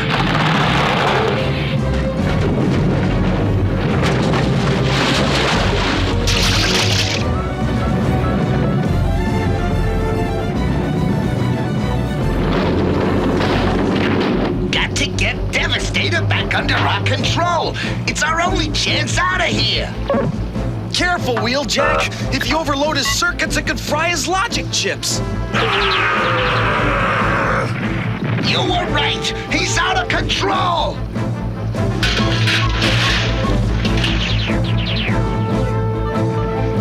No! No! Stop! You're one of us!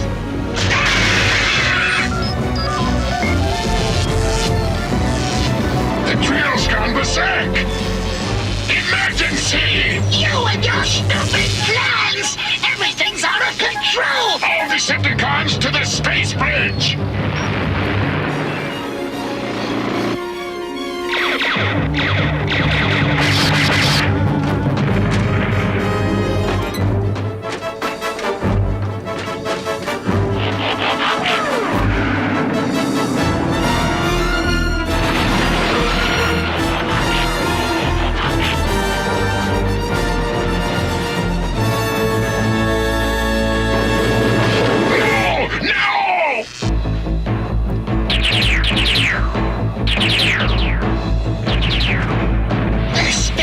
Is ruined. We're doomed, just like this whole worthless planet. No! Not if we can stop the drill before it penetrates to the Earth's core. Funny, we just came to the same conclusion. No, Starscream! We're all in this together now. What's your plan, Prime? Here's our Dominator disc control box. Give Chip and Wheeljack your nullifier, and they'll try combining frequencies to bring Devastator back under control. Yes, then we'll use him to stop the drill. Don't do it! It's a trick! Devastator! Devastator! Help! I do this only for the benefit of my Decepticons. It grieves me that you may also profit.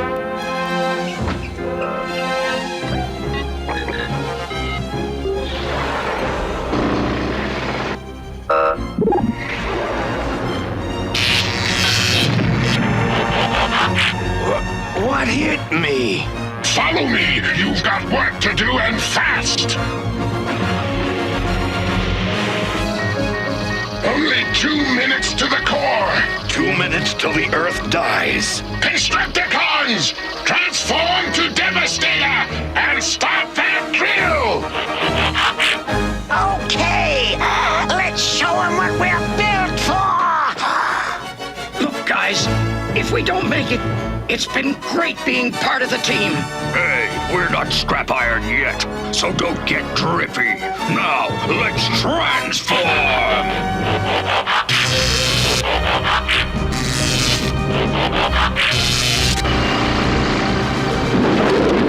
10 seconds.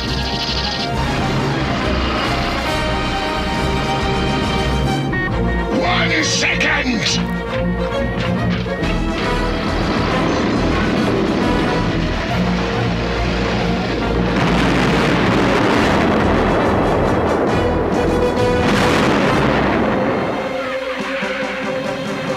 You all right, Chip? Yeah, I think so. The drill stopped. It's Devastator! Well, what have you done with Noble Megatron? I'm afraid Mr. Nobility's busy saving his own neck. Wrong! He withdrew to fight Autobots another day! You haven't heard the last of Megatron! What's the matter, Chip? I guess I was hoping Devastator might join the Autobots for good, but that's probably just a dumb old dream. Hang on to your dreams, Chip. The future is built on dreams. Hang on. The Transformers will return after these messages.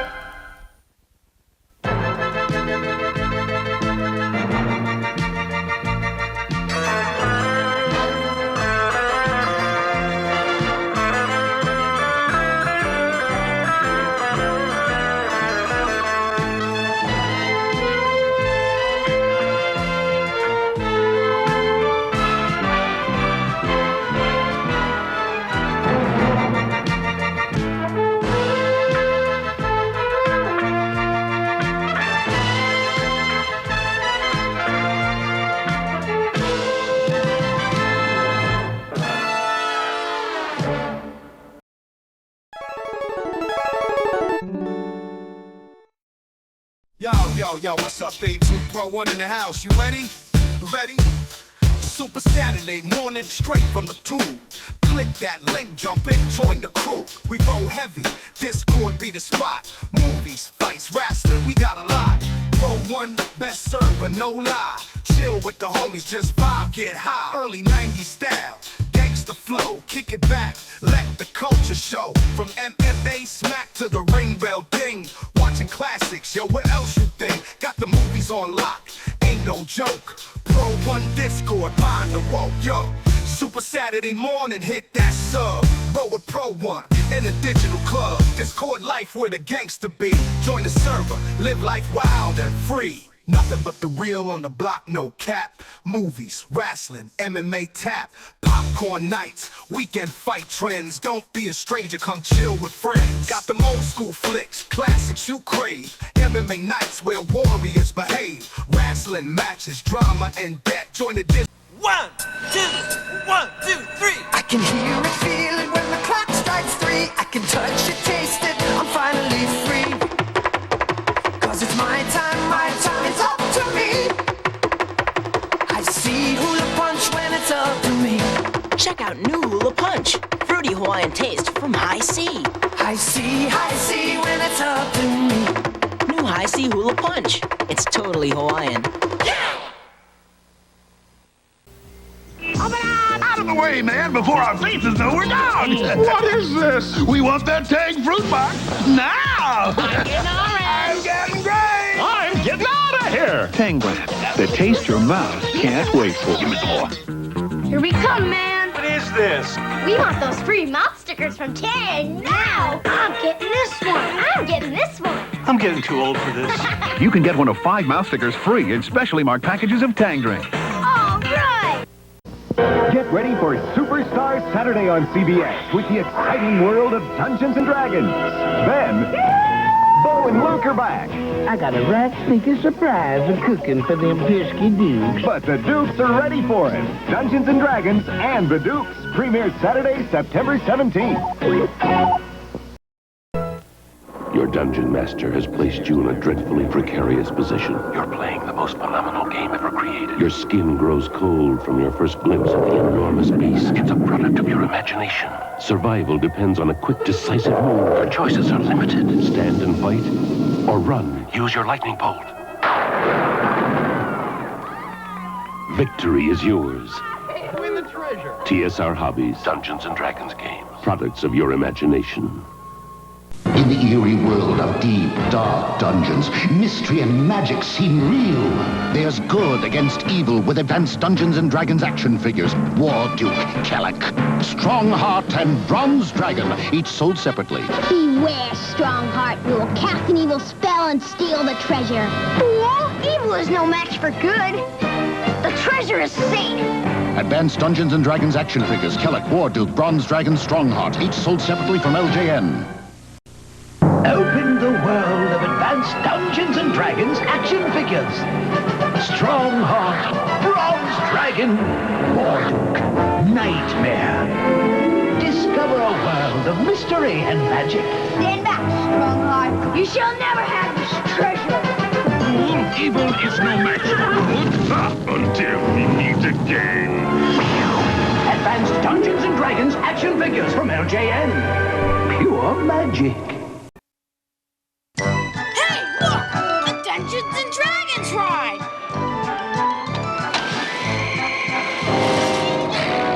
Wow, neat! Give me a break. I don't like this! Whoa! What's happening? Whoa! Where are we? Look out! Fear not, Ranger. Barbarian, magician, thief, cavalier, and acrobat.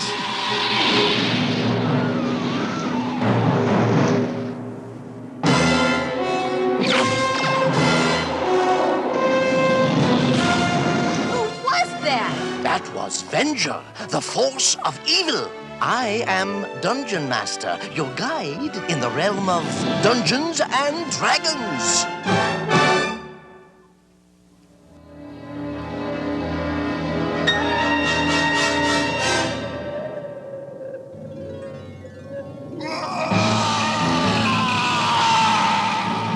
Scatter!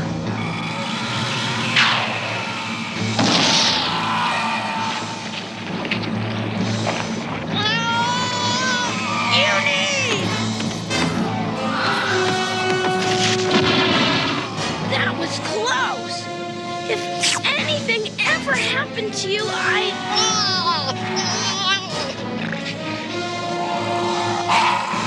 Somebody do something! My glove may not be as big as yours! But it's just as strong!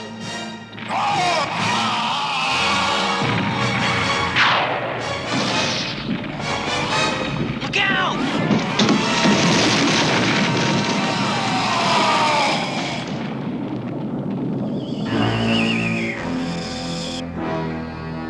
Now what? Dungeon Master said the fire in the ice would show us the way home. Look!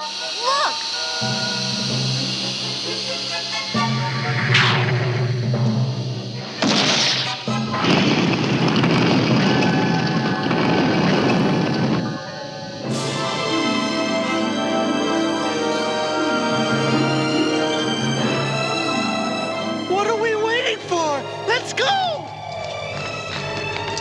When I get home, I'm gonna have the world's biggest pizza! You said it!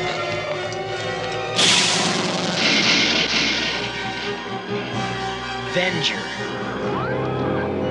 So, you have defeated the frost giant I set against you. I will not be so easy to deal with.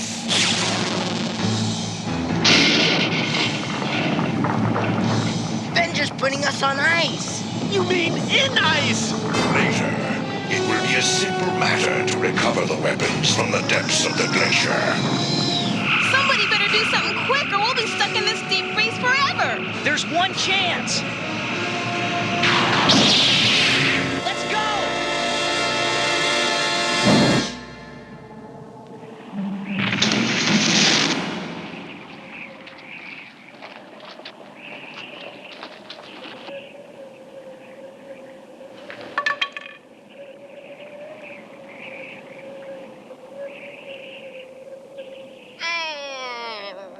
Come on, guys. Cheer up. It's not the end of the world. Yeah, well, it's a close second. We were almost home. Watch where you put your dumb club. Watch where you put your dumb feet. Okay, I'm sorry. Take it easy. Sis, I hate this. I don't want to be in this world anymore.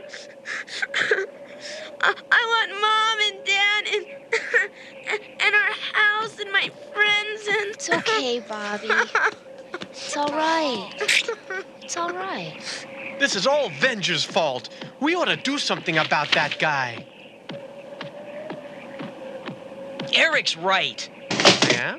Yeah, and we are gonna do something about him. We are? That's right. The only chance we have of getting out of this world is if we take care of Venger once and for all. How? Nobody can stop Venger. Not even Dungeon Master. Wrong. There's one thing that can. A dragon. Tiamat. You're crazy. You got any better ideas? I didn't think so. Hank, don't you remember? Tiamat's the most dangerous dragon in the realm. How can we possibly use her to finish off Venger? We'll find a way. Come on. I don't know. This is gonna be dangerous. We'd better keep our eyes open. Yeah! Dungeon Master! I am sorry that your quest for a way home met with failure. Perhaps you will have better luck in the future. But now, there is great danger ahead. The Duke of Darkness has taken over the land of... Wait, Dungeon Master. We only want to hear two things. How do we find Tiamat, and how do we use her to beat Venger once and for all? Listen to me, Ranger. Do not let your anger control you. The course you are taking can only lead to ruin. So then, it has come to this. Tiamat lives where the dragons go to die. The place that is the source of your weapons. The dragon's graveyard. As for how to use her to overcome Venger... No riddles. Tell us straight. Ask her. She may help you. But then, she may not. May I go now?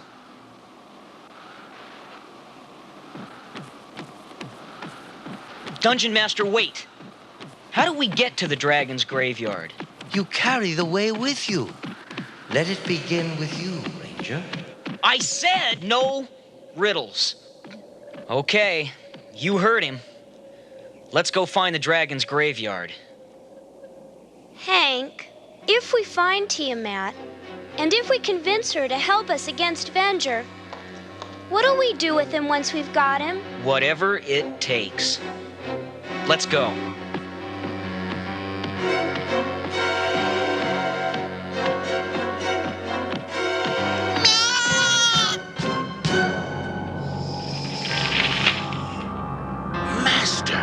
There is no sign of them. What? They have escaped again? This will be the last time!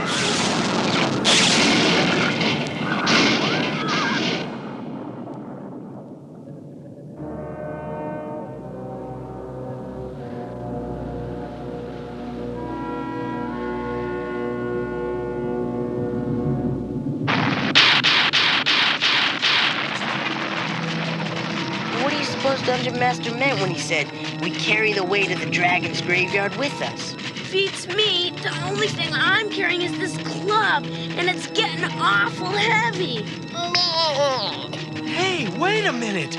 Maybe that's what he meant. Our weapons. After all, we carry them with us, right?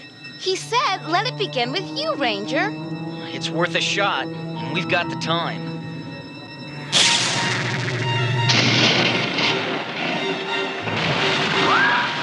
Your time has run out.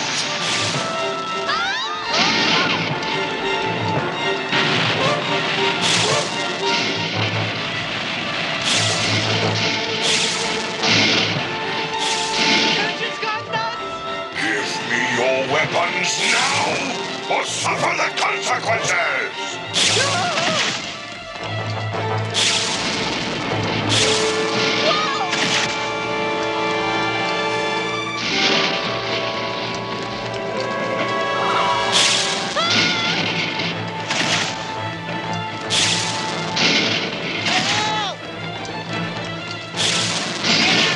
In here, hurry!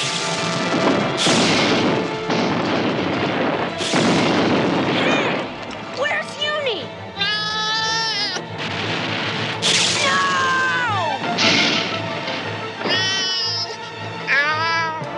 Uni!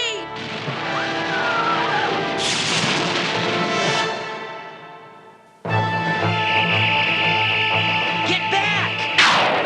Let me go! I've got to help Uni! I'm coming, Uni! Bobby, wait! Cover him! Your foolish sentiment will cost you dearly, boy.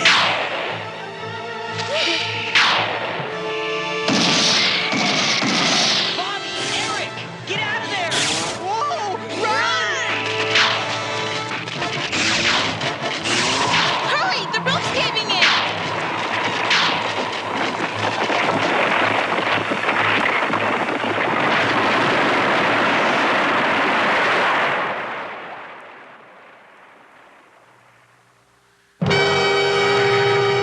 It's a dead end. We're trapped. How bad is it? Well, I'm sure she'll tell me the truth. I think she's hurt pretty bad. Uni. I'm sorry, Bobby. Don't feel sorry for me, Sheila. Feel sorry for Venger.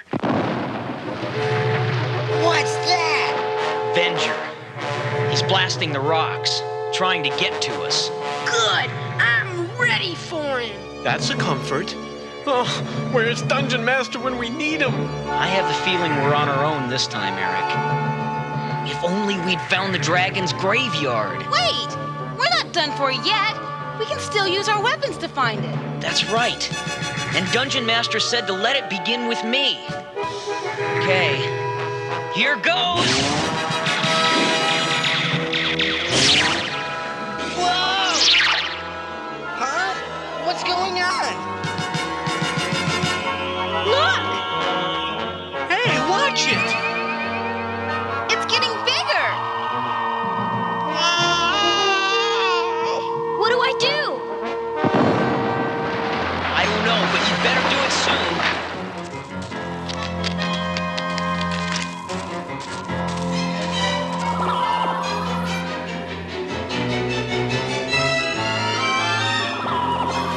Your turn, Bobby.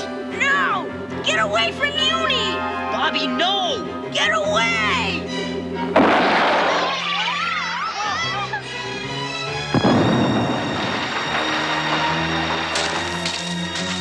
Again, they are gone. But where?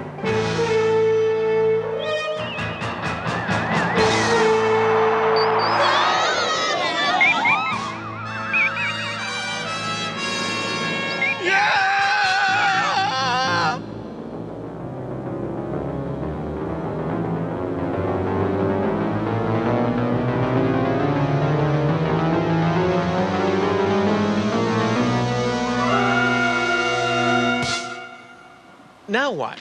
Now we find Tiamat. How do we know which one of these is her? Simple, dummy. She'll be the one who attacks us. Huh, very funny.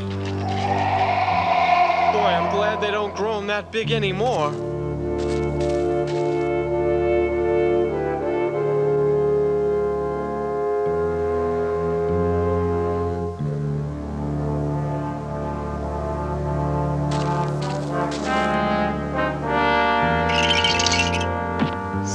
this is where our weapons came from.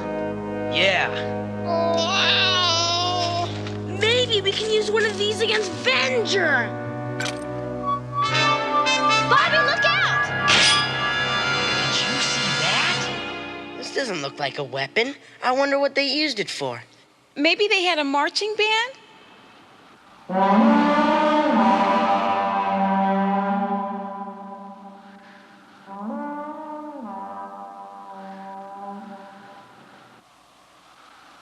Maybe they didn't. I didn't hear that. I didn't hear that either.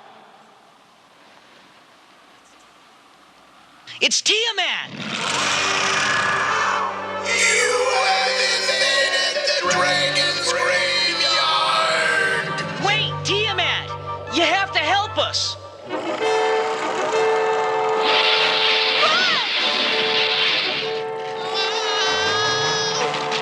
Way to go, Hank! That really calmed her down.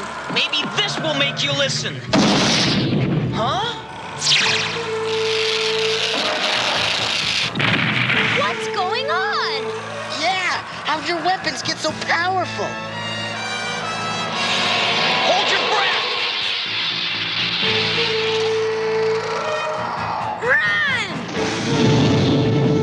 No! We've come too far to give up now!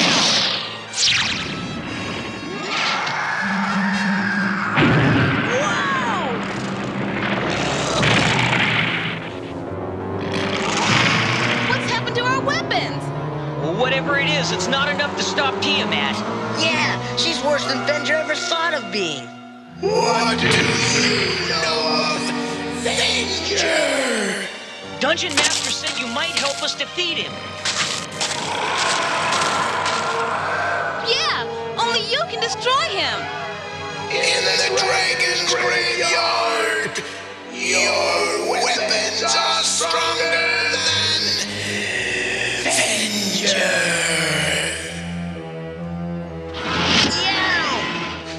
She's right. We can do it.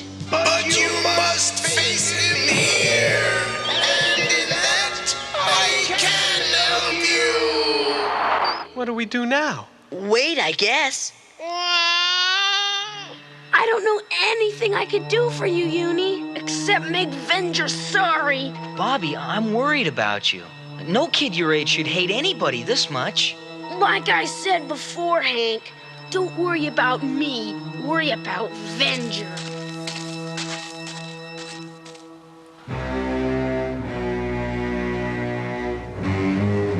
I must have those weapons.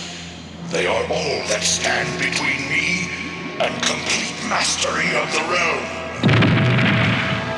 Tiamat, you shall have your chance to claim the weapons in the dragon's graveyard.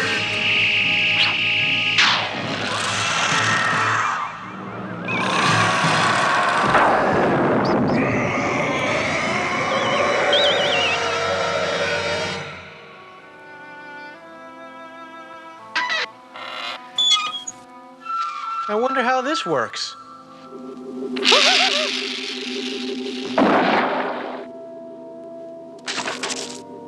This is weird. It feels like it's alive. It sure doesn't feel like a weapon. Speaking of weapons, get yours ready.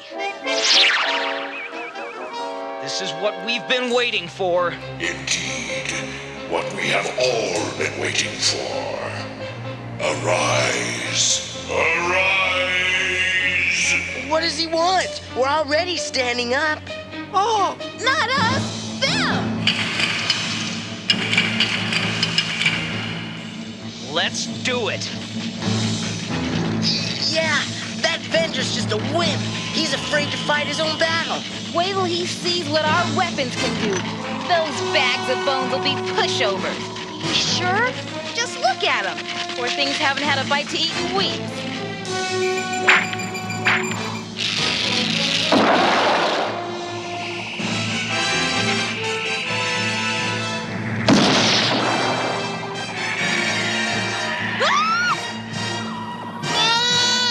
This will be as easy as destroying the little unicorn.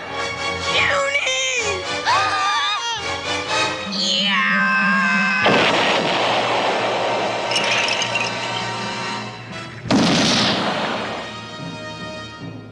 match? I'll give you magic. You really broke him up, Presto.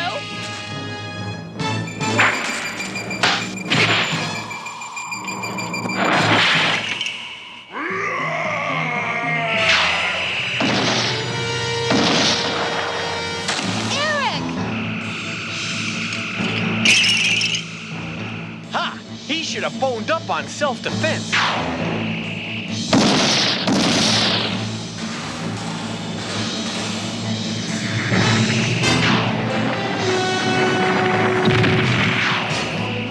This is the end for all of you! Wrong, wise guy! This is the end for you!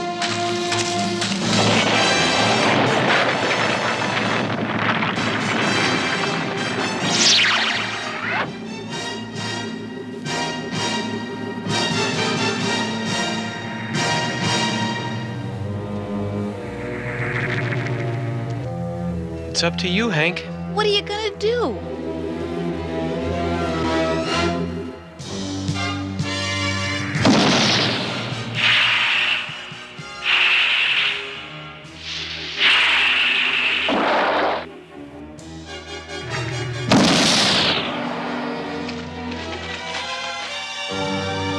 Why did you not finish me? If I did, we'd be no better than you are. We've beaten you, and you know it. Do you understand, Venger? I didn't do it for you. I did it for us. But what about Uni? Take heart, barbarian. Not everything in this graveyard deals death.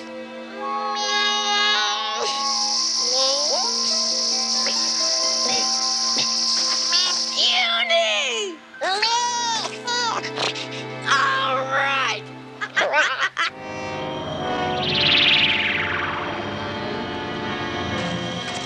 Rise, my son. I don't get it. Where'd he go? Back to the realm, as shall we. Dungeon Master, what happens now? That is up to you, Ranger. But know this. You have taken your first step home.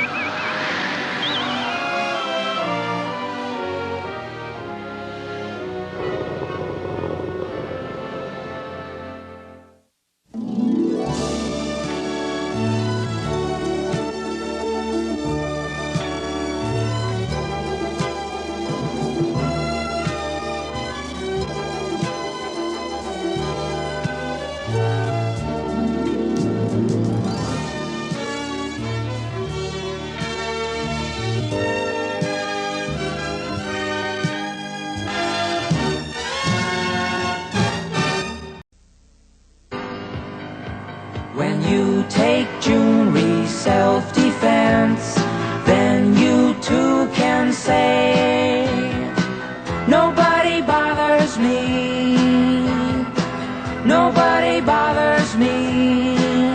Call USA 1000. Junri means might for right. Nobody buys me. Nobody buys me either. Time to make the donuts. Introducing a big idea from a giant in the business, the world's smallest donuts. Ta-da! In new Dunkin' Donut cereal, you get delicious, crunchy little donuts by the hundreds. All your favorite donut shapes, rings, holes, and twists. You can choose rich chocolate or glazed donut flavors, or both as part of a nutritious breakfast. Dunkin' Donut cereal, crunchy little donuts, great big taste. Time to eat the donuts. Secret Wars. Marvel supervillains are coming. Secret Wars. Can the Marvel superheroes stop them? Marvel supervillains and superheroes figures each sold separately. Here, Doctor Doom and the Doom Platoon, Magneto, Dr. Octopus. There, Captain America and the Champions of Freedom, Spider-Man and Wolverine. Secret Wars. The secret's out. Dr. Doom and Spider-Man from the Marvel Secret Wars collection. Other figures each sold separately. From Mattel.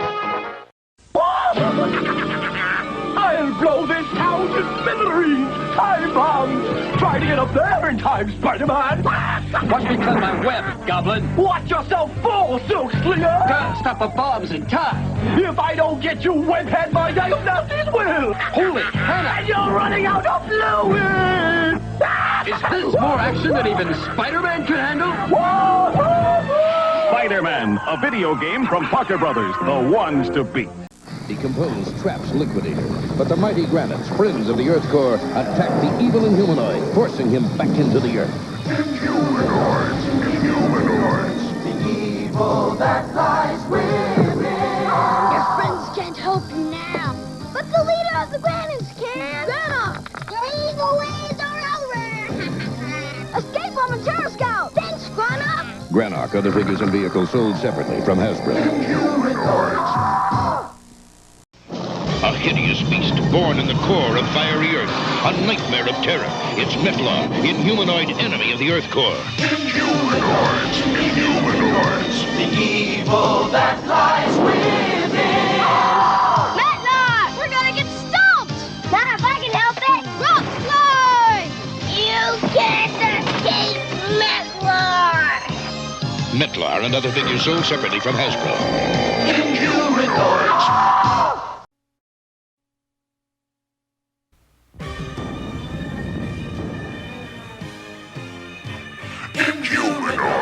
Inhumanoids! The evil that lies within.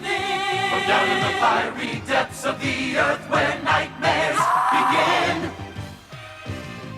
Inhumanoids! The evil that lies within.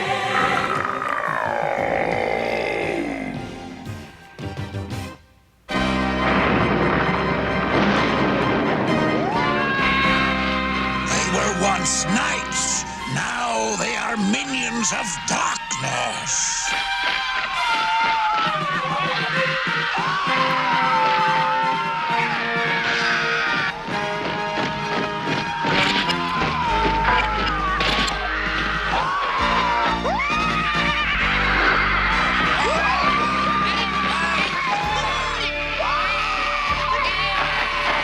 Granites, we fight to the end! But how do you kill something that's already dead?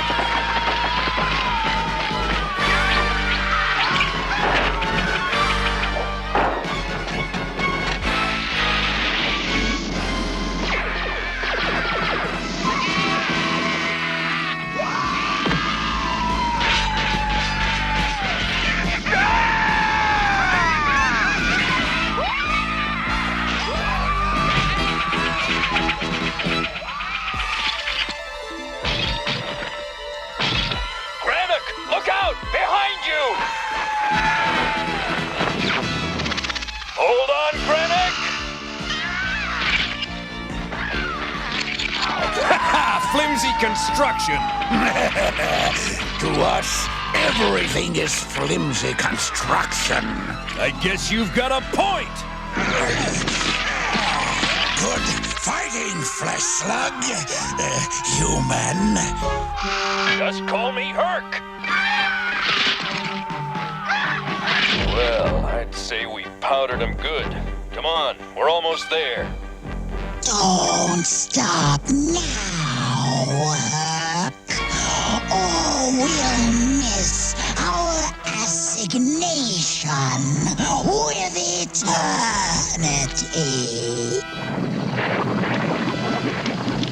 What do you mean, Tendril? You failed to obtain the Flesh Slug's primal energy.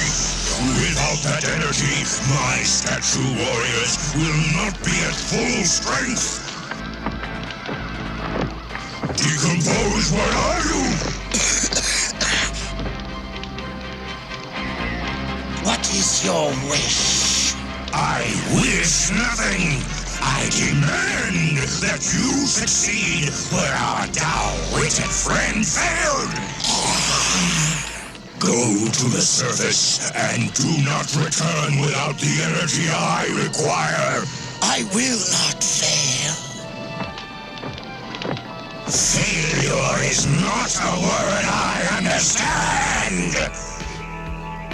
It would be foolish for the Inhumanoids to attack again. But according to the human Dr. Bright, Metlar will stop at nothing to obtain the power he needs.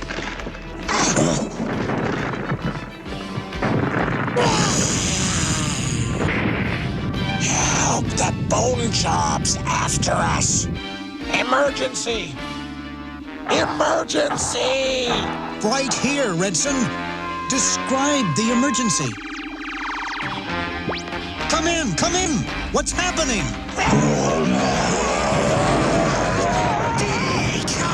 Decompose!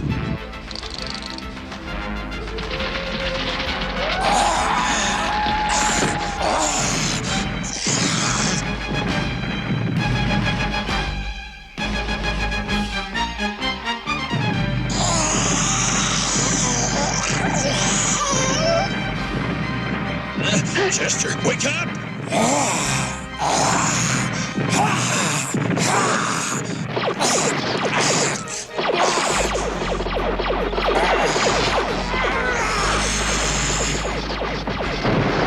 Jump!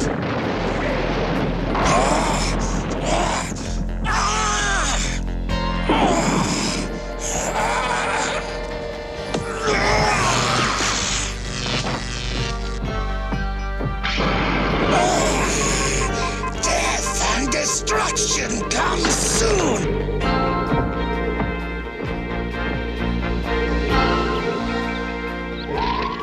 What has happened? What have we done? Let's just hope this stone stunt works. Don't worry. If it doesn't, we'll never know what hit us. Quid? Oh!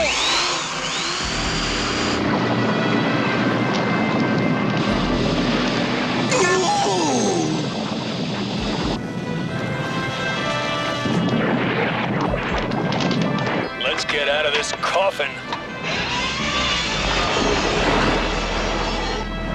The elemental core. Yeah, you've seen one elemental core, you've seen them all. Release me! What was that? Lower your visor. It's Magnacore! Release me! Let's get to it. This is what we came here for. Hurry! I've got a funny feeling in my gut.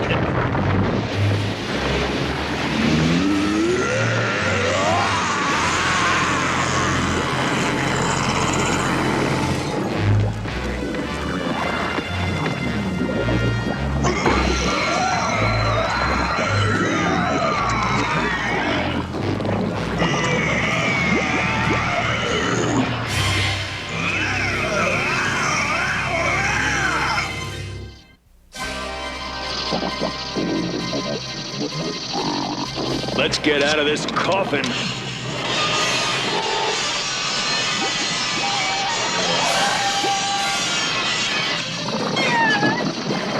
Oh, we're here. The elemental core of the Earth. You've seen one elemental core, you've seen them all. Help me! Who was that? Activate your optical filters. It's Magnacore! Release me! Let's get to it. This is what we came here for.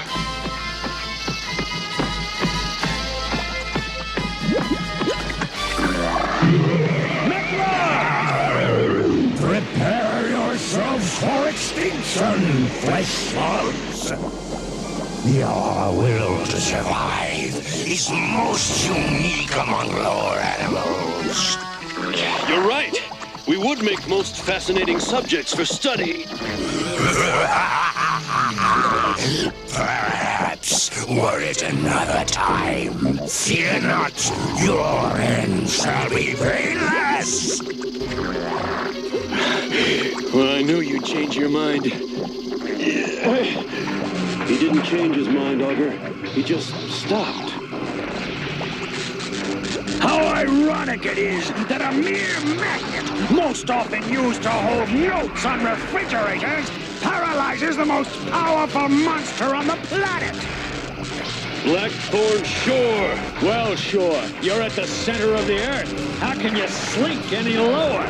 One should be more polite when addressing those who hold their lives in their hands. Skellweb was built long ago by flesh slugs, humans, who fell under the cruel lash of Decompose. Keep your eyes peeled. Decompose could strike at us from anywhere.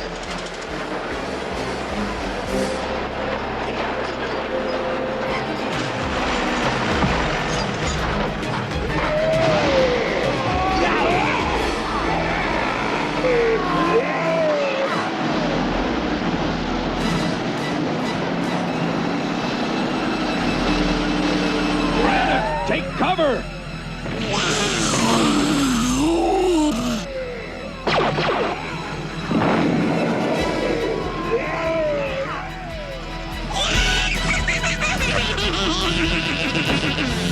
Granites, keep moving! I'll fly interference! Attack!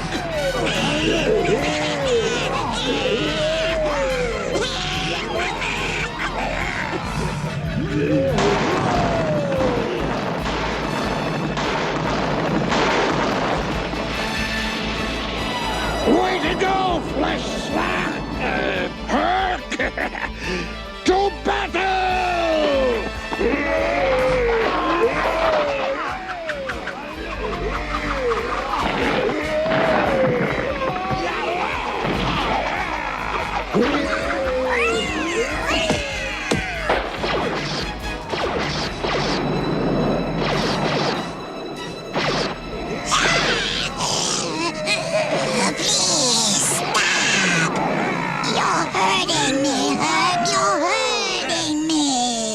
Sandra, do you recognize me? Save me!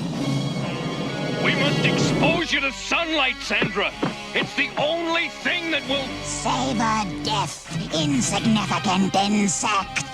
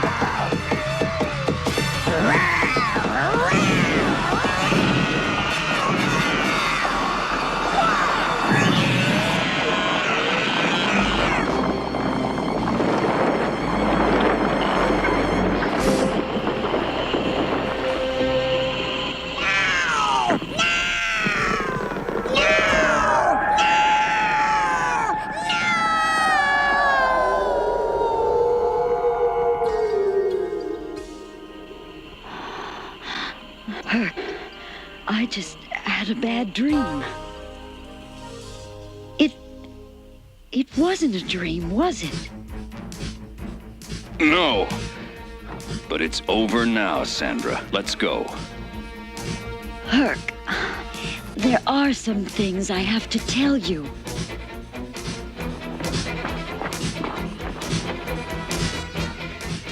Are you sure they're the same statues? Well, to tell you the truth, they do seem somehow changed. Almost as if they is about to... Charge!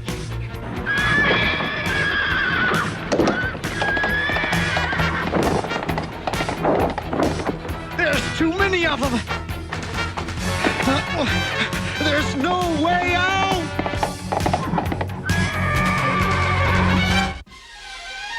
They do seem somehow changed. Almost as if they was about to... Charge! There's too many of them!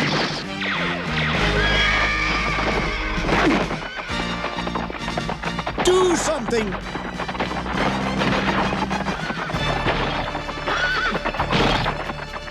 Darn Yankees! What do you mean, darn Yankees?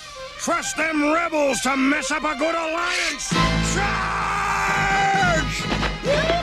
Charge! If we just stay out of the middle, we'll be fine. No two ways about it. After this, I'm gonna need a long vacation.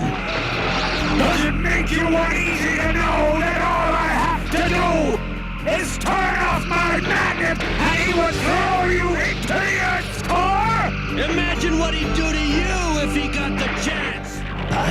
There might be an opportunity here. Took you long enough to figure that out. He'll never get the chance! I've studied the Inhumanoids! I know their weaknesses! Observe! A slight shift in the magnetic field and I'll move him like a puppet! What do you have to do to make him stop you? Reverse polarities on the next surge. Yes, and magnetize your mouth shut so that I can concentrate. Now, all you have to do, Earth Core, is pledge allegiance to me! Well, you gotta hand it to him. This guy's funny. Now, tell me how it feels to have your suit squeezed like toothpaste tubes! You're insane, Blackthorn! Oh, my rivets are snapping! Now, reverse polarity. Reverse again! Reverse! Reverse! Reverse! Reverse!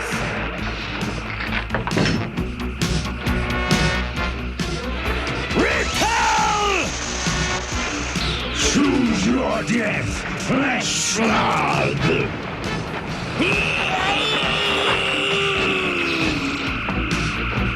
Grab the chains!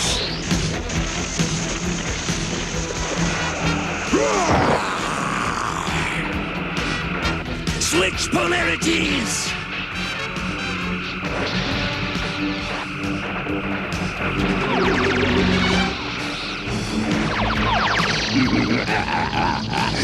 All my opponents should be so stupid.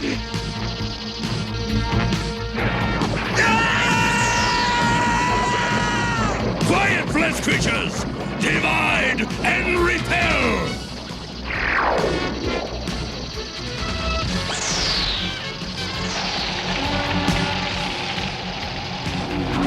Join forces!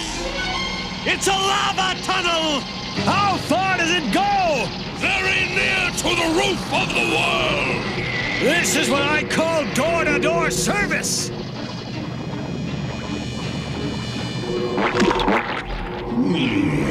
Amazing what you find in the muck nowadays. Mettler! You were a fool to save me, because you will never again be free of my grasp! It appears that you have come upon some difficulties, flesh slug. Suppose you were to wriggle free, where would you go? Return to the other flesh slugs who despise you? No, human. Your future is with us. This is the human's energy source. Good. Friends, meet our newest ally. He is going to tell us where the flesh slugs keep the ultimate primal energy.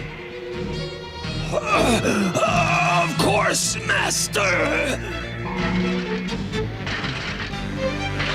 I don't think it'll keep the rain out, but it's good for a start. Why would one want to keep rain out? Obvious, Redlin, so they do not corrode. Any sign of Augur and Liquidator yet? No, not. Magnacore! Mark! Sandra! Great to see you!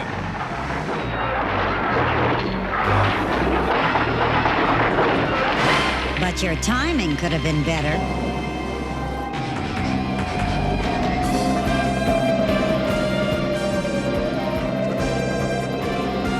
We have reported a slight tremor, comrades. Please investigate. We felt a slight tremor here, comrade. It was probably just me shivering. We have observed an underwater object. Shall we identify or launch depth charge? Launch the depth charge, of course!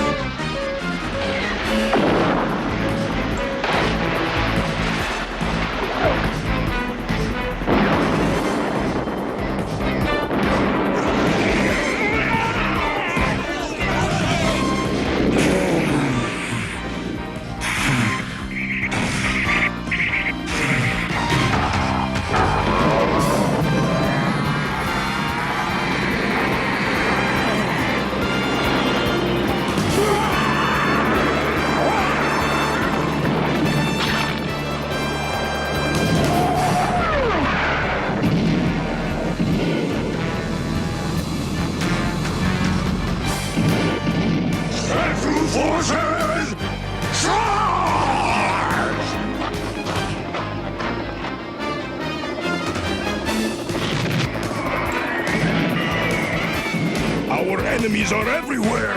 Resist alien imperialism, comrades!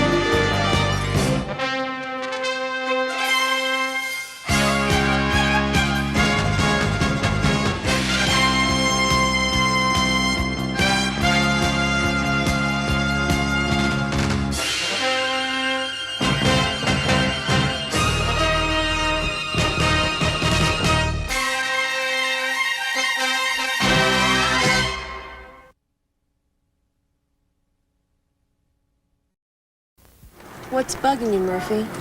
Drugs. Drugs bug me. Hi. That was Nancy Allen and me. I'm Peter Weller, the guy behind that mask. If you're a kid, please listen for a second. How do you keep away from drugs? They're everywhere, sometimes even at home. But there is one place you can go that is 100% drug-free. No pot, no pills, no crack, no smack, no coke, no exceptions. The Boys and Girls Club. It beats the streets. No kidding. B5O Come on, you guys. It's only a little. A hungry giant! Hungry for a big honey taste. Big taste. Honeycomb. Big taste. Honeycomb taste. Yeah, yeah, yeah. It's not small. No, no, no. Honeycomb's got a big honey taste. Big, big crunch for a big, big bite. Honeycomb cereal. Part of this big, complete breakfast. Honeycomb's a big, big bite. Centurions! Power Extreme! Man and Machine! Jake Rockwell, Detonator, and Hacker each sold separately. Evil hacker attacks Jake Rockwell! Eat this, Centurion! I need a more powerful weapon! Energize Detonator! Now try my diet! This'll stop you! Piece of cake! And now for you! I'm out of here! Your history! New Centurions, Detonator, Jake Rockwell, and Hacker come as shown, each sold separately. Battle Beast! Wood! Fire! Fire burns wood! Battle Beast! Fire! Water! Water puts out fire! Battle Beast! Water! Wood! Wood beats water! Battle Beast! Battle for the fun of it! Just activate their battle badges. I got fire! I got water! Water beats fire! Battle Beast! Wood! Fire! Fire beats wood! Battle Beast can grow into an army! Collect all 84. Battle Beast! Battle Beast! Battle for the fun of it! Now they've battled in incredible battle chariots. The ram, the tiger, the reindeer. Battle Beast! And in battle transport vehicles that change into battle stations. The beetle, firebird, and shark. Battle Beast! And to carry your army, there's the bandolier. Let's battle! Wood! Fire! Fire beats wood! Battle Beast can grow into an army! Bandolier, chariots and transports, each sold separately. Captain Power has come to TV, and you can be part of it. What are you doing? Aim the Power Jet XT-7, fire invisible beams at the television targets, and score! Or be hit. The TV show fires back! No kidding. Captain Power versus Lord Dread. I don't believe it! Believe it, short human. The power of the future is in your hands. Believe it. Captain Power Jet and figure sold separately. Batteries not included.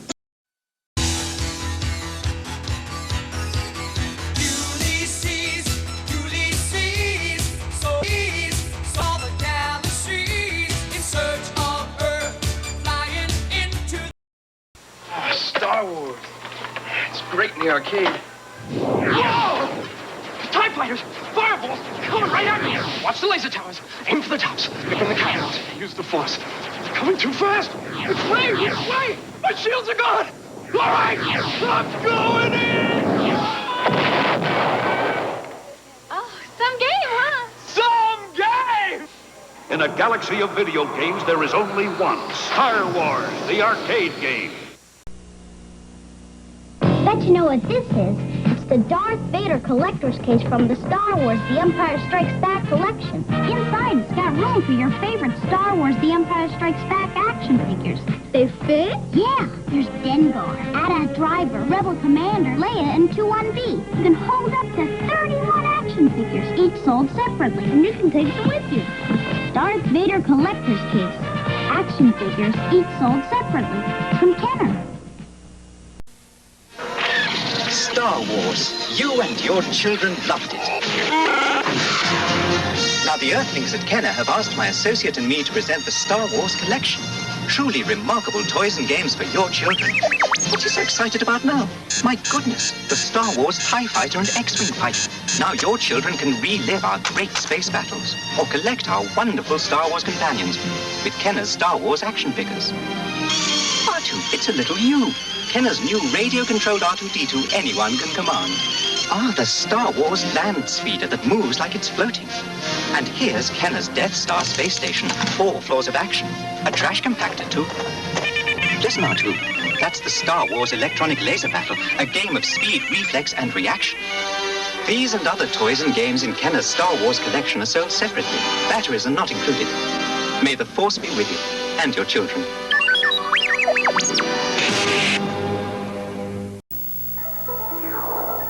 Journey to the all-new world of adventure with the Star Wars Droids. The race is on. R2-D2 and C-3PO get Thal Jobin ready, set, and gone. Thal's a sure winner, but villain Size and T-Throne want to stop him. From the side gunner, Teague attacks. Thal races for his life, but here comes Jor Dusat in his A-Wing. He fires, hits his mark, and sends Teague sailing. Who says good guys finish last?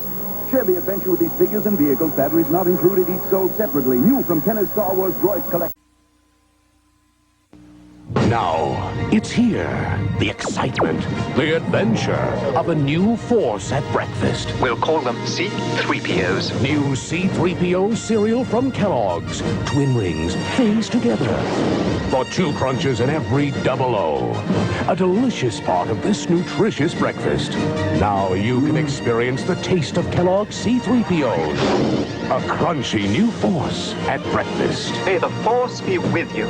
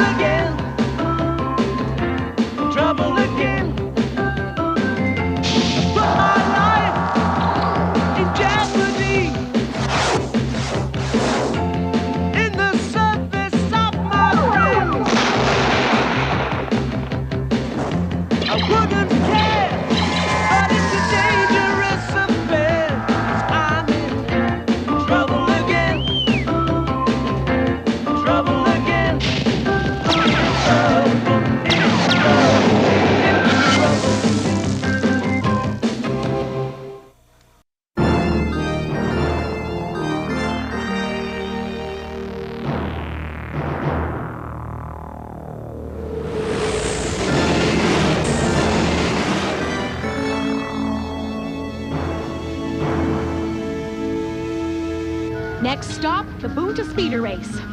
So, George, you and the witch ready to win your first big one? We're gonna clean up the hole, buddy. All set, Kia? Just as soon as R2 and 3PO secure the witch for Lightspeed. 3PO, how's it going out there? Quite well, Mistress Kia, if I do say so myself. We'll soon have the couplings fixed. No! What was that? Master Thor, we're being attacked! We see it! Get in here fast! The hatch! No! It's stuck, R2! Oh, it won't open! Oh! Oh! Hey! George! Oh no! They hit one of the engines! Who are those guys? We're not sticking around to find out. Hit the hyperdrive! I've tried. Nothing happens. Oh dear! What?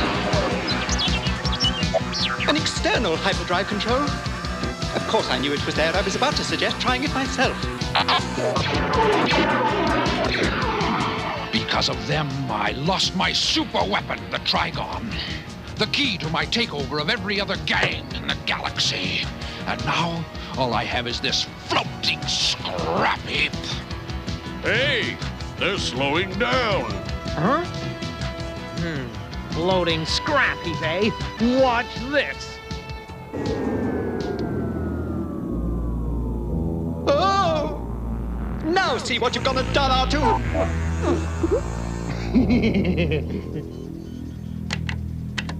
Oh, no. Oh. All right.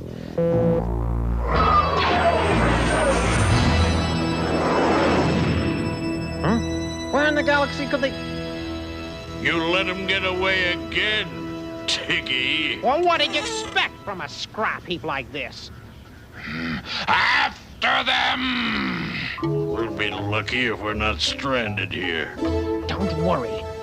The hyperdrive is fine. Prepare for Lightspeed. Now!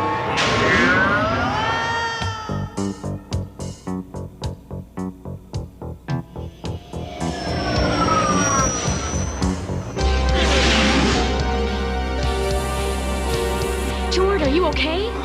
I'm all right. What about the droids? 3PO? R2, 3PO, are you okay? It was a close call, but as always, I kept my head on straight. Go R2, what now? Oh no! Prepare to land! Oh! Landing gears out! Brace yourself!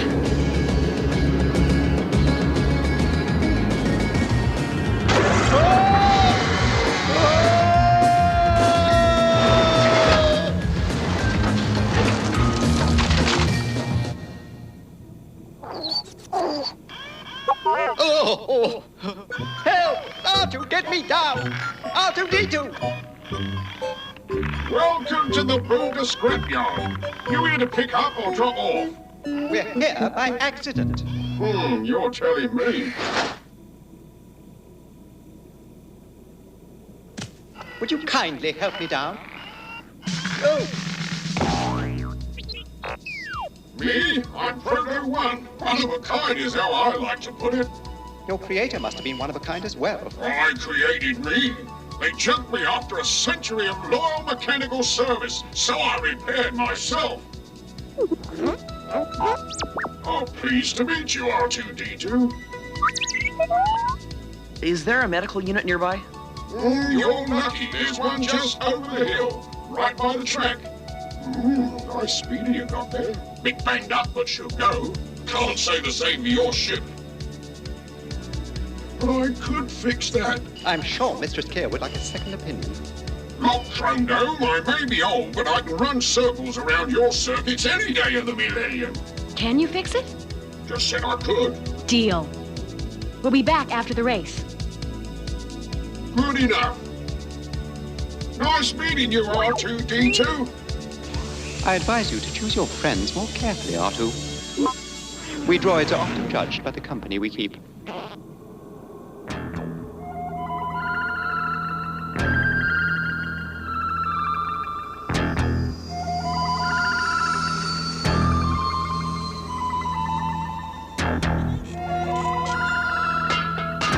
I used to be the #1 gangster in the galaxy.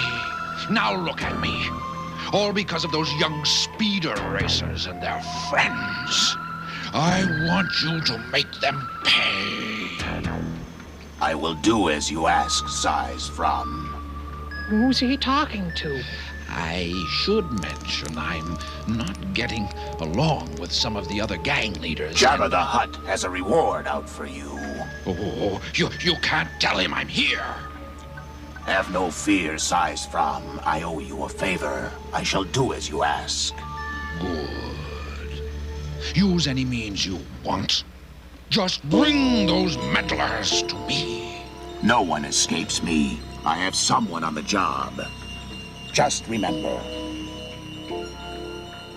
Boba Fett. After this, we are settled, Size from. After this, I owe you nothing. Why are we getting mixed up with that bounty hunter? They don't come much worse than him. I almost feel sorry for those 2 speeder racers.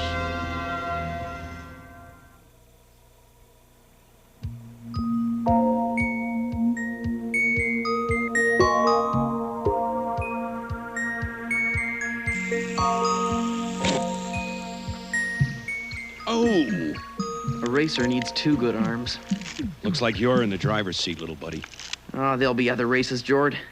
Not like this one. Every speeder big shot in the system's here. Hey, you're both out of the race if we don't find a place to patch up the witch. Don't be ridiculous, R2. He suggests we employ the help of that walking scrap heap, Proto-1. Hey, not a bad idea. But, sir, I have already found someone who can help us. Well, actually, he found me. You'll find a full complement of tools, Master Thor. Everything you should need. This is too good to be true. How long can we use it, BL-17? Oh, as long as you need it. My master is elsewhere taking care of some business. Talk about luck. Too bad Jord has to spend the night in the medical unit. Yeah, he would have had fun in here with all these tools. Good work, 3PO. You're fortunate to have such a devoted droid in your service. I'm just trying to do my best. Don't you see, Vlix? We have to beat Boba Fett to the punch. We have to prove to my father that we can take care of those 2. What do you mean we, reptile? You have to help me, Vlix. What's in it for me?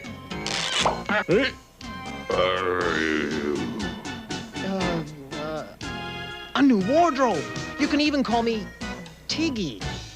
You're on, Tiggy.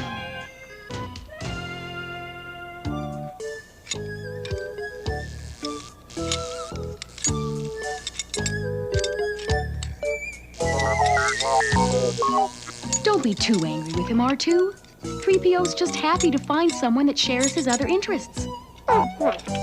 Mistress Clea, it turns out that BL-17 and I graduated from the same production facility. What do you mean, where have I been? Since when have you become my master?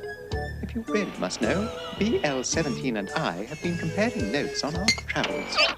It is a pleasure to associate with a droid of comparable intellect. For a change. Perhaps the R2 unit would care to join in our conversations. R2 is a good worker, but alas, he's not one for stimulating conversation. I'll go over to the parts depot and see if Master Thor needs some assistance. Hurry back. I'd like to help. Oh, splendid. I'm glad I'm not the only droid capable of assisting our master.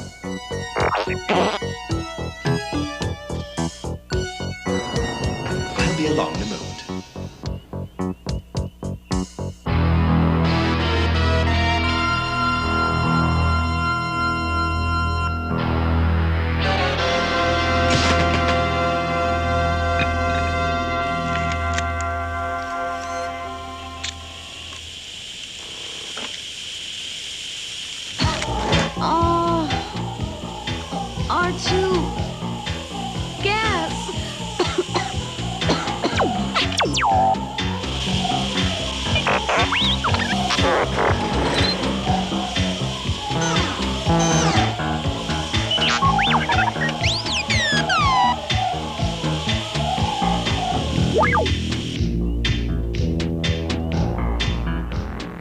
gone, we can plant this detonator in their speeder.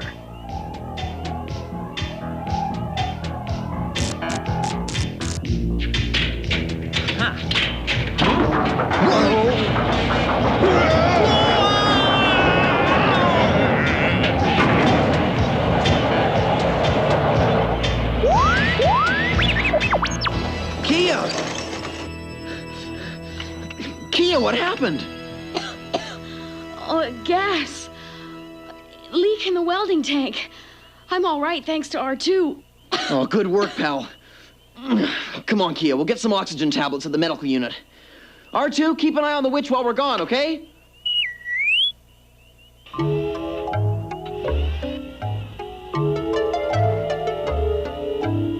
R2-D2, what have you done to the shop? Leaking gas. What do you mean the lifter destroyed the door? No excuses. You were the one using the welding tanks. You were careless. Well, you can't leave the witch unprotected like this. I know a place where we can store it. I suggest we take it there immediately. Excellent. I don't know what I'd do without you, BL-17. As for you, R2-D2, so far your presence has been completely detrimental to our master's plans. I suggest that you leave before you destroy anything else.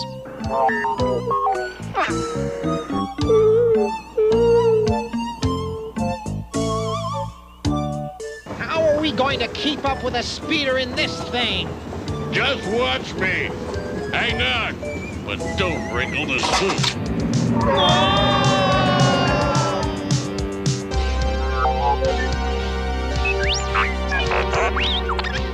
R2, what is it? He must be picking up a signal from 3PO. Let's go.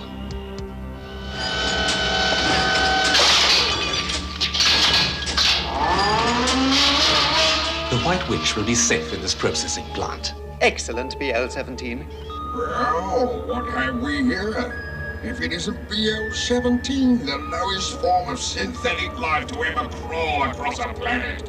Why, there's no need to be insulting. I thought you were deactivated ages ago, old-timer. But I see you've saved that privilege for me. Really now, BL-17, I don't care for this rustic any more than you, but I really don't think... Put a clamp on it, Chrome Dome. I've been waiting for this moment. But I don't understand. Run for it!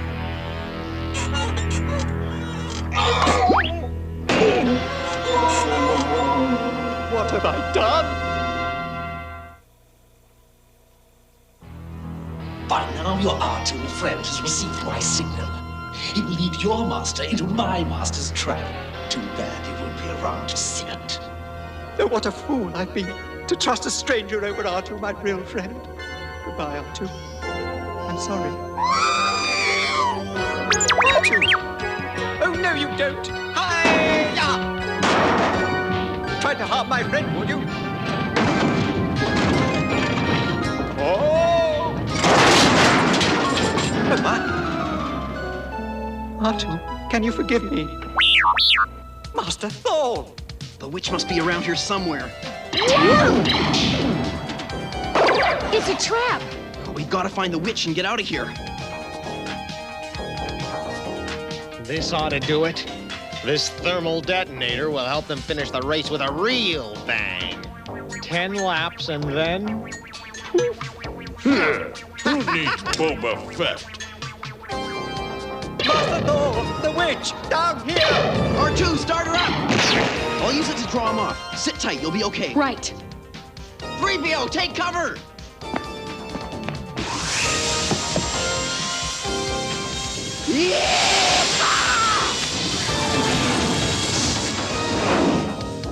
You gotta stop him! They planted a thermal detonator on his speeder! Thermal detonator? It's gonna go off in 10 laps! 10 laps! We've got to stop Thaw before he finishes the race. Welcome to the Punta Speeder Race!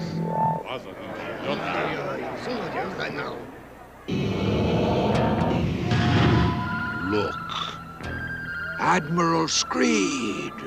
Everyone's here except the Emperor himself. Ha! This is real nice of you to let us share your private viewing box. Where is Thal Jobin? I want to see his speeder blown into a million pieces. Come Come on, Thal. Where are you? They're off! What the? Go get him, Thal! Wait, who's that? A late entry! Boba Fett in his silver speeder!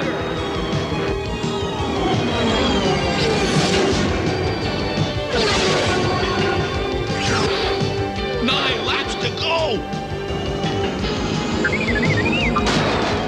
Hey!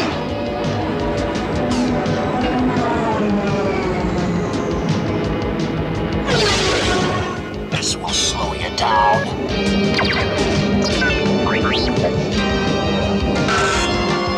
R2, we're being pulled back!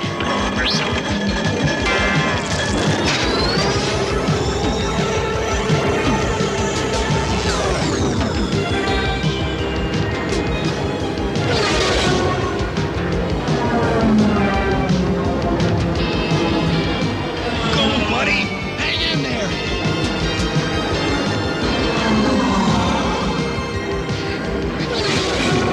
Five down. Only 5 more laps!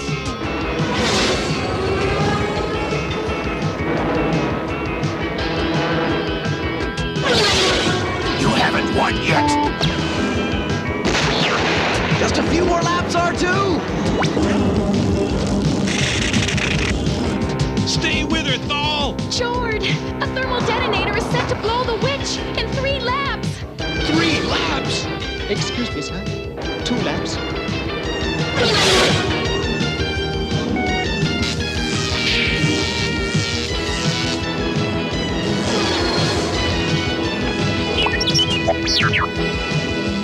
A thermal detonator! Lap 10!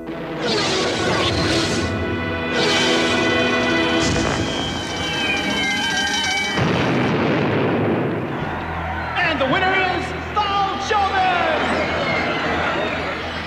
Nice driving, little buddy. You were great. We knew you'd win.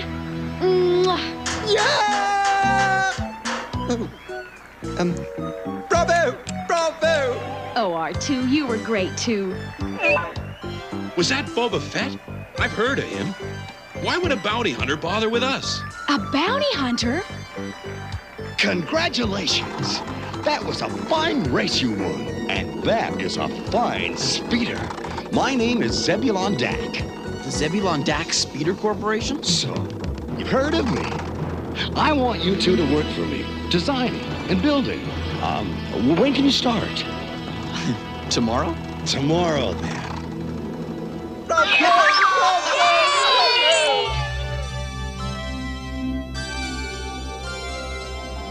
Why, it sounds like a dream come true, Master Thor. The Zebulon Dak Speeder Corporation. Well, we couldn't have done it without your help, you and R2. As R2 puts it so well, it is our honor and privilege to serve. All the same, thanks. A master never has to thank his droids, but we do appreciate your appreciation. Going somewhere? I should have guessed the Fromm family was behind this. You guys never know when to quit. I'm warning you. Hands behind your head. Proto! Proto! Oh, let's get out of here. Blunder! Your meddling has cost me my droid, my speeder, and almost my neck to from. It was all his idea to try and... Let's go. I'm turning you over to Jabba the Hutt for the reward. No! But you can't. We can talk this over, can't we? You talk too much, Tiggy. Well, they certainly deserve each other. Let's get out of here. Yeah, we got a meeting with Zebulon. R2, Proto, we must be on our way. No, not me. Boonder's my home. Take care of yourself. Goodbye, old friend. Drop round any time. Old Frodo will always be here.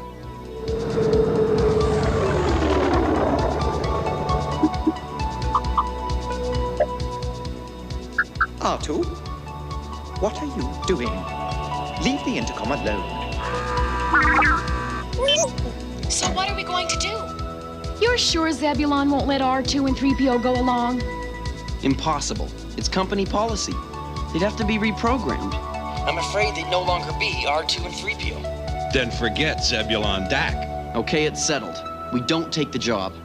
You couldn't find two better friends in the galaxy. Prepare for light speed. R2, where are you going? Of course.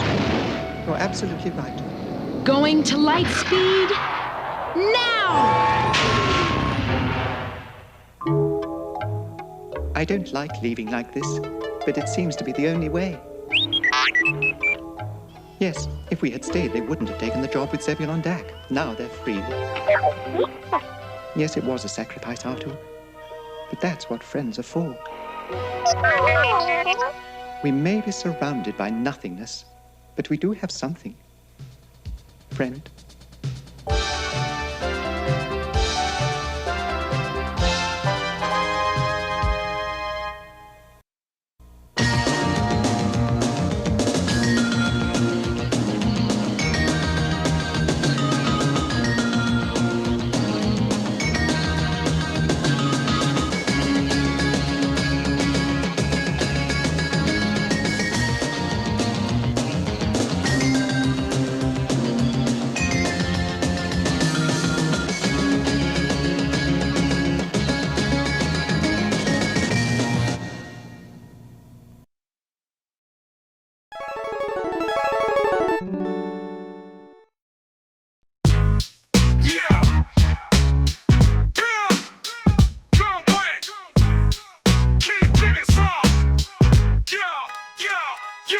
Yo, Saturday morning, wake up with a star, cartoons on the screen, gangsta in my heart, turn the tube on, Super Saturday riding, G.I. Joe and Transformers, action colliding, He-Man flexing, sword high in the sky, Dungeons and Dragons, magic kids flying high. Ulysses 31, journey for his son, journey through the stars, epic wars just begun.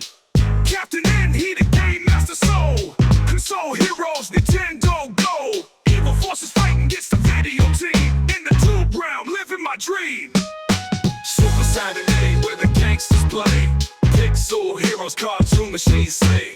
Old school vibes, every episode a hit. All my homies gather round, we ain't gonna quit. G.I. Joe's crew, they static on patrol. Laser shooting fast, Cobra taking toll. Transformers roll. My slice and bake chocolate chip cookies and kids. Oh, that poppin' fresh dough. Cookie. Baking up hot. Baking up so. Chocolate. All those chocolate chips. Melting into it. Oh, that poppin' fresh dough. Pillsbury slice and bake chocolate chip cookies. Poppin' fresh dough. Where's the ring? Here's the ring. Ring pop. You can wear a ring around your finger. Ring pop. I love the way a ring looks. I love the way my ring tastes. Ring pop. Introduce you to my flavor. Ring pop. Will you wear my ring? Ring pop. Ring pop. It's a lollipop without a stick. A ring of flavor you can lick. It's tart and sour blue raspberry too. So now you can get off the stick and get a ring. It's Mr. Potato Head and his bucket of parts. Like smart faces make a lot more fun.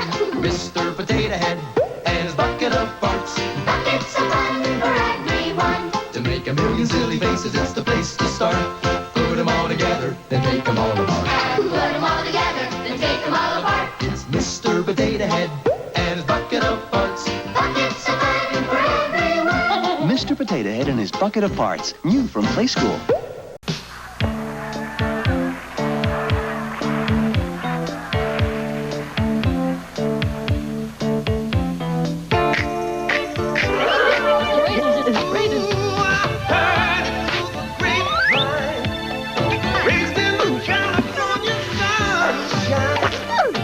California raisins from the California vineyards. Don't you know I heard it through the grapevine? Sounds great, doesn't it?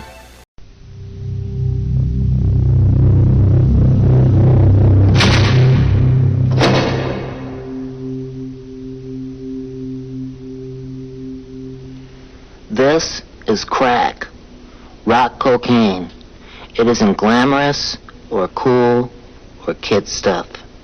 It's the most addictive kind of cocaine, and it can kill you. What's really bad is nobody knows how much it takes. So every time you use it, you risk dying. It isn't worth it. Look, everybody wants to be cool. But doing it with crack isn't just wrong. It could be dead wrong.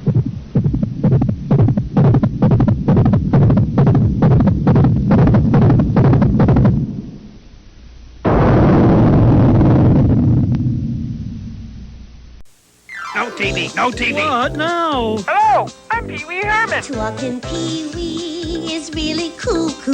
He's naughty. I know you are, but what am I? Soon you'll be that way too. Whatever you may do is so much fun when he's with you. Banana sandwich? You'll go wacko, you'll go crazy when talking Pee Wee. From Matchbox for you and your kid. Cherry sold separately. What's that? I can use them. Who said that? Mutants must rule. Did he say that? Optic blast fire. They all said that. They all talk. Introducing Marvel talking superheroes and X-Men. Is mine. But it sounds too. 3 separate voice sound activators let you control what they say. Die, Spider-Man. And do. I want to eat your brain. Spider sense tingling. Marvel talking superheroes and X-Men. Each sold separately from Toy Biz. Sega challenges you with the ultimate video game, the Sega Master System. Hang on. With more accurate control, more detailed graphics, more levels of play. Awesome. The Sega Master System comes with power-based 2 control pads, light phaser, and 2 great video games, Hang On and Safari Hunt. Gotcha. And with other games like Rambo, Outrun, and Choplifter, the excitement never stops. The Sega Master System. The challenge will always be there.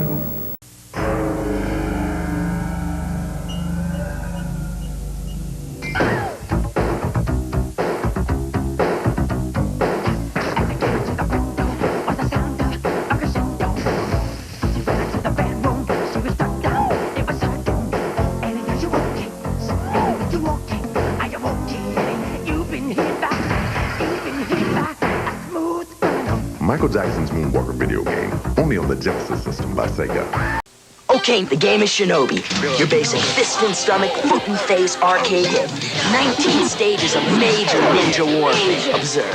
You've got your throwing stars, your bombs, your nunchucks. Nice shot. If you live through this round, you get ninja magic. Hey, you can be next. Hey, I can't see. Shinobi, just one of 70 games from Sega. Games and accessories sold separately. And coming this Christmas, 2-player Double Dragon. Sega, major fun and games. Wait till they see Double Dragon. Hey! You still don't have a Sega CD? Huh? What are you waiting for? Nintendo to make one? You have seen the games, right? Wrong answer, man. Show them!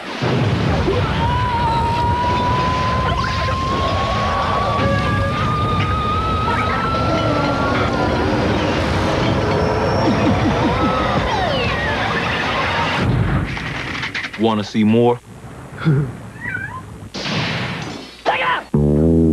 Now, when you buy the Sega Genesis that comes with Sonic 1, you'll get Sonic 2 absolutely free. Sonic 2 handles stubborn stains, embarrassing bald spots, no problem. It even slices and dices, makes thousands of julienne fries. But wait, you can play it too. This free Sonic 2 is a $54.99 value. You get 2 Sonics for the price of 1. Sonic 2 fits easily into any tackle box. Made from a space-age polymer plastic for years of family fun. And pets love it too. Buy the Sega Genesis that comes with Sonic 1 and get Sonic 2 free. Act now. Wiener Dog Sweater sold separately.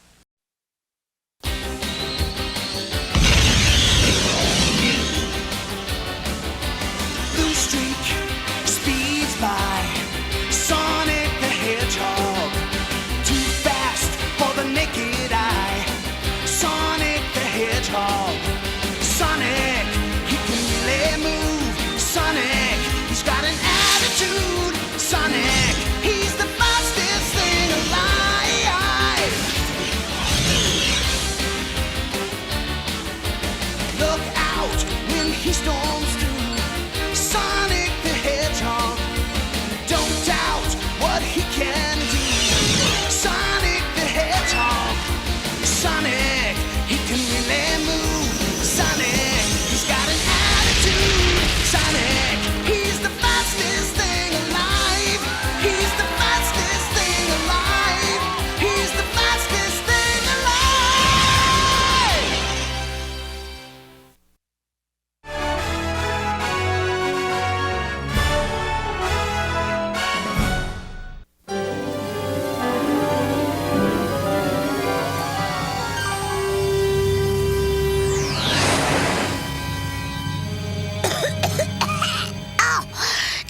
just love all this fresh air. Yeah, about as much as I love Robotnik. Arm canisters, Nicole. Arming, Sally. Canisters armed. You're all loaded, Sugar Hog. Cool. Synchronize the old watches. Okay, meet you at the usual. If anybody's late, jam back to knothole. Check? Check. Good luck, y'all. Let's do it to it.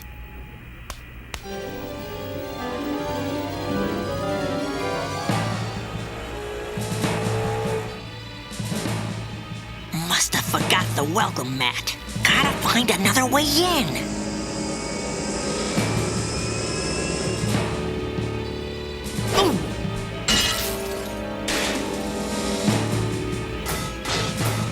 Juice time.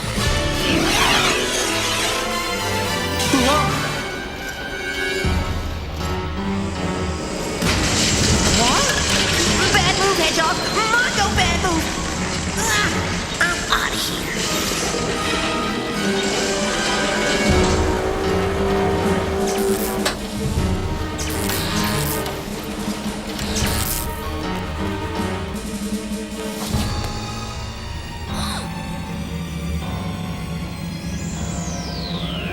Alert, alert. Organic life form detected. Don't bother. Substation electricity interferes with heat sensor. Ignore.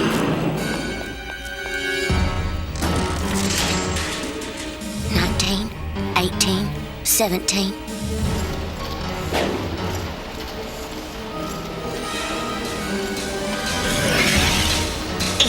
Seven, 6, 5, 4, 3, 2, 1. Bingo!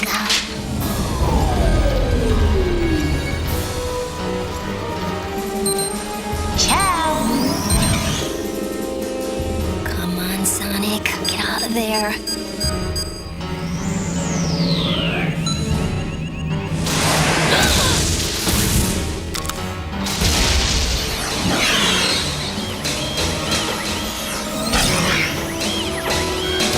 Yo, butt butts! Looks like you could use a shower!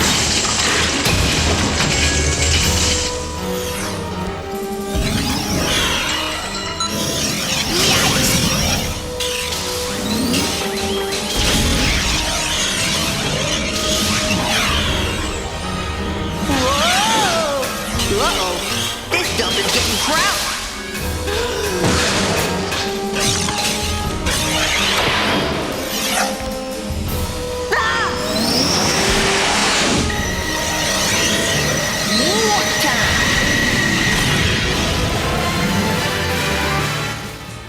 Nicole, prepare for... Raise your hands, prisoner.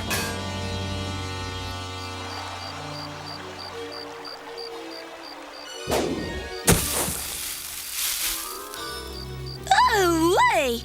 I feel like I've been dragged through a knothole, so to speak. Hey, did you guys nail a swamp bot factory? Well, honey, I don't know. I had to make a very unladylike retreat. Thanks, Sugar. Oh! Oh, my stars. I'm just falling apart. Where's Sonic and Sally? Well, the last time I saw, they were... Cannonball! It was seismic. Talk about fireworks, right, Bunny? Where's Sal? She wasn't at the meeting place, so I came on back. I gotta go back. Sonic, wait. You need a power ring.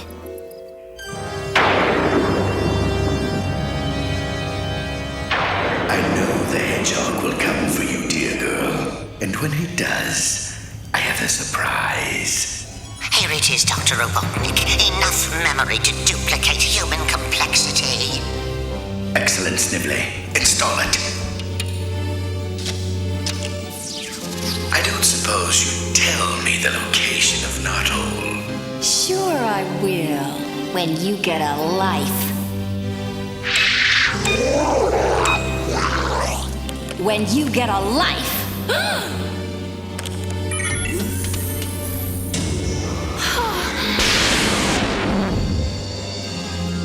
Sonic is too smart to be fooled by a robot, even a good one. Oh, but we're not finished, Princess. We need to add your sparkling personality.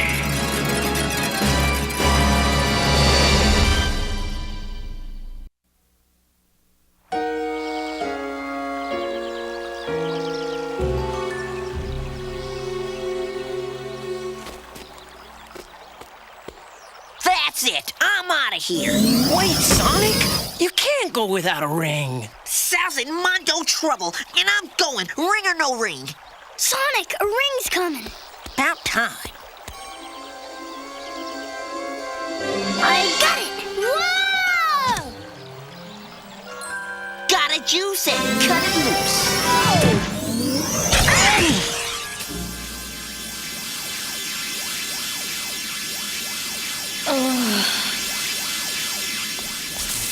Ouch! Cheer up, Princess. I've sent you a visitor. Hi. I'm Sally. Oh, don't get up. I am a princess, but out in the great forest, titles are meaningless. Huh?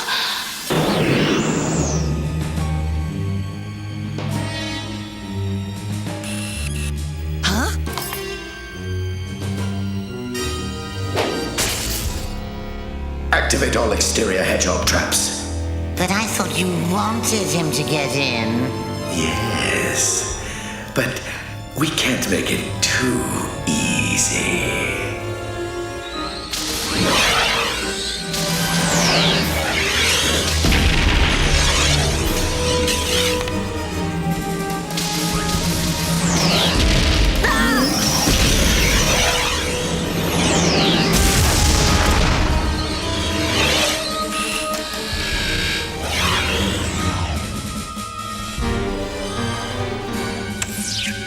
Recall all SWAT bots.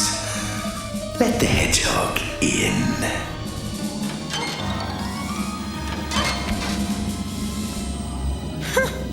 Must be my lucky day.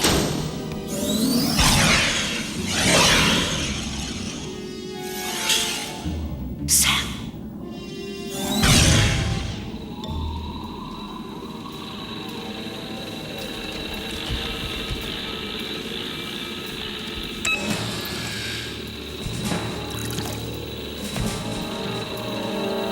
Attention, SWAT bots. This is Dr. Robotnik. Report to the war room immediately.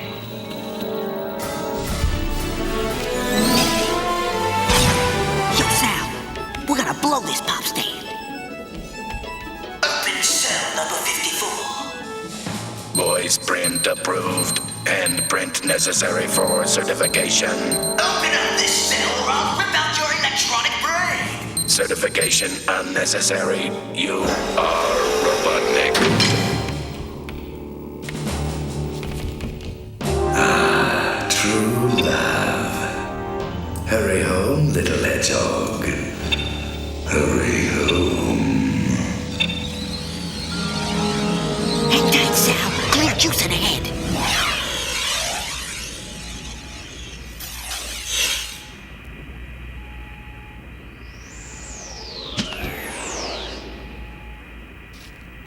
You okay? Fine. Coming back to rescue me was very brave, Sonic. Hey, no biggie. It's in the hero's job description.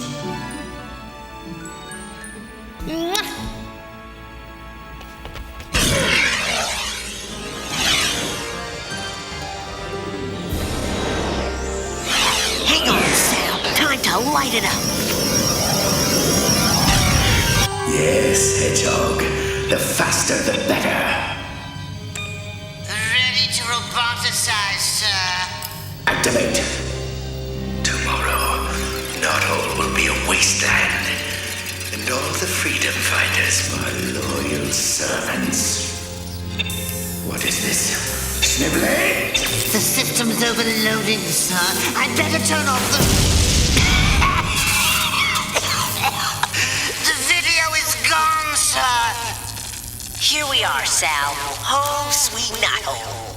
The communication system works. We can still monitor his every move. Sonic! Good job. I missed you, Sally. I'll How come you didn't do the funny kiss? Oh, the funny kiss. Of course. Nuh-uh, not that one. The funny kiss. On my nose. Oh, that funny kiss.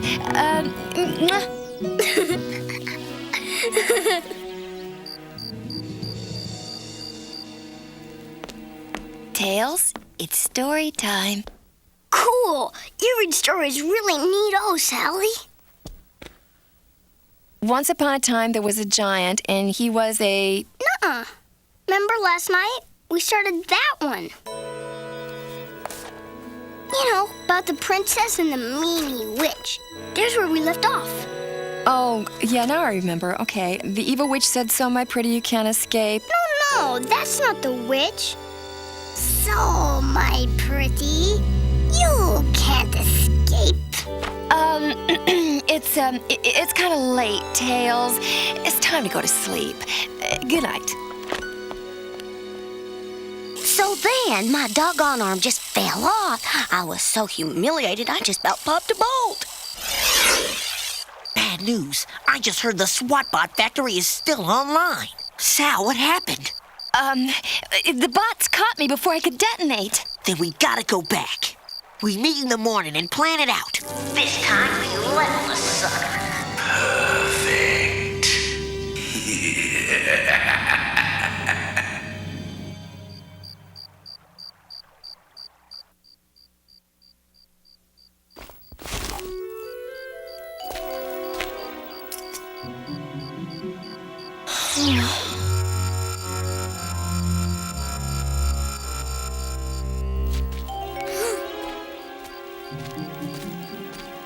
That's not Sally.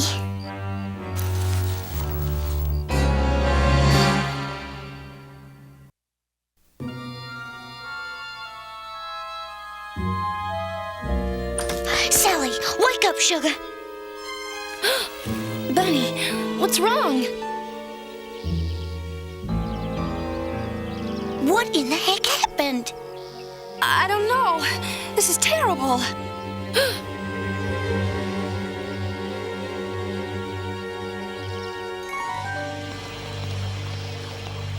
Sonic! Wait for me! Yo, big guy, what's up? Sonic, I gotta tell you something. It's a secret. Later, Sal. Man talk. Okay, bud, make it quick. We got a SWAT-bot factory to bake. That's not Sally. What? She didn't give me the funny kiss, didn't know what story to read, didn't even do the scary witch voice. Tails, Sal had a seriously hard time yesterday. She's stressing. Nuh-uh. I saw lights shining from her eyes, then she went outside and talked to herself, and her eyes turned all red and yucky. Hey, little bud, you must have had one monster dream. We'll talk about it later, okay? I got a juice.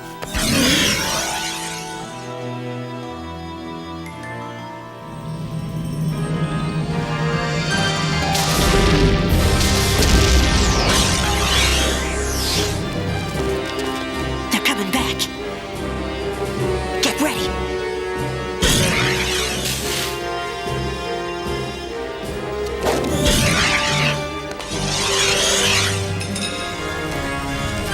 Incoming!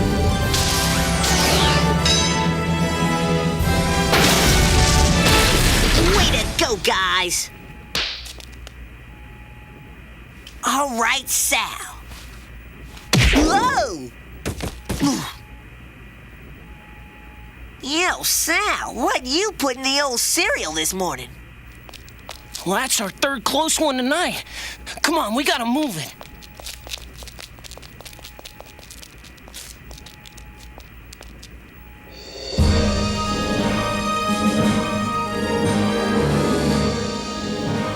Whoa! Sonic, this is too weird. It's like the SWAT bots know every move before we make it. Yeah, the old butt bot seems sharper than normal. Okay, guys, we're ready. Let's do it to it. Right. Come on, Sal, you forgot the last part.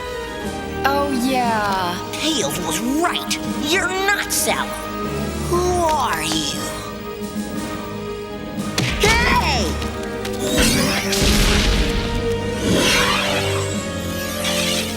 Whoa!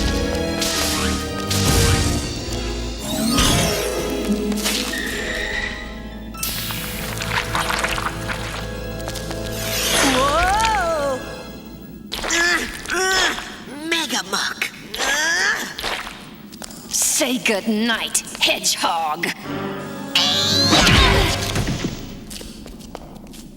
There you go, Sugar Hog.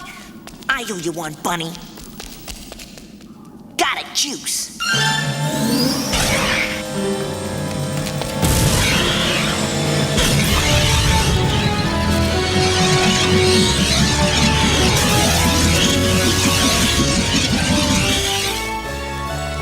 Boy, Robotnik is good. She fooled everybody. Except Tails. But if that's not Sally, where the heck is she? I don't know, but I bet this robot can tell us. It's ready, sir. Well, Princess, since the Hedgehog destroyed my robot, I'll make a new improved model. And the bot factory is guarded by 20 security bots and hover units. What about the princess? She is now being roboticized. What? I'm juicing. Hey, Sonic, wait a sec. Surprise for iron lifts. Cool. You guys do the factory. I'll get Sal. Catch you later.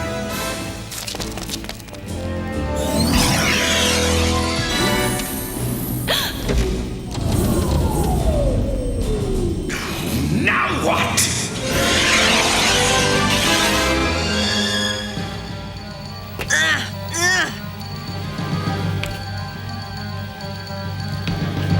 Torch it.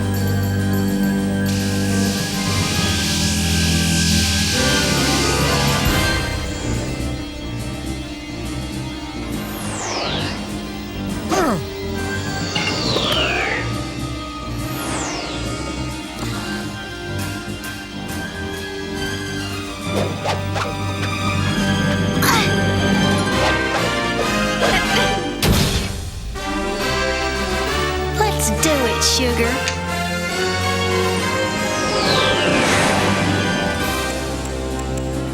Ready, Dr. Robotnik. Activate. Bye-bye, Princess.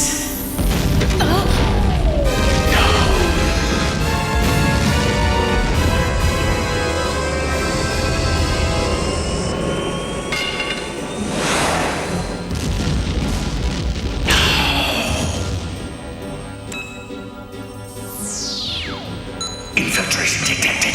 All units attack.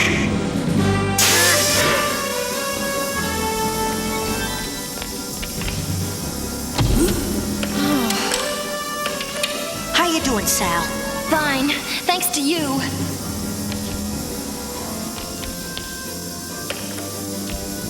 Let's cruise. I don't like the company here.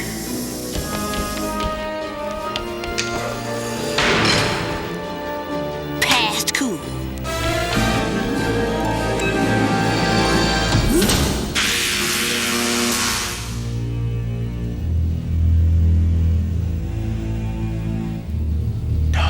This can't be. You are close, Robotnik, but close only counts in horseshoes. Have a dreadful day.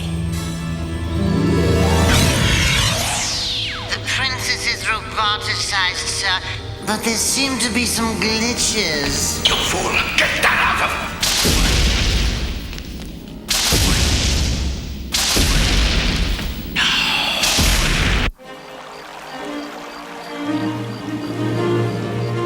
Thanks for saving my life tonight, Bunny. Sometimes a metal body comes in handy. But I still have something a robot will never have. A mind and a heart of my own.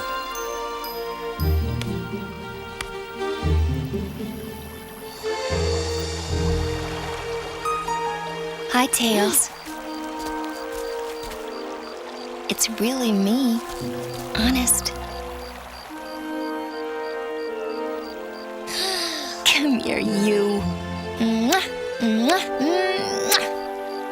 Sally, it's really you. That it is, my pretty. Hold it, Tails. I'm still not sure that's the real Sal. Oh, really? Then I guess I'll have to prove it. Well? She's a fake. Come on, Tails. We gotta juice. I'll show you, fake Sonic Hedgehog.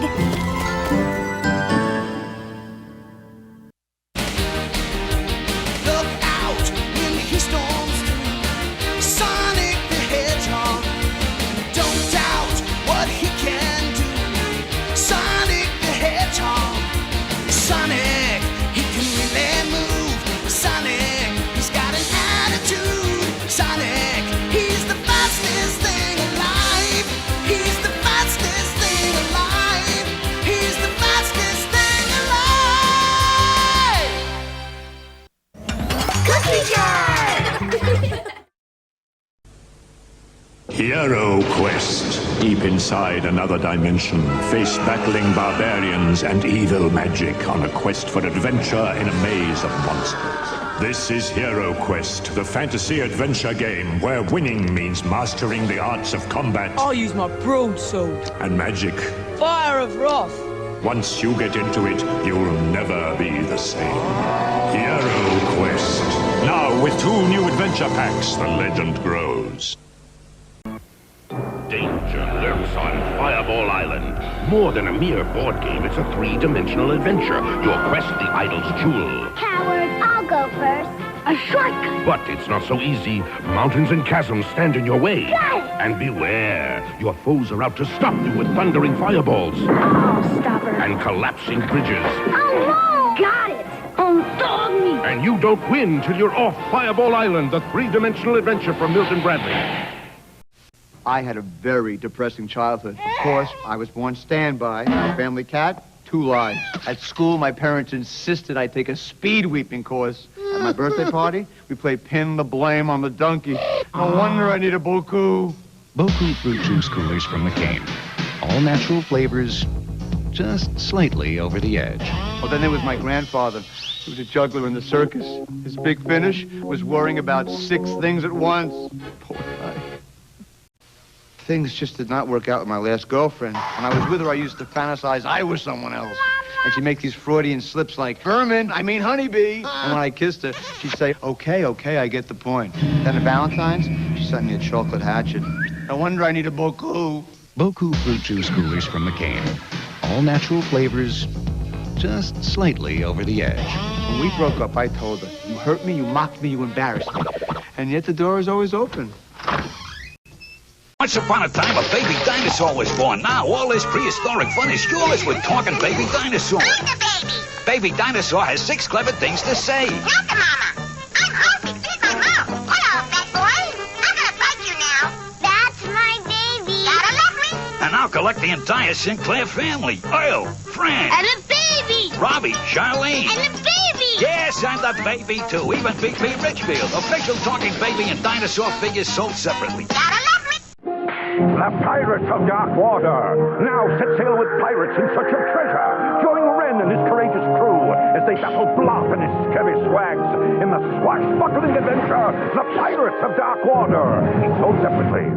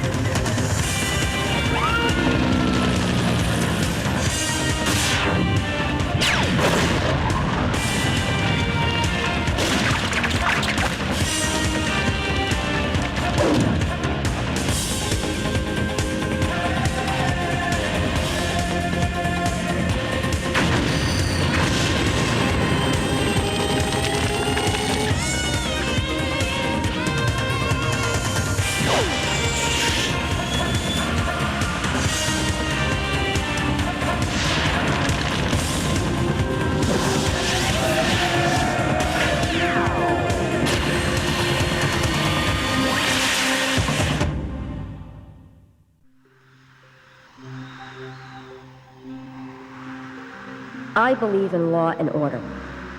Because without it, Metropia would be a jungle. That's why I joined the Enforcers.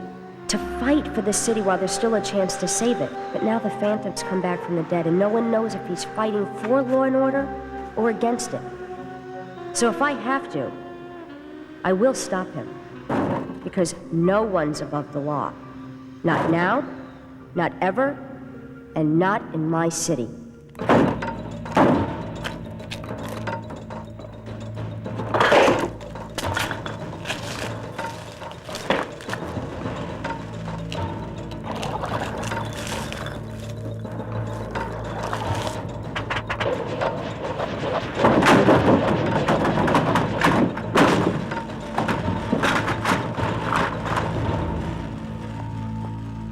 I've seen enough.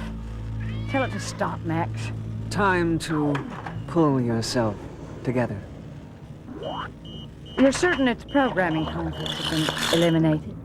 Nothing is certain, Mother. In fact, I was thinking of naming him Heisenberg. We're ready to talk to Sean 1. 27, bring the car. Engage, uplink.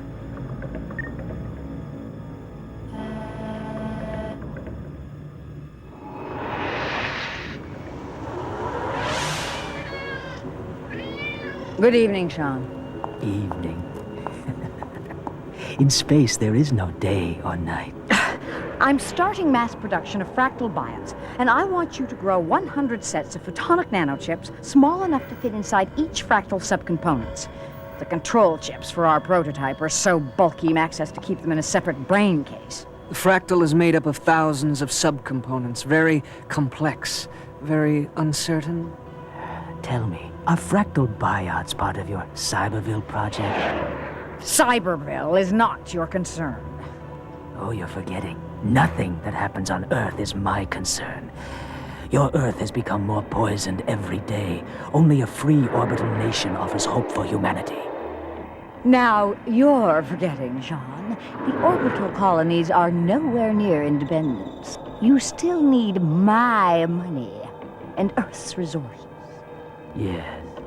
And just how long will Earth's resources last once you've finished Cyberville, But then that's part of your plan too, isn't it? Will you grow the fractal chips or not? Gorda will handle delivery through Australia. Expect shipment in 5 days. And we are closer to independence than you prisoners of gravity think.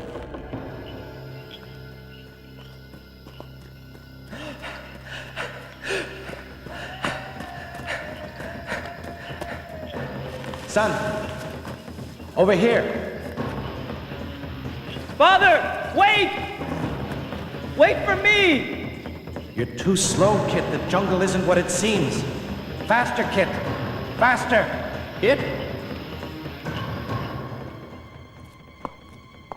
Wake up, Kit. Professor Archer! I was asleep, dreaming. Oh, I'm all right, kid. Yes. Well, yeah. I asked you here so we could talk about you.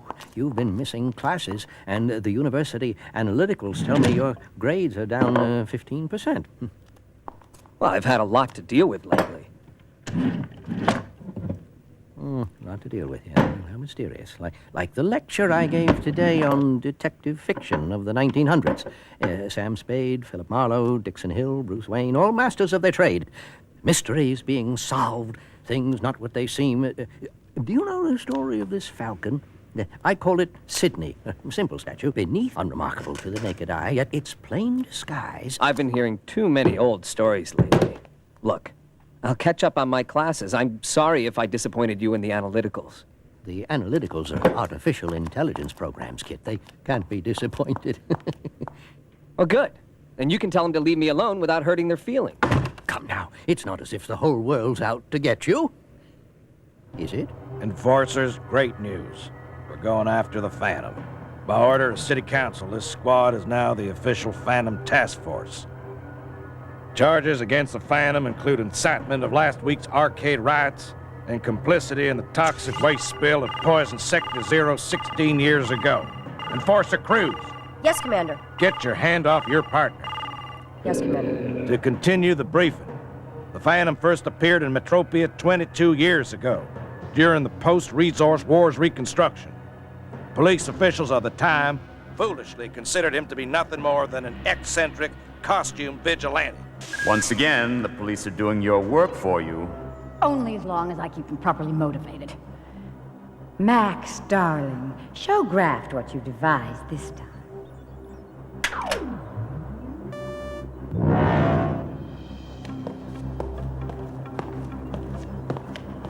Fractal biots are too unstable. They're not ready for the field. Oh, Eisenberg's no ordinary fractal biot. As Metropia's simple citizens are about to discover, he's their new and improved Phantom.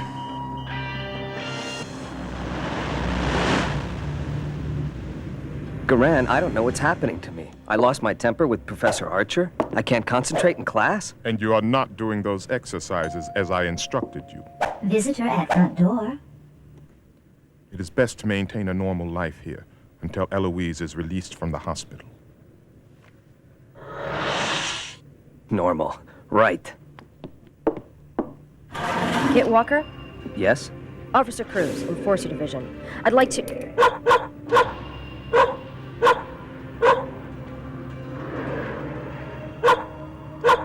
No, DVL. Kit Walker is a friend. Understand? Friend?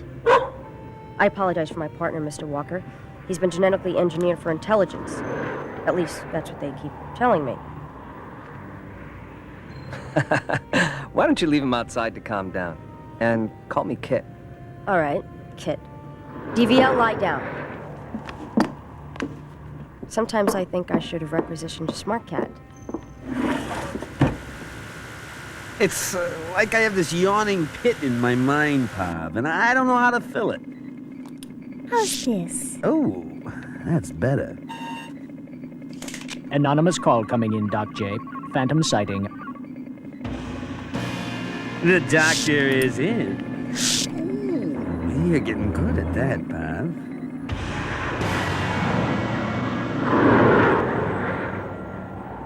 Do you know why the Phantom was in your aunt's hospital room? He was?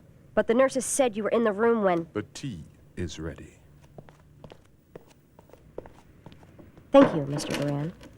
Just Goran.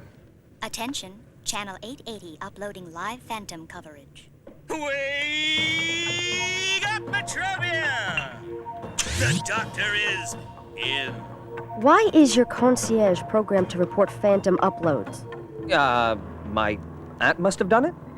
Live, jacked in, and full photonic, the Phantom. Robbing a tube train even as I speak. So let's see things my way, huh? There you have it, Metropia. The Phantom in action. A not-so-pretty petty thief. I have to go. So do... too bad.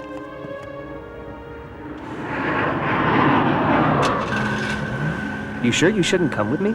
Some things the Phantom must learn on his own.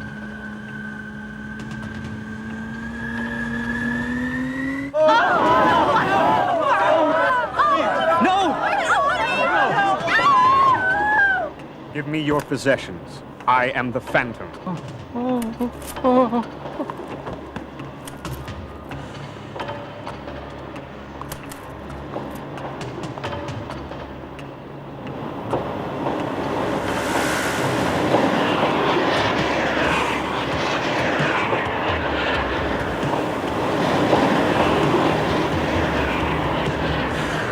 This is Cruz. I'm going in.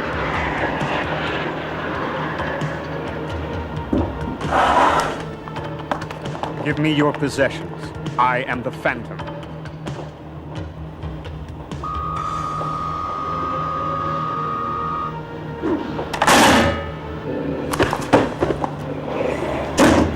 DVL, safety mode.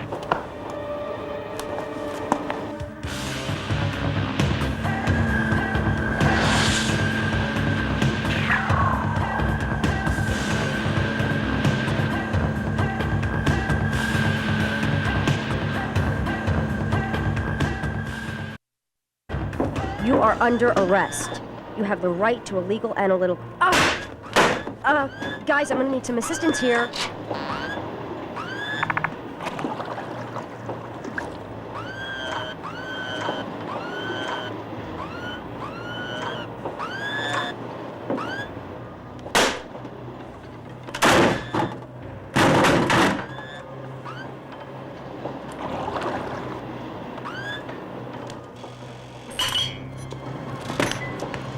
Two of them. Whoop! Loss of signal.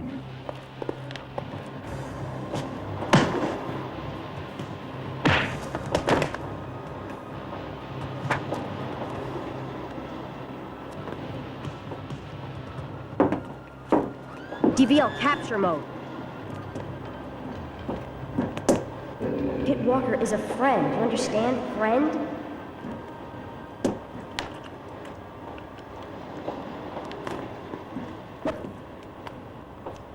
Is your collar too tight or what? It's true, Doctor. Double phantoms. If I don't see it, it won't happen. Then you should look.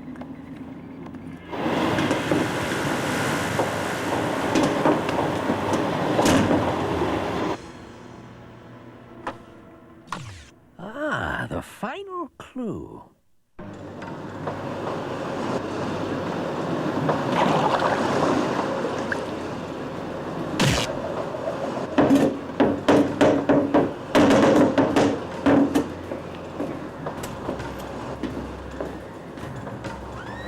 This isn't making sense. Hypercycle, lock, and find.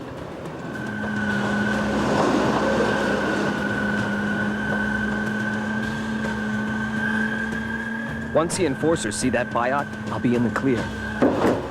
There is an old jungle saying, where many paths cross, the scent of truth can be lost on the wind.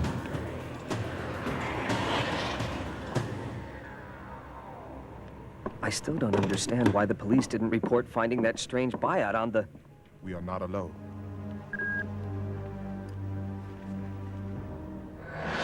Hello, Kit. I've been expecting you. I saw your aunt's ring, remember? And I saw you in action on Dr. Jack's freeload.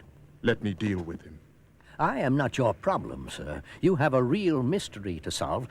Someone is trying to frame the Phantom as a criminal. And as Kit will tell you, criminals are somewhat of a specialty of mine. There is no Kit here. It's all right, Garand. You'll always be my link to Africa and my past. But now I need a link to Metropia and my future. Phantom, no! Ah, remarkable. I'm sorry I was so angry in your office today. Well, I'm sorry I didn't solve the mystery sooner. Some mysteries are better left unsolved. Gorda has hidden the nanochips in a cargo container bound for Sikorsky Field. Of course, you will have to retrieve the chips before Customs can scan them. I'm certain I have the resources to manage that. Madison out. Shall I assemble the buyout assault team to retrieve the chips? No. I think it's time the Phantom committed another theft. And what if the real Phantom interferes again? 27. Wrap your arms around the Phantom.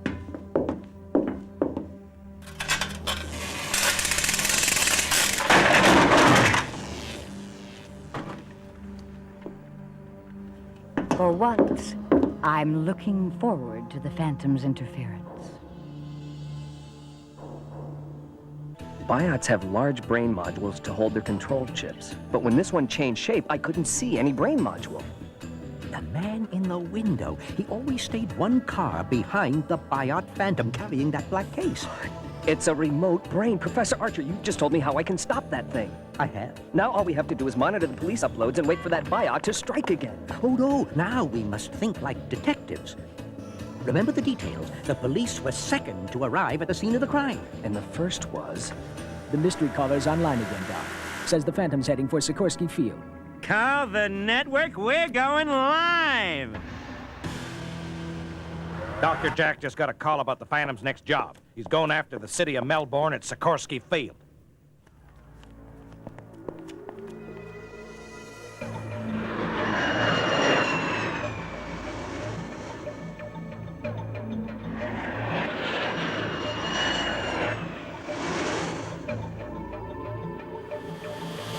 Run digital camouflage.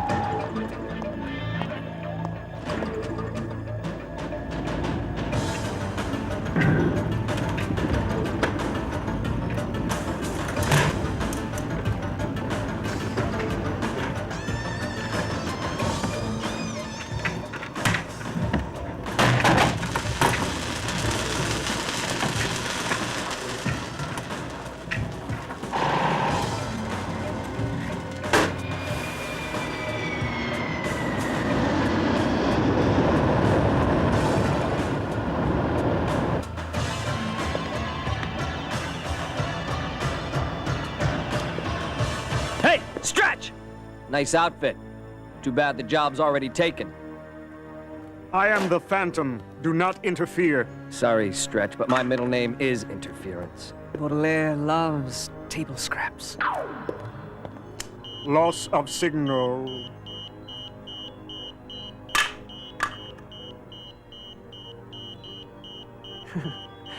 He's more fun than Mother. Photonic nanochips? Small enough for Stretch's subcomponents? Someone wants to make more of you. Lots more. There they are! Get them!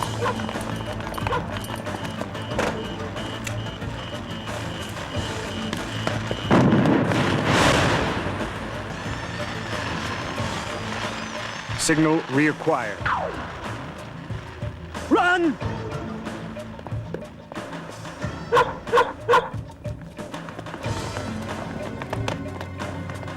Hey, where'd they go? I hate mysteries.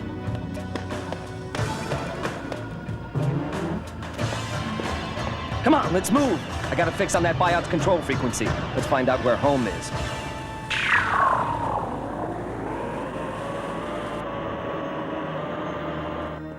Live, jacked in, and full. He's gone? That violet vigilante is doing this to me on purpose, isn't he?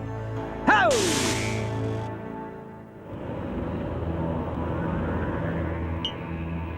Oh, look, Heisenberg, we're being followed. Luckily, Baudelaire thinks of everything.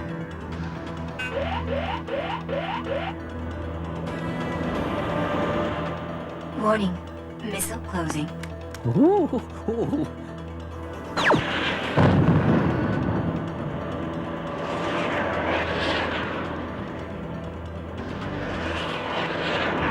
I can't let him fire his missiles in the city. I have to bring him down. The Phantom does not kill. You know that. I know that, but whoever's in that cruiser doesn't.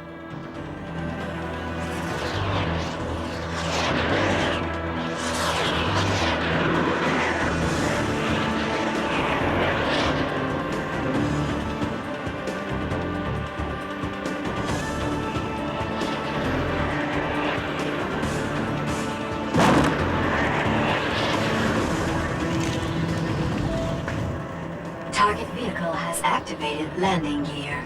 That got his attention.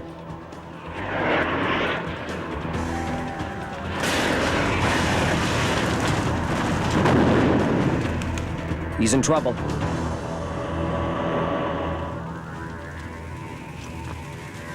Fire alert.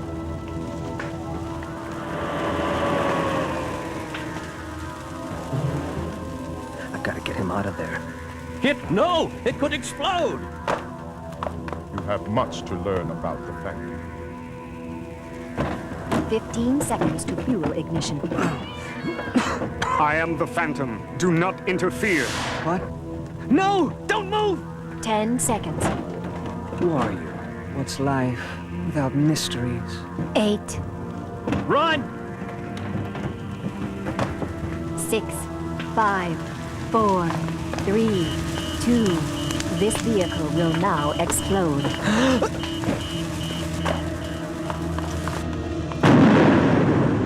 Is he... You saved his life, kid. Too bad there wasn't anyone around to see it. So they'd know the truth about the real Phantom. All that matters is that you discovered the Phantom's courage inside you. But I must have the mind of the Phantom as well. That's why I want you both to teach me. Together.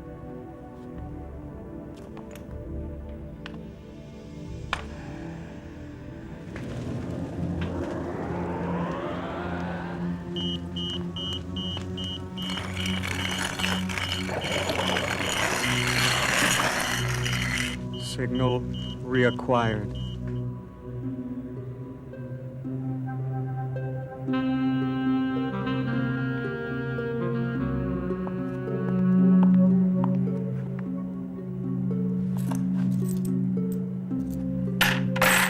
Thanks, man. Man?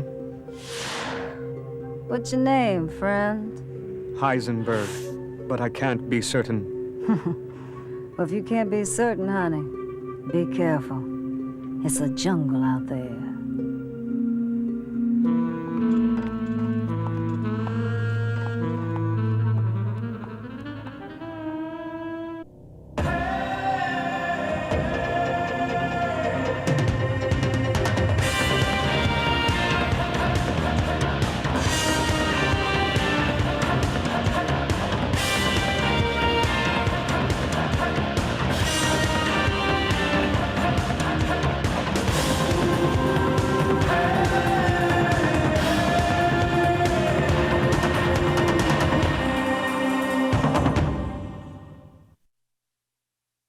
Imagine the perfect video store. It would have a great selection, right? Right! Over 10,000 videos. 3 evening rentals, so no rush, no hassle. Fast checkout. 24-hour quick drop return. Open late every night. Well, the perfect video store Welcome to Blockbuster Video. is popping up all over the country. There's one near you. Blockbuster Video. Wow, what a difference. It's the 4th of July. You got the right one, baby. You got the right one, baby. You got the right one, baby. You got the right thing. You got the right one. Everybody. Ooh, Diet Pepsi. Baby, you got the right one. There's only one right one, baby. You got the right one, baby. With 100% NutraSweet. Let me in here, Guinevere. On every Kool-Aid flavor's new and super fruity. You hear? Say. Oh, yeah. Super fruity. Oh, yeah. Check out Cherry. It's the very Mary Cherry. It's an orange. It's so fat. It's raw. Oh. Or escaping the great. With futuristic taste. That'll totally jack up your jaws. All the girls say. Oh, yeah. Super fruity. Super fruity flavor. Know your K.A. fans. I say the big man's the best. Oh, yeah. Okay, class, pop quiz. Question number 1. You want to buy a video game system. Super NES gives you 4 free games. Sega gives you no free games. Which do you choose? Number 2. Farmer Brown has 4 chickens to trade for a video game system. Super NES gives him 4 free games. Sega, no free games. Which should Farmer Brown choose? Number 3. Buy any Super NES system and for $3.50 postage, we'll send you Super Mario All-Stars. That's 4 games free. Now who would miss an offer like that? Could you repeat the question? So, I'm at my friend Paul's house when his dad says, how about Reese's for breakfast? I say, candy for breakfast? Paul says, where have you been? Not candy, Reese's Peanut Butter Puffs, a real crunchy cereal. So he slides me a bowl. I crunch into him. Wham! My mouth goes crazy. The smooth combo of peanut butter and chocolatey taste swimming in milk, attacking my taste buds. Then his dad pops in. And it's part of this complete breakfast, too. Now that's cool. Reese's for breakfast. I just unrolled this new fruit by the foot. It's color by the foot with crazy fruity colors all on one roll. First is wacky yellow. Yellow that's more fun than yellow ducks limboing in yellow polka dot pajamas. Yeah, wow! There's fruity red. Red that's crazier than my red-headed aunt in red stretch pants on a red pogo stick. Then weird green. Green that's freakier than a green Martian with a green toupee. With all the fruity colors that keep coming and coming and coming, I'll run out of time before I run out of foot. New color by the foot. It's foot after foot after foot of colorful fun.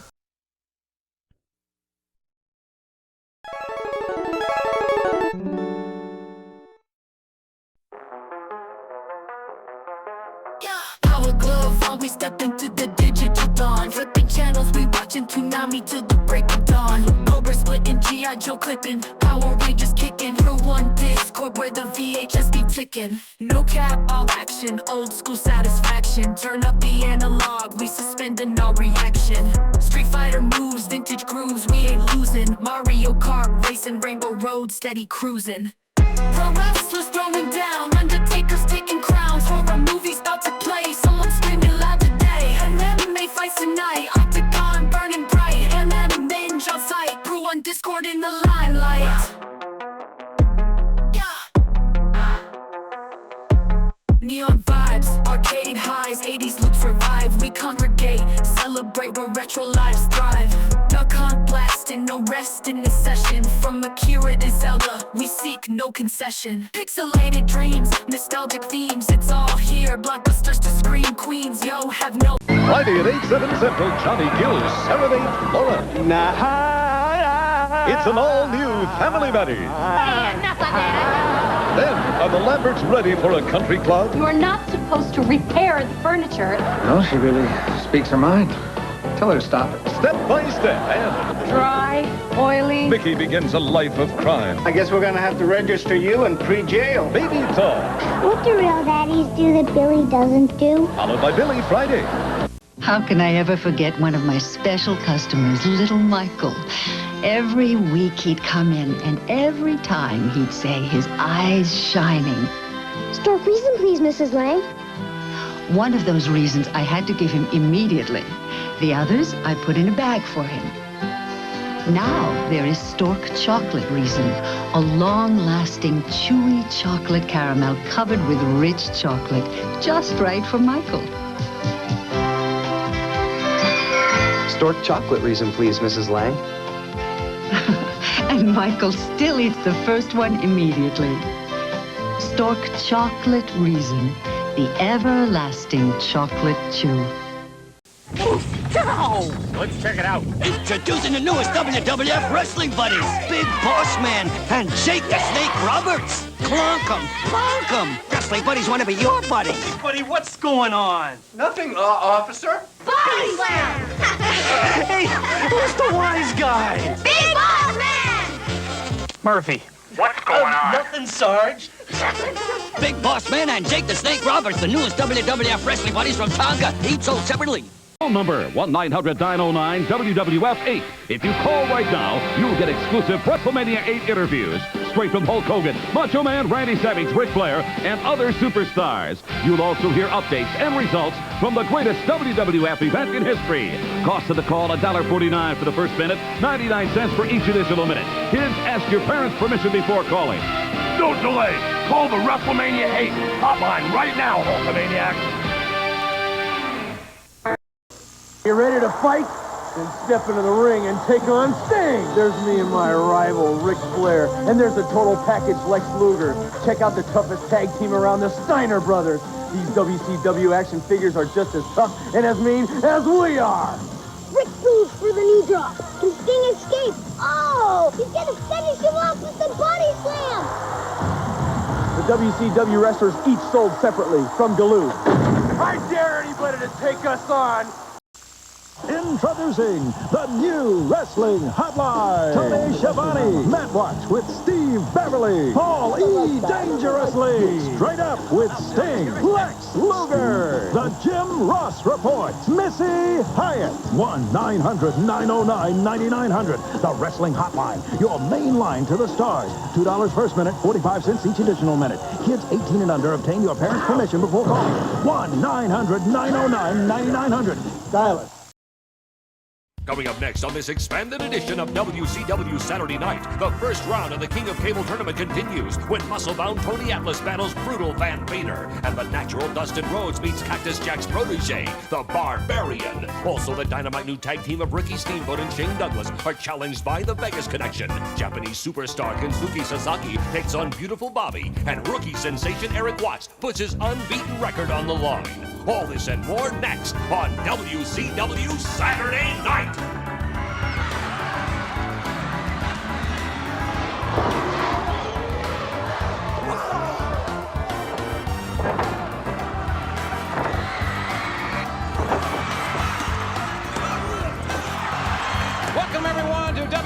glorious Saturday night here at Center Stage in Atlanta. As you heard, we have 2.5 hours of wrestling action for you, ladies and gentlemen. Two big King of Cable matches. Jake Roberts will not be in the King of Cable tournament. I understand Cowboy Bill Watts, Larry Zbyszko, has a very important announcement to make regarding that situation. You know, and that's going to cause a problem for Bill Watts, because you got 20, 30 guys beating down the door, trying their best to get a shot at this vacancy. This King of Cable is going to become a very prestigious award type of trophy, and it leads to the road of fortune and glory. Fans, in the next 2.5 hours, in addition to those two King of Cable matchups, you'll also see Beautiful Bobby take on Kensuke Sasaki. We also have a public workout, a sparring with Paul E. Dangerously right here in the ring later tonight as well. But right now, let's go up to our ring announcer, Rhubarb Jones. Ladies and gentlemen, introducing first from New York City at 275 pounds, heavy metal Van Hammer! He rocks the world!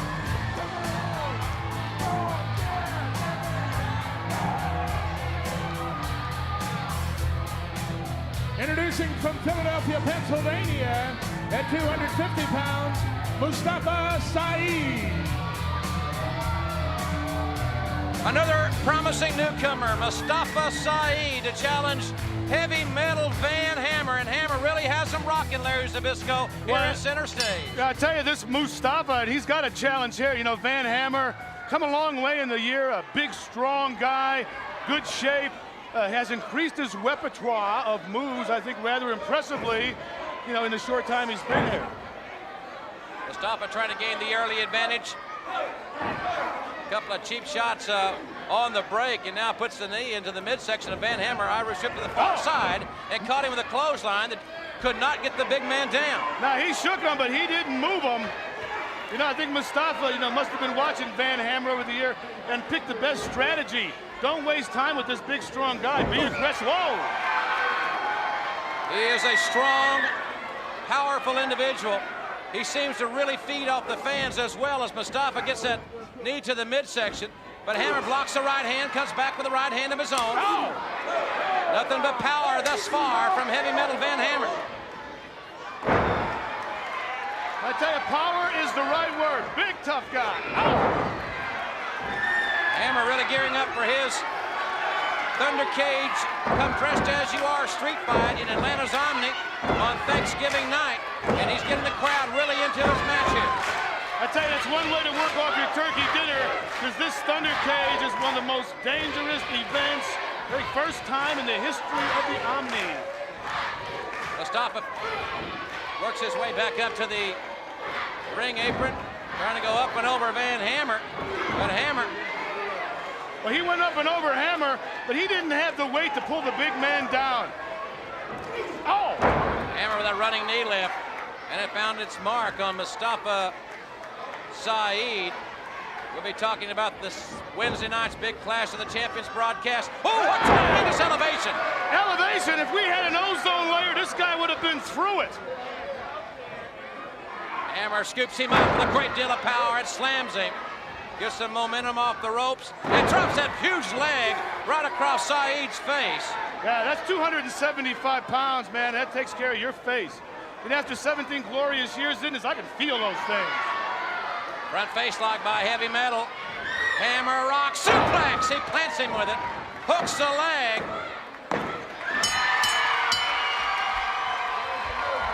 Ladies and gentlemen, your winner of the contest, Heavy Metal Van Hammer.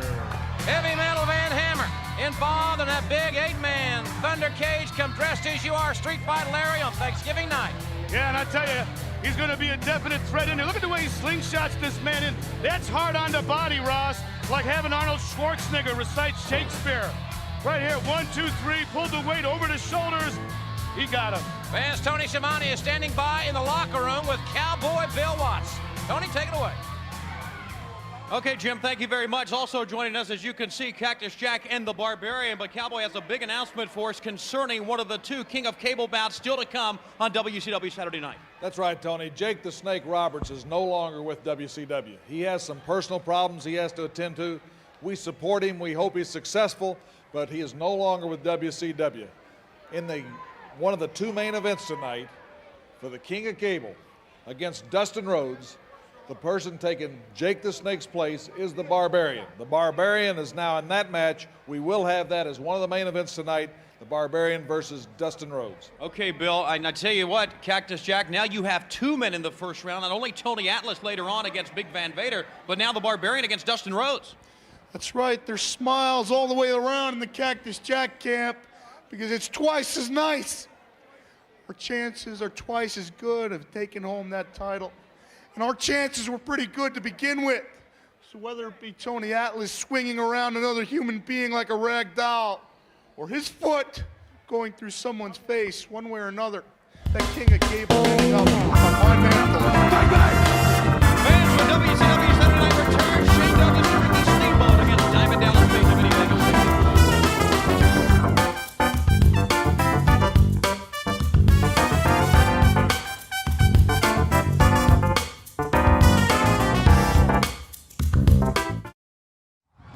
Ladies and gentlemen, introducing first, with a combined weight of 555 pounds, Diamond Dallas Page and Vinny Vegas. Together they are the Vegas Connection. This is our buddies on the Vegas Connection. Vinny B and DDP. Good God. The odds don't look so good tonight, boys, do they, eh?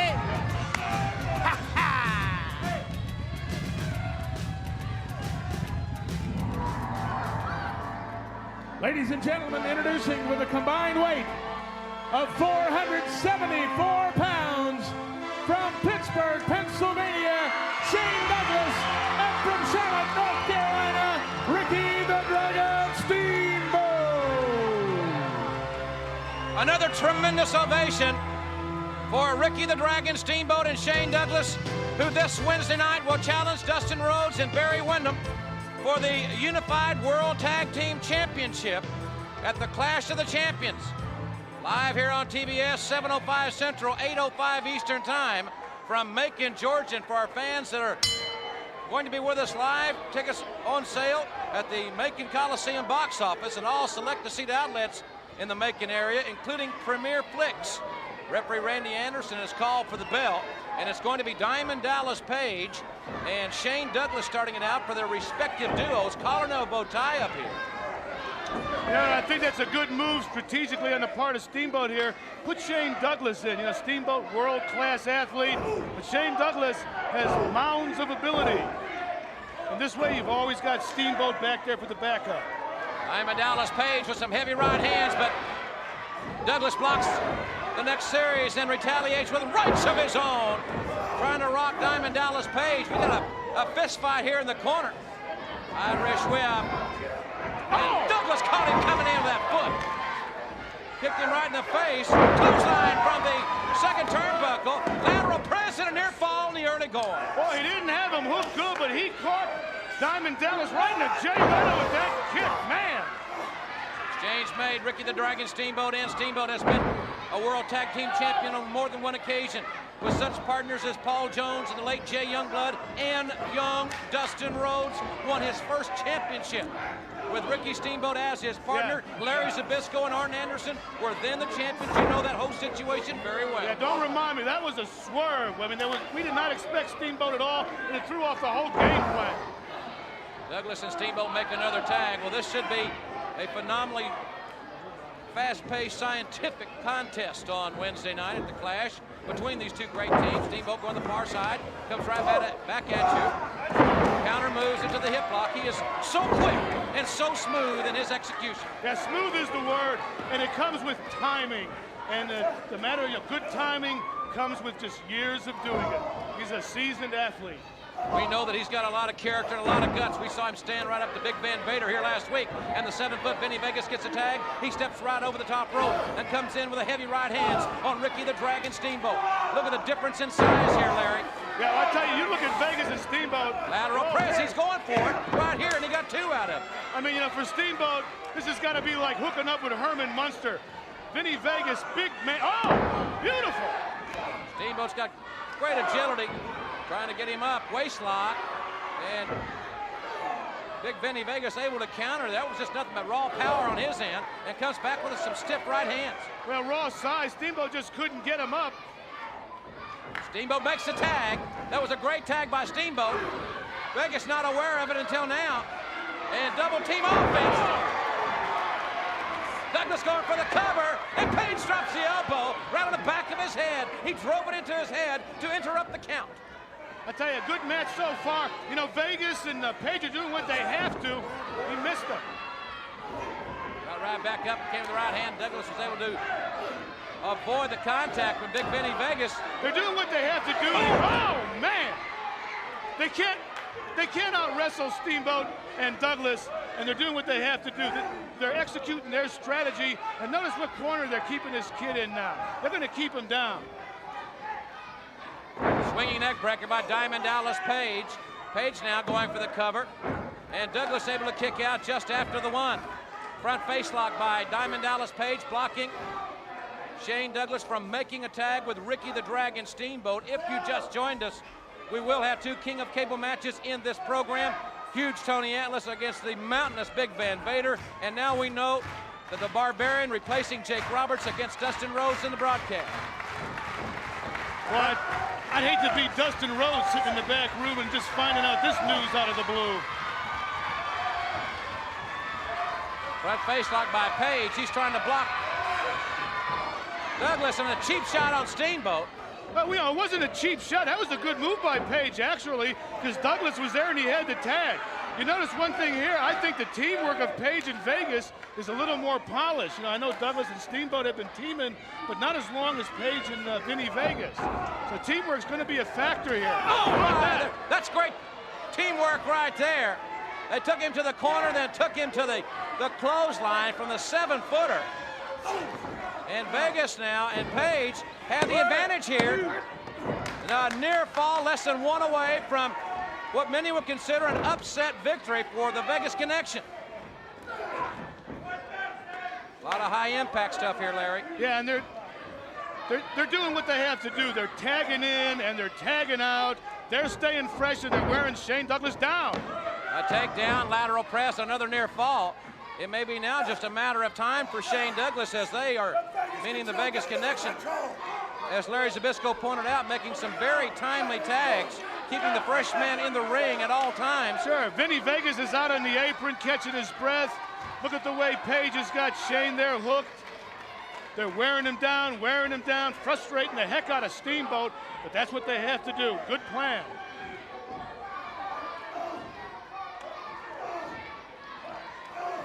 Douglas back up to a vertical base there.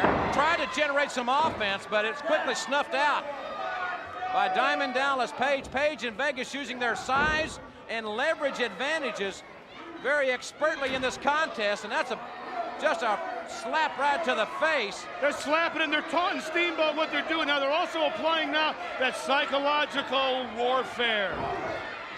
Look at Steamboat, he's not in the corner. Douglas is trying to fight his way back out.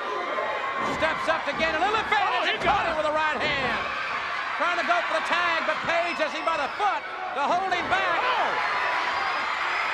Vegas gets the tag. He made it. And so does Steamboat. Steamboat really cooking here with those martial arts chops. Sends him for the ride. Oh. Chops him down. He chops Page down. Steamboat's going berserk. Steamboat with a great explosion. Oh. Taking it to the Vegas Connection. Can he sustain it? Rolling cradle, but Vegas again was saved by Page. The forearm by Douglas. Steamboat broke through the ropes. Page goes outside. From behind, it's Vinny Vegas. Vegas nailed Douglas from behind. He didn't see him there. I don't think Vegas sees Steamboat. He caught him. Go! But he tripped over Douglas. Steamboat hooks the leg, and they won it. Ladies and gentlemen, the winners of the match, the team of Ricky the Dragon Steamboat and Shane Douglas. Fans, we'll take another look at it. Larry can describe it for you while I get ready to talk to the Unified World Tag Team Champions. Well, I tell you, according to the teamwork, I had Vegas and Page ahead on points, but right here, brilliant execution. execution on the part of Steamboat and Douglas. 1, 2, 3. Beautiful win. You can't take it away from them. Now, let's go to the set with Jim Ross.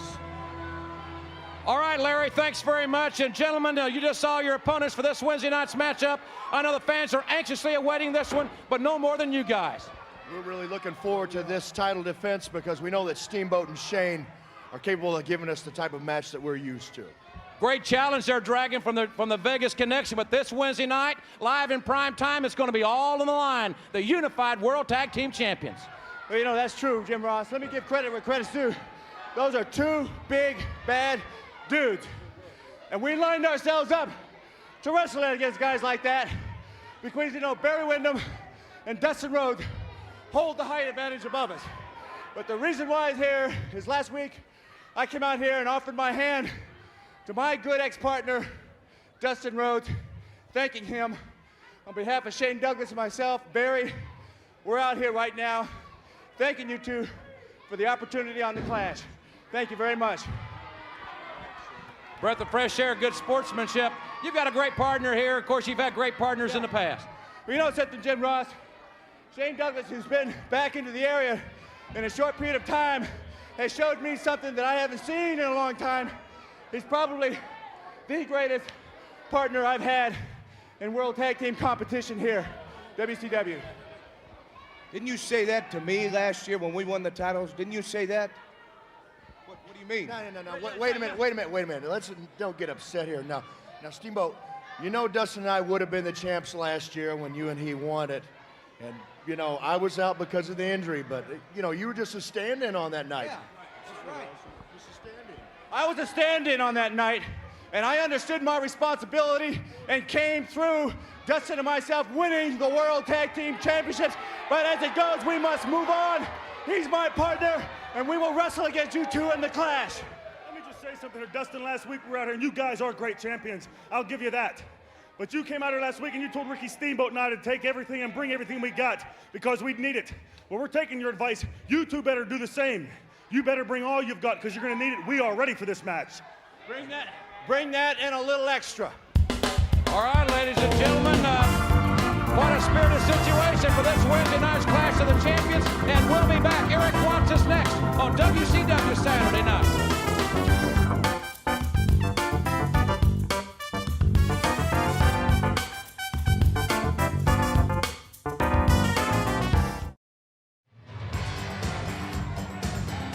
Ladies and gentlemen, introducing first, at 262 pounds, he hails from Bixby, Oklahoma, and the University of Louisville. Here comes Eric Watts! And introducing his opponent from Honolulu, Hawaii, at 242 pounds, Chris Sullivan. The tough competitor from the islands, Chris Sullivan, to challenge the rookie Eric Watts. Eric and Kensuke Sasaki this Wednesday night live here on TBS. We'll meet Arn Anderson and Beautiful Bobby with Michael Hayes at ringside. Paulie Dangerously has put a bounty on Eric's head for his men to eliminate him that could earn a sizable financial bonus, we understand, as Chris Sullivan starts out at arm's length, literally with that wrist lock, but it's countered quickly by Watts. You know, it's interesting, mentioned the bounty by Paulie, that slime that he is. It really puts a lot of undue pressure on a kid like Watts, who's got all the potential in the world, but, you know, it will be time that will tell the tale. Nice agility by the 6'5", 262. Former quarterback at Louisville, drop toe hold. Nice drop toe hold. Chris Sullivan, he's a veteran wrestler, but he didn't expect that move at all. Good timing. Eric working on the legs. We know that Eric has had a lot of training sessions with the NWA World Champion, Masahiro Chono, the master of one of the most lethal submission moves in the sport, the STF, Larry. I tell you, and he's got good reason, you know, talking about this bounty from Paulie. There's a big difference between being out there trying to wrestle and win and wrestling guys that are out there deliberately trying to hurt you. And this is what Eric Watts has against him. Arn Anderson, Bobby Eaton, Hayes, all of them. These are guys who are being paid to go out and hurt the kid, not just win a match. There's a big difference here. I think it's smart learning, you know, super submission holds. You have to. Sullivan trying to kick his way free, and finally is successful as Eric was working on those legs. Oh! Yeah! Open hands right to the face. What a slap! Irish whip, and that big foot met Sullivan coming into the corner. And Eric takes him out of his shoes with that clothesline. I tell you, this kid is certainly being maligned in recent weeks, especially by people like Ravishing Rick Rude and the entire Dangerous Alliance, for that matter. Good hip block out of the corner.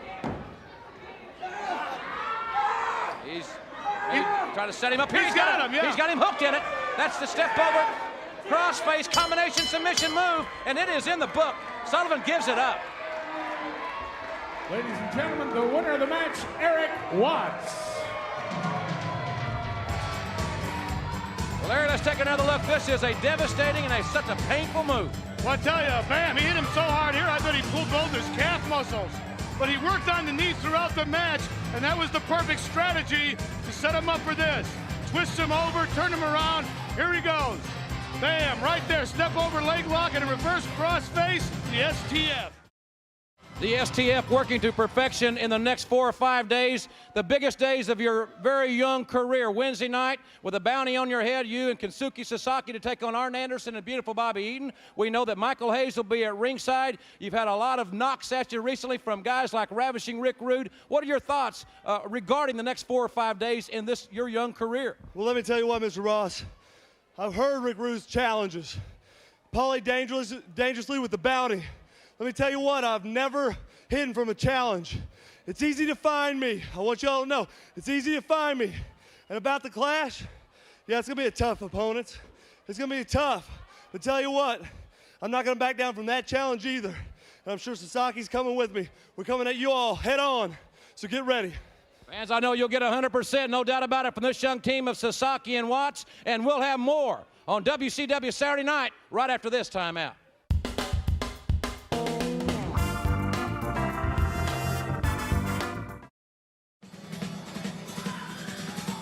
Ladies and gentlemen, introducing first from Amarillo, Texas, with a combined weight of 550 pounds, the team of Shanghai Pierce and Tex Schlesinger.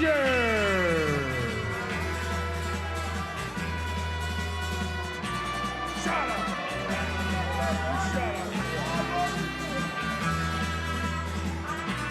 Well, where's Clint Eastwood when you need him? Introducing their opponents with a combined weight of 441 pounds, Keith Cole and Joe Barrett. Joe Barrett on your right, Keith Cole, another newcomer, on your left, against a very promising young combination of Schlesinger and Pierce. And Larry, this team has amassed a very impressive win-loss record here on TBS in the last several weeks.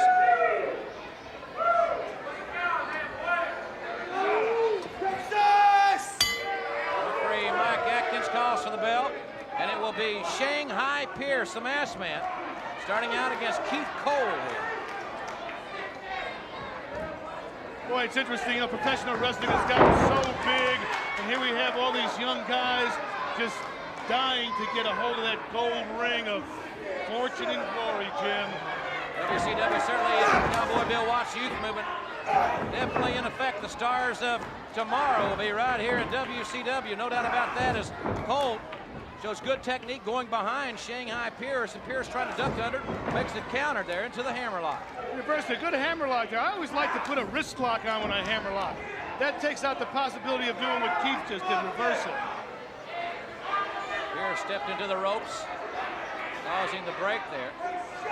And still to come, that sparring session with Paulie Dangerously, plus our two big King of Cable matchups. Japanese sensation Kensuke Sasaki puts his winning streak on the line against beautiful Bobby. Big cross body. He reached back and got the leg in midair. Good move there. And arm drag. Lightning quick. Hey, you got to be impressed thus far with young Keith Cole. Yeah, he caught Shanghai Pierce right off guard. If he would have just locked that weight over the shoulders more, he could have had an upset right here. Joe Barrett coming off the top rope. Well, this young team of Barrett and Cole certainly not intimidated by their opponents in this contest. Very competitive thus far. Armbar. I can't see from this angle how he's got that armbar. I don't think he has it quite right. Man. Big overhand rights. This team of Pierce and Schlesinger keep it very, very basic. The matches I've seen, non-televised matches, they can take a lot of punishment, and they're being tested right here in that department. Yeah. Well, they're being tested, but these guys aren't high flyers. They don't take a lot of high risks, you know, and there's no need to really. You know, matches are won on the mat. A lot of guys like to go for that quick, you know, fantastic type of move. Oh! I tell you, he must have telegraphed that, but Shanghai caught him sleeping, and Cole is down. We'll see now if Pierce, and he does tag in Schlesinger. See if this team from Amarillo, Texas can capitalize on that slight miscue by Cole. Yeah, well, we'll tell right now, because what they should do, their strategy has got to be work on this kid, Cole. Oh, tag in, tag out. That's textbook tag team, and you have to do it. Powerful body slam, and going for the cover, and Cole quickly kicks out. Didn't want to be caught down in that lateral press. Tremendous elbow by Schlesinger. Schlesinger and his partner, Pierce, are big, raw bone, strong individuals. Yeah, they're big guys, and they're definitely aggressive, have a very tenacious nature. Man, there's 2-on-1. And they have obviously a lot more teamwork, and that is the key factor. Well, that's like the situation this Wednesday with Rhodes and Wyndham and Douglas and Steamboat. Steamboat's such a great leader. Certainly not taking anything away from Barry Windham or Dustin Rhodes for that matter. I was going to say, that's what's... Oh! Good move there. Now, good vertical suplex, Larry. Yeah, that's what's going to be interesting, because you got Wyndham and Steamboat, same category, and you got Dustin Rhodes and Shane Douglas, both on the youthful side, more emotional. So it's such an evenly matched type of situation. It's going to be fantastic to watch. Shanghai Pierce has slowed it down here now. He's and his partner controlling the tempo, using that reverse chinlock, making Keith Cole, carry some additional weight there from Big Shanghai. I know it's tongue-tied. You got so many new faces out here. A lot of new athletes here competing. And Pierce caught him in the elbow. I tell you, they got the right idea here, Pierce and Schlesinger. You know, don't take the high risk. Why throw it away? Tag in, tag out, be aggressive, be mid. Schlesinger with a kick to the solar plexus. Irish whip to the far side. And he caught him again. Nothing but a high impact from this duo from West Texas. Lateral press, and Cole able to kick out. He goes for it again. This time he got two. Yeah, and unfortunately for Cole, he's the one that's getting all the impact. Cole really being isolated from his partner. He has been unable to execute a tag for the past several minutes. Yeah, these guys are kind of unorthodox. Instead of working on one hold, they're kicking into kidneys, they're smacking in the head. They just don't care, do they? They're trying to really punish his body, anything that they can, and now Schlesinger taking a chance. Schlesinger telegraphed that one, and Cole saw it coming. Cole rolls to his corner and tags in Joe Barrett. And it's Joe Barrett now trying to regain the momentum here for his team single-handedly. Some strong slams there by Barrett. He needs to get a wrestling hold on. He can't beat these guys slugging it out. Yeah, I'm watching him and I'm thinking to myself, this is a mistake. He's not that big of a guy, and you've got to rely on the science to get in there and, and pin these men. Oh, man, good night. High impact. We said this team came right at you. Tremendous elbow drop. Reaches back and hooks a leg, and this one's over. The winners of the match, the team of Shanghai Pierce and Tex Schlesinger.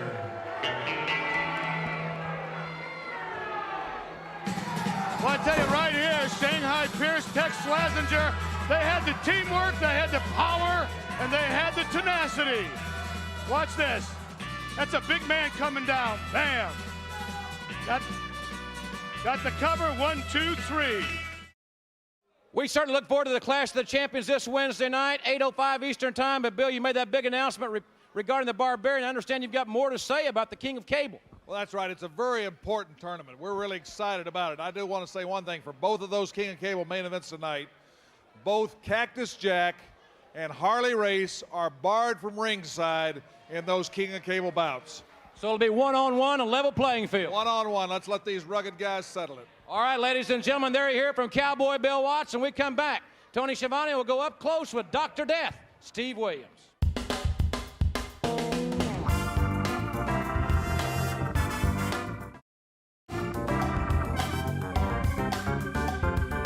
Fans, welcome back to WCW Saturday Night. Don't forget to call our hotline until midnight tonight. We've got some big information for you regarding some behind-the-scenes maneuvering in WCW. Plus, on the hotline this Wednesday, live, Paulie and Medusa will be in separate facilities to answer your questions live beginning at 8:05 Eastern, Larry. Well, that should be a riot. Ladies and gentlemen, this Wednesday night, the Clash of Champions live right here on TBS at 7:05 Central, 8:05 Eastern Time. You will see a semifinal contest in the King of Cable tournament. Sting will take on the man I'm about to speak with. He is the #1 contender for the world title and the United States heavyweight champion. Please welcome to center stage in WCW Saturday Night, Ravishing Rick Rude.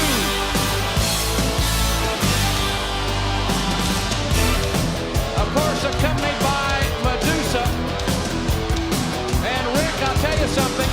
Everybody is excited. They're pumped up about this matchup. The winner of Wednesday night's match goes to the finals of the King of Cable tournament. That's right, Ross. Once again, I prepare to step through the ropes and do battle with Sting. But you know, there's one thing that really has been under my skin. Ever since Sting's arrival in the WCW, the fans have referred to him as the man. Now, I faced Sting for the United States title, and I defeated Sting for the United States title. But did they call me the man? No, no, no. It was Sting who was still the man.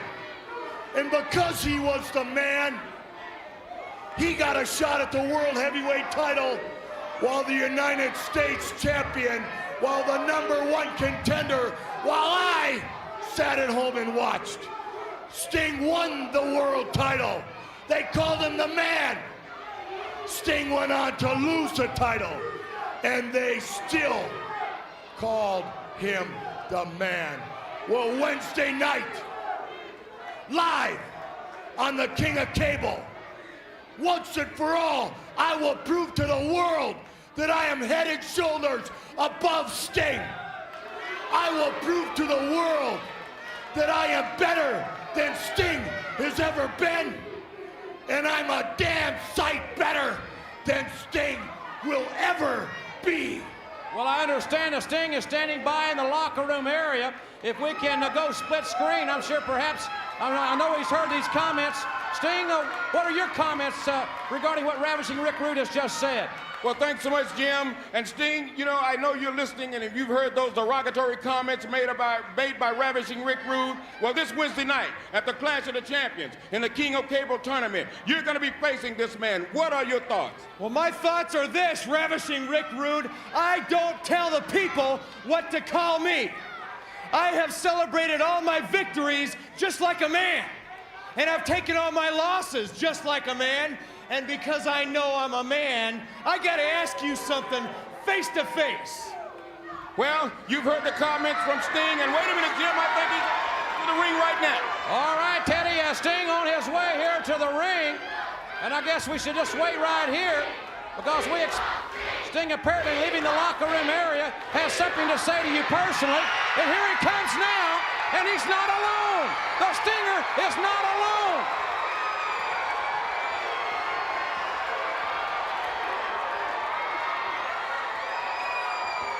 I just got a question for you. All these people out here and everybody out there watching the tube right now, they refer to you as Ravishing Rick Rude.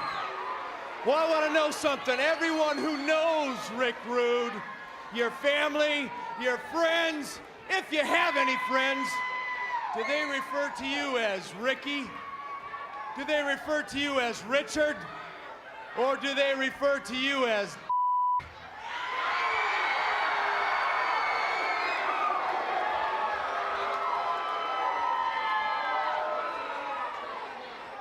I'd be willing to bet that Medusa's got more to show for herself than you do. I'll see you on Wednesday at the Clash. What? What do you mean by that? What are you doing? What's he trying to... Get back here! Get back here! What's he trying to call me?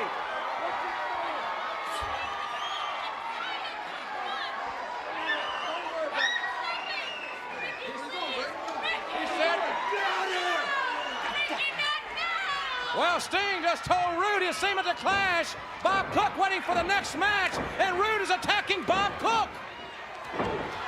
Rude attacking Bob Cook here, and the Rude awakening on Cook. Rude has gone berserk. Rude has gone crazy.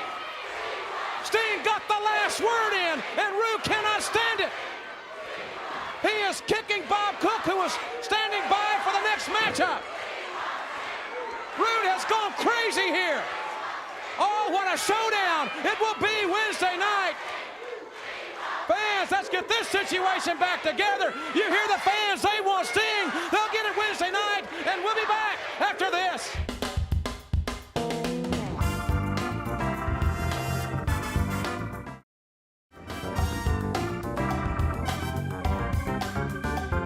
Ladies and gentlemen, the following contest is the Battle of the Underdogs. It is scheduled for one fall. Introducing first at 224 pounds from Clearwater, Florida, Ian Weston. And his opponent at 248 pounds from Seattle, Washington, this is John Peterson. And welcome back, everyone, to WCW Saturday Night. Rhubarb Jones has completed the introduction for the Underdog Challenge. And, man, this crowd's still buzzing over the irate, ravishing Rick Rude, Larry Zbyszko. Well, you know, I know Rude personally. He is an egotistical maniac. And to be one-up by Sting, you can bet your bottom dollar Rude is incensed. What a battle that will be Wednesday night. And John Peterson shoving Ian Weston away. Larry, this is a very unique situation that we are seeing here. Last week we saw the Underdog Challenge, or the Battle of the Underdogs. It's a challenging situation for these guys because normally when they go into a contest, they are the underdog. Well, you know, they're mismatched. They're out there against the pros trying to make a name for themselves. But this gives guys an opportunity to be in there with someone of their equal. Actually, it's a chance for these guys to really move up the ladder without really getting killed. Good movement and agility there. Ian Weston. Arm drag takeover on John Peterson. You know, the situation, many fans perhaps are wondering why this match is on this national broadcast. You've got young men that are trying to impress promoters, or trying to refine their wrestling technique. And when they get the opportunity, as Larry said, to wrestle in a match where it's the skill levels are, and experience and size very, very comparative. Equal caliber. Yeah, it's a very good contest, and that's what we're seeing right here, as Weston has the hammerlock on John Peterson. It will be an interesting contest. Let's see how he's got this hammerlock on. It's almost like a wrist lock. But you take a look at Ian Weston. Here's a guy, he's in good physical shape. Oh, he just lacks experience. Hip lock takeover, nice move. Both these guys are really nervous. I talked to both of them before we went on the air today. They're very, very nervous about the contest, and rightfully so, as Weston drives the knee into the bicep. You know, I don't think fans realize exactly how nervous an individual is when they realize they're going nationwide in front of millions, and if you know, if they lose, their career is basically gone.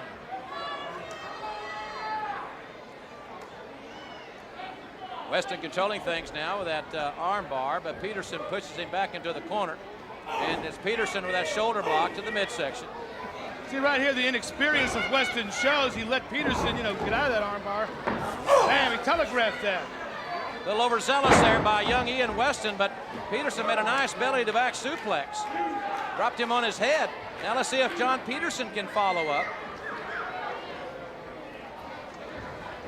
Old man trying to impress the promoters watching this broadcast in hopes of being added to some of the big live WCW events that are coming up around the country. Well, you know what impresses promoters is victory, and one mistake John Peterson just made when Ian was down. Good move here. He didn't cover the man. You know, sometimes these guys make the fatal mistake of almost trying to wear a man down too much. Use that science and pin him. Weston the quicker of the two, and he's trying to roll him up. Couldn't execute the move. Now he's got both legs hooked. Oh, he got it. He made an adjustment, Larry. Ladies and gentlemen, your winner of the match, Ian Weston.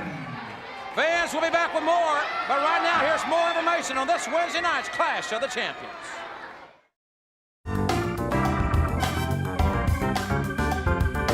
Welcome back, everyone, to WCW Saturday Night. Hope you'll join me tomorrow night on AM 750 WSB at 9. We're going to be talking a lot about the Clash of the Champions and taking your calls. And at the last Clash of the Champions on September the 2nd, what an insulting, humiliating experience perpetrated by Flying Brian Pillman on the then light heavyweight champion Brad Armstrong. You know, Jim, there's nothing more frustrating to an athlete, especially the caliber Brad Armstrong is, to be injured and unable to defend yourself. You know, the belt was literally stripped from him. He outdid the time. They actually gave him a 2-week extension. But it is frustrating and hard to explain the amount of frustration when, someone is slapping you around like Pillman did, and there's nothing you can do about it at the time. Well, fans, that matchup, Brad Armstrong is 100% healthy, and Armstrong and Pillman will finally get their one-on-one matchup on live television this Wednesday night, the Clash of the Champions. Flying Brian is next in action here on the program. Let's go back up to Rhubarb.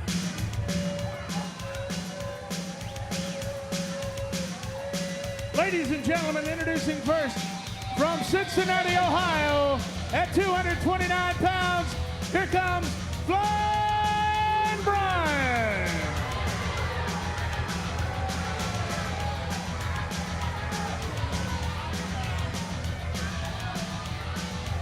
And introducing his opponent at 235 pounds from parts unknown, the Freedom Fighter.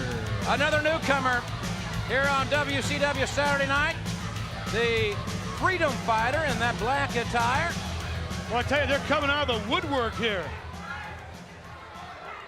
Flying Brian, certainly a young man that has said his feelings to the fans. He's on the cover of the new WCW magazine. You know, a lot of people disagree with what Flying Brian did. Actually, I kind of think of it as coming of age. I mean, he threw the popularity-wise, this guy's about as popular as the IRS, but in terms of his career, he's going to go a lot farther. Good counter move by the Masked Man. Deep arm drag takedown, and man, he's up quickly. Hey, this guy's got some quickness about it. Well, that was a surprise. That was excellent timing on the part of this Freedom Fighter. Pillman went to tie up, and this guy was just not there. Side headlock by the Masked Man, the Freedom Fighter. Good counter moves, goes behind into that hammerlock, but it's Flying Brian who does the duck under. Try to get that elbow in. Well, the guy shows a little experience there. His head just wasn't there waiting for him. Flying Brian, great agility, cross body, and a drop kick. Oh, what a drop kick. Oh, right hand. I bet Flying Brian is caught off guard because I don't know where this guy came from. Guy's got some very distinguished offensive moves. Reminds you of somebody. He's ready to fight. This guy certainly not intimidated by Flying Brian's reputation, as Pillman caught an elbow, caught him with that knife edge, and the Masked Man retaliates. And he retaliates again. Pillman puts him in the corner and chops away, but the man fights back. Man, is he ever! Flying Brian. A good move by Pillman there. Pillman now up on the apron here. Clothesline him right off the apron. And the Freedom Fighter, making his first appearance in WCW now, finds himself in a great deal of jeopardy here. Jeopardy, big trouble. Now, he made a good showing, but I think Pillman just outclassed the guy. Flying Brian up top. He'll take a chance here. He'll take many of them in a contest, and that one paid off. The sledgehammer right off the top. He tried to even get a handful of tights, but the Freedom Fighter was able to kick out, and now he's going for that mask, and the Masked Man really fires up on him with those fists. Oh, he telegraphed that one. He telegraphed it. Pillman took advantage of it. Got to be aggressive. Pillman just to stay on this kid and beat him, because I tell you, this guy's got some moves. Pillman, I'm sure, thinking about wrestling Brad Armstrong this Wednesday night. Certainly, perhaps could have overlooked this man a little bit as he's going for the mask again, because obviously a masked man that's never wrestled here before. How do you scout the guy? Well, you don't. That's it. You don't. You know, what strategies? You know, I'm sure this guy caught Pillman off guard and caught everybody else off guard. Good counter move. He's got both arms hooked. Hey, he's going for the pin here. 1, 2.5, maybe less. Well, he backslided Pillman out of the blue. That's like twice he almost beat the guy. Where'd this guy come from? Snapmares him over. And now Pillman slow him down here, Larry. Yeah, there's the punishing hold right there. Excellent way to slow a man down. In fact, if Pillman could slide it over into a crooked head scissors, you could talk about some serious neck snapping here. Look at the way he's got that locked in there.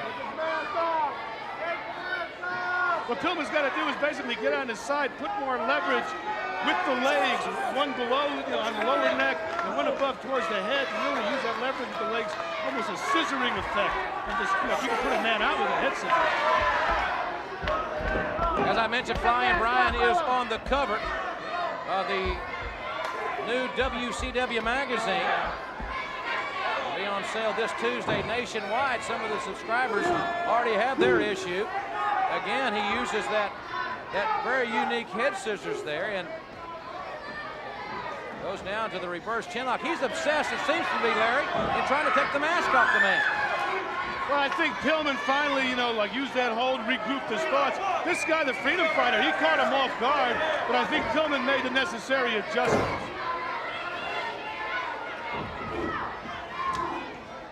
Well, maybe he didn't. Pillman raked the eyes, temporarily blinding the masked man, and then tries to take him to the corner, but that's countered on him, and it's Pillman that goes to the turnbuckle, caught the Freedom Fighter with the elbow, and going for the big splash. I tell you, I don't know where this Freedom Fighter came from, but just by telling by the way he wrestles, he's no neophyte here. This guy's been around. There's those right hands, and Pillman is so pugnacious. He is tough. Oh! They're hammering each other, pounding away. Man. Knife edge follows it with that forearm, and now Pillman seems to be gaining the upper hand here. Good counter. Oh my! Man! I thought he was landed right on his head. What elevation there. He went a couple of time zones before he finally hit the ground. Well, whatever Pillman figured out about the Freedom Fighter, he wasn't right. I don't know where this guy comes from. Look at the way he moves. Certainly reminiscent of someone. He moves familiar, but I can't pick it up. He's got great quickness like a Brad Armstrong will have on Wednesday night. He is quick. Very explosive, and Pillman is in trouble. What an upset this would be. The Freedom Fighter making his first appearance on WCW Saturday night, and he has Flying Brian in big-time trouble. Pillman on the outside looks like he wants no more of this man.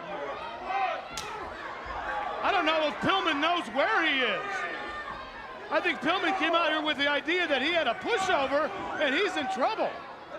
Pillman meets him coming in. Again, they keep just wailing away at each other. The masked man landed on his feet. I was going to say, look at the way he landed on his feet.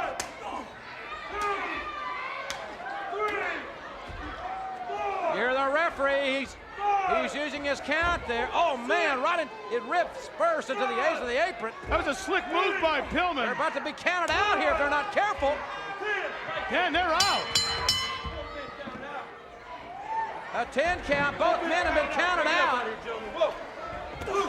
And the referee's coming out here to separate this situation, Larry.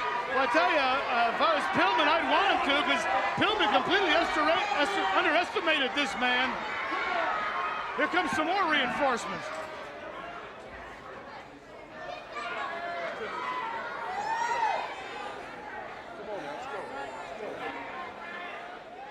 Well, what a situation here. This masked man, the freedom fighter. We can get Flying Brian Pillman over here. Masked man, come on, Ross. You know it. I know it. The whole universe knows it. That was Brad Armstrong. But I'm not surprised he's hiding behind a mask, because he's so ashamed of himself. He can't even show his face in public anymore following the last Clash of the Champions. Well, Brad, if you think this little practical joke is gonna avenge the shame and humiliation you suffered at my hands, you are gravely mistaken, my friend. You want revenge? You want a chance to redeem yourself? You want an opportunity to rediscover your manhood? Well, you got it. This Wednesday at the Clash of the Champions, I'm all yours, and I'll see to it there isn't a pair of crutches or a Greyhound bus ticket within your grasp. A lot of intensity there from Flying Brian. He and Armstrong one-on-one this Wednesday night. Now still to come, 2 King of Cable matchups, plus Sasaki and Beautiful Bobby, and the public workout right here in this ring with Paul E. Dangerously. That and much more still to come on WCW Saturday night.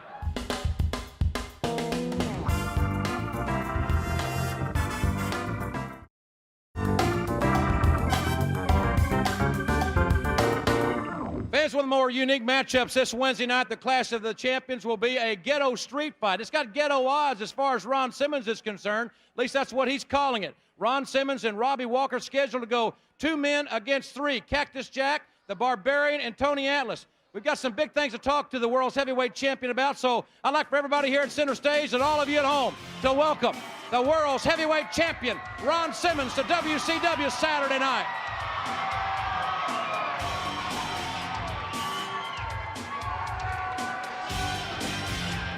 Ron, I had some hesitation there because I did expect to speak to you and Robbie Walker, but I understand under somewhat of a cloud of mystery that Robbie Walker has left the facility. You know, Jim, 1 minute he was here and the next he was gone. He's supposed to be standing right here beside me giving this interview now.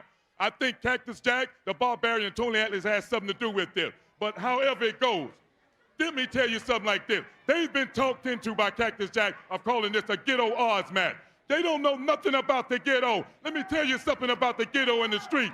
The ghetto is losing your mother at a tender age of 8, and 3 years later losing your father, fighting the crime and the drugs in the streets, and going on to college to become an All-American, to become a Heisman Trophy candidate, to fight my way up in the wrestling world and be the first black man to wear this belt. Now let me tell you something. Whether it be Robbie Walker by my side or whether it be another brother, hell itself will be raised Wednesday night. Shut up doing the talking and let's get on with the fight. I can promise you that Ron Simmons will show you what the streets and the ghetto is all about. All right, fans, the emotional heavyweight champion of the world, 3-on-2 this Wednesday night, back up to rhubarb. Ladies and gentlemen, introducing first at 230 pounds from West Palm Beach, Florida, Scotty Flamingo. Well, Scotty Flamingo, the man that will box the house. Johnny B. Bad in 3 rounds of boxing this Wednesday night at the Clash of the Champions. Boy, Ron Simmons was pumped up. It will be a fight here Wednesday. Yeah, he doesn't seem like a happy man. I see a lot of determination in those eyes. It will be physical and intense Wednesday night. Back up to rhubarb.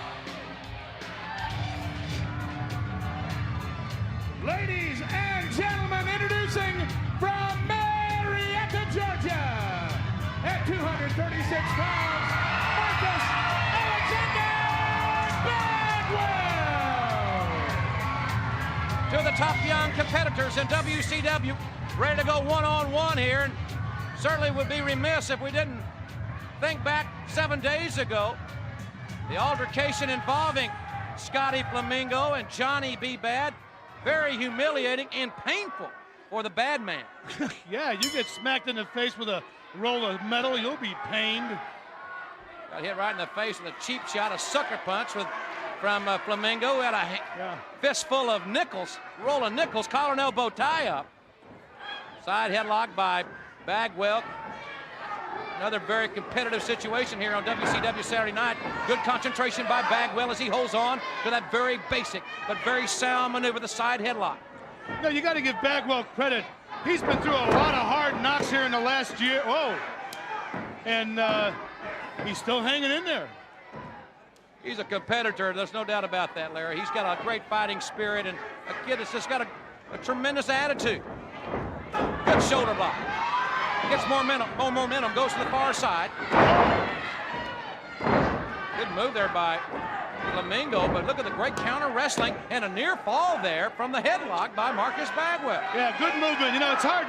It's virtually impossible, actually, to pin a man with the headlock and get both those shoulders flat at one time. But, boy, it sure is a good hold to give someone cauliflower ears and a lot of sleepless nights, believe me. Bagwell taken face first into the top turnbuckle by the arrogant young man from Florida, Scotty Flamingo. And look at Bagwell counter.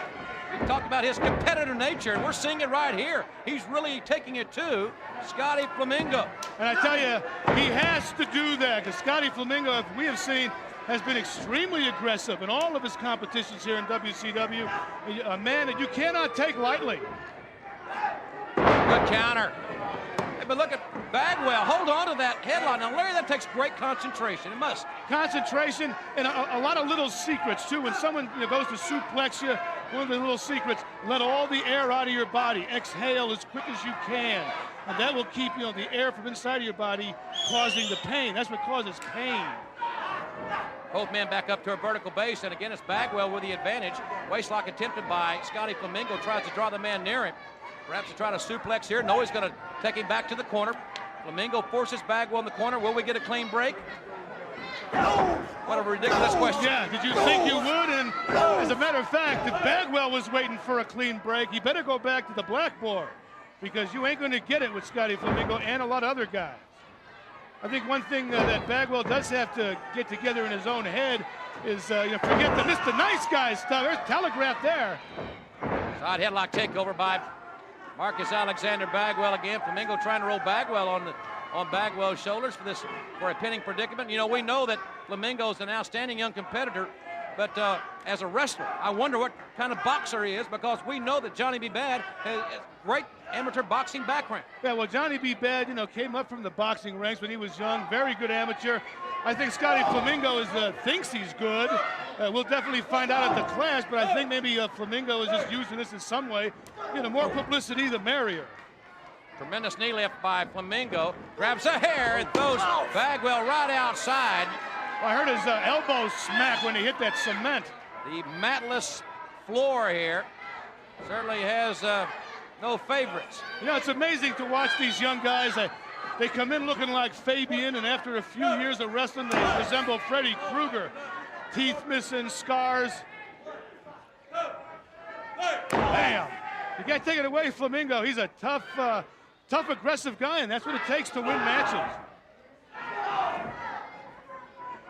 Bagwell up and over, but nobody there. Now, that was a clever move. Hooks a leg in the lateral press. He got a near fall out of that situation. That was a real clever move there by Flamingo.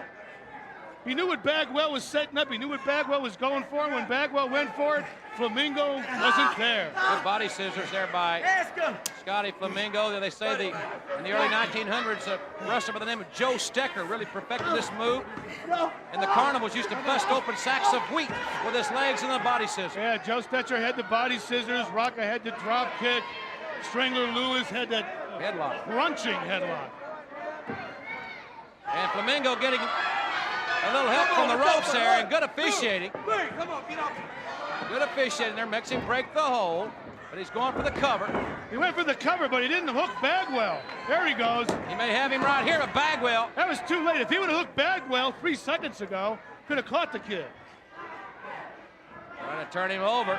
Could be Boston Crab time, a submission move.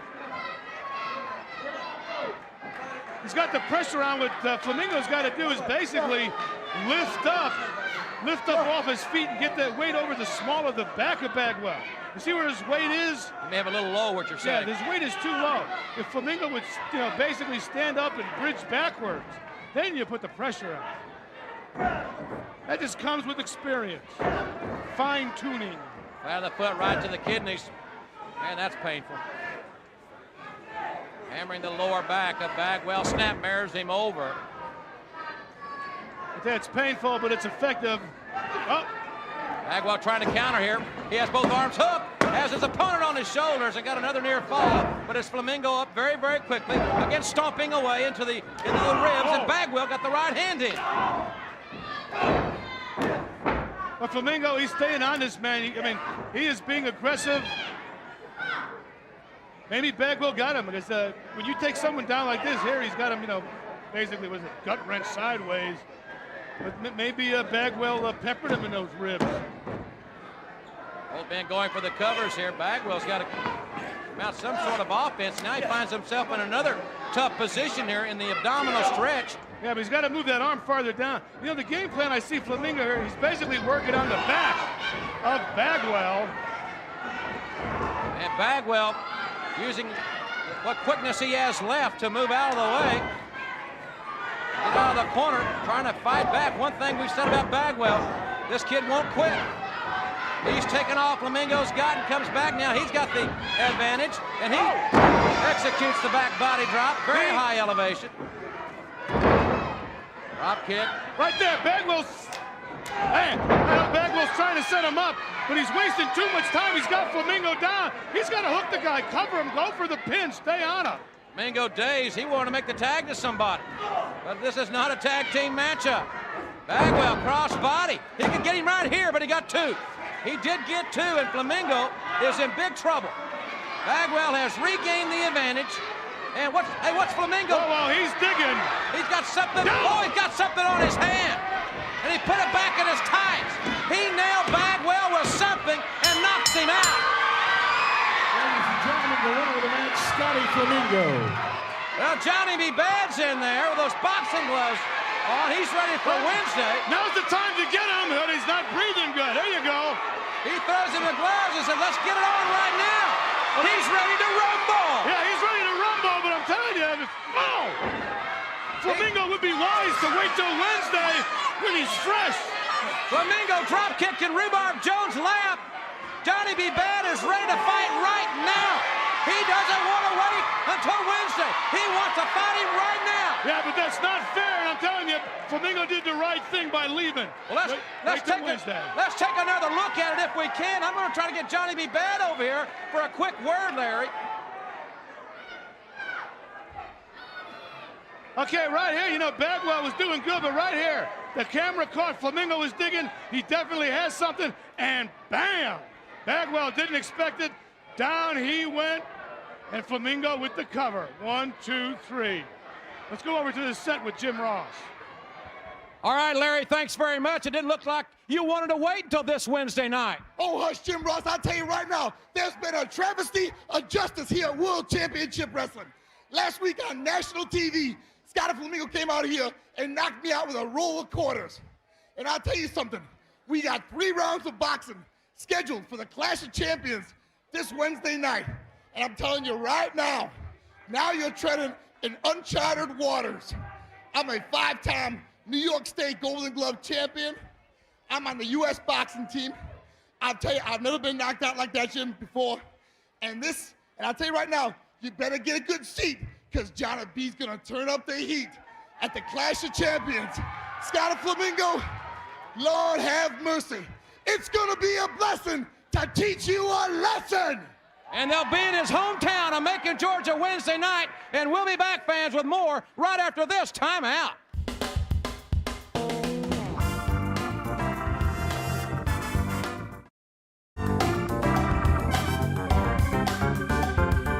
Welcome back, everyone, to WCW Saturday Night. Jim Ross and Larry Zbyszko back with you. We're going to see Paulie Dangerously's public workout. Now, Larry, everybody's talking about the clash of the sexes this Wednesday night. Paulie and Medusa. Clash of the sexes. You ever see a movie Lady and the Tramp? Sure did. Well, this one's going to be the Lady and the Wimp. Let me put this in perspective for everybody. You know, while Paulie's getting fatter and uglier, Medusa, she's a training son of a gun. She was a professional kickboxer, and believe me, no matter what Paulie thinks, Medusa is going to kick the living daylights out of this guy. Well, fans, we're going to see Paulie's training. You saw how intense Medusa has been in her preparation. We don't know how Paulie's been training. Let's go up to Rhubarb Jones in the introduction of this very unique workout. Ladies and gentlemen, this is a public workout by Paul E. Dangerously in preparation for Wednesday night's Clash of the Champions in Macon, Georgia.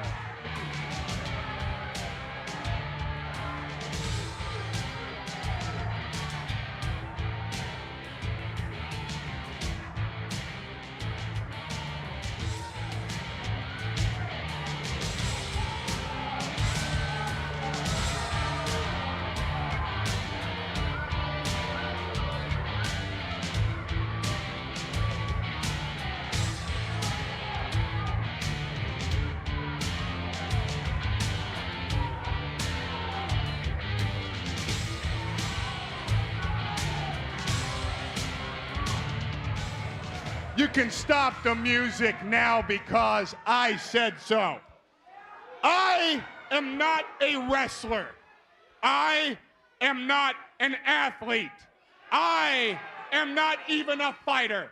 What I am is a man capable of teaching any woman on the face of this planet what manhood is all about. And this Wednesday, under the guidance of Arn Anderson, under the guidance of Bob Eaton, under the guidance of Stunning Steve, and with the premier strategy of Michael P.S. Hayes, I am going to show everybody what a real man's all about. Now, Michael, tell me something. We have hired Mike Ford for this.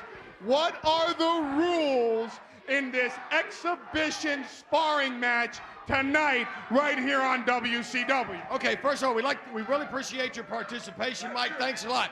Now, I want to clarify things that we are not going to do out here. We're not going to lose our temper, especially you. Okay. All right, and I don't want, like, no hair pulling. Okay.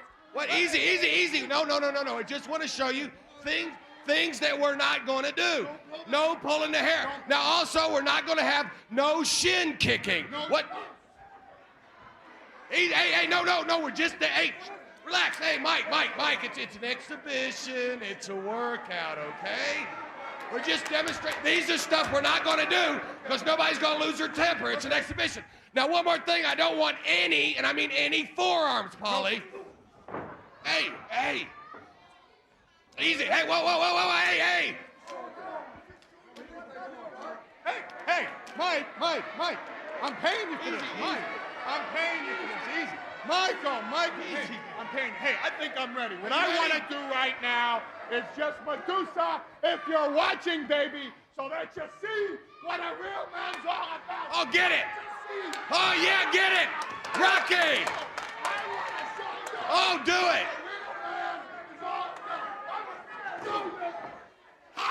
Thank you very much. Look what you did. Look what you did. Yes, Polly, the big one, baby. The big one. Boom, yes. Pin him.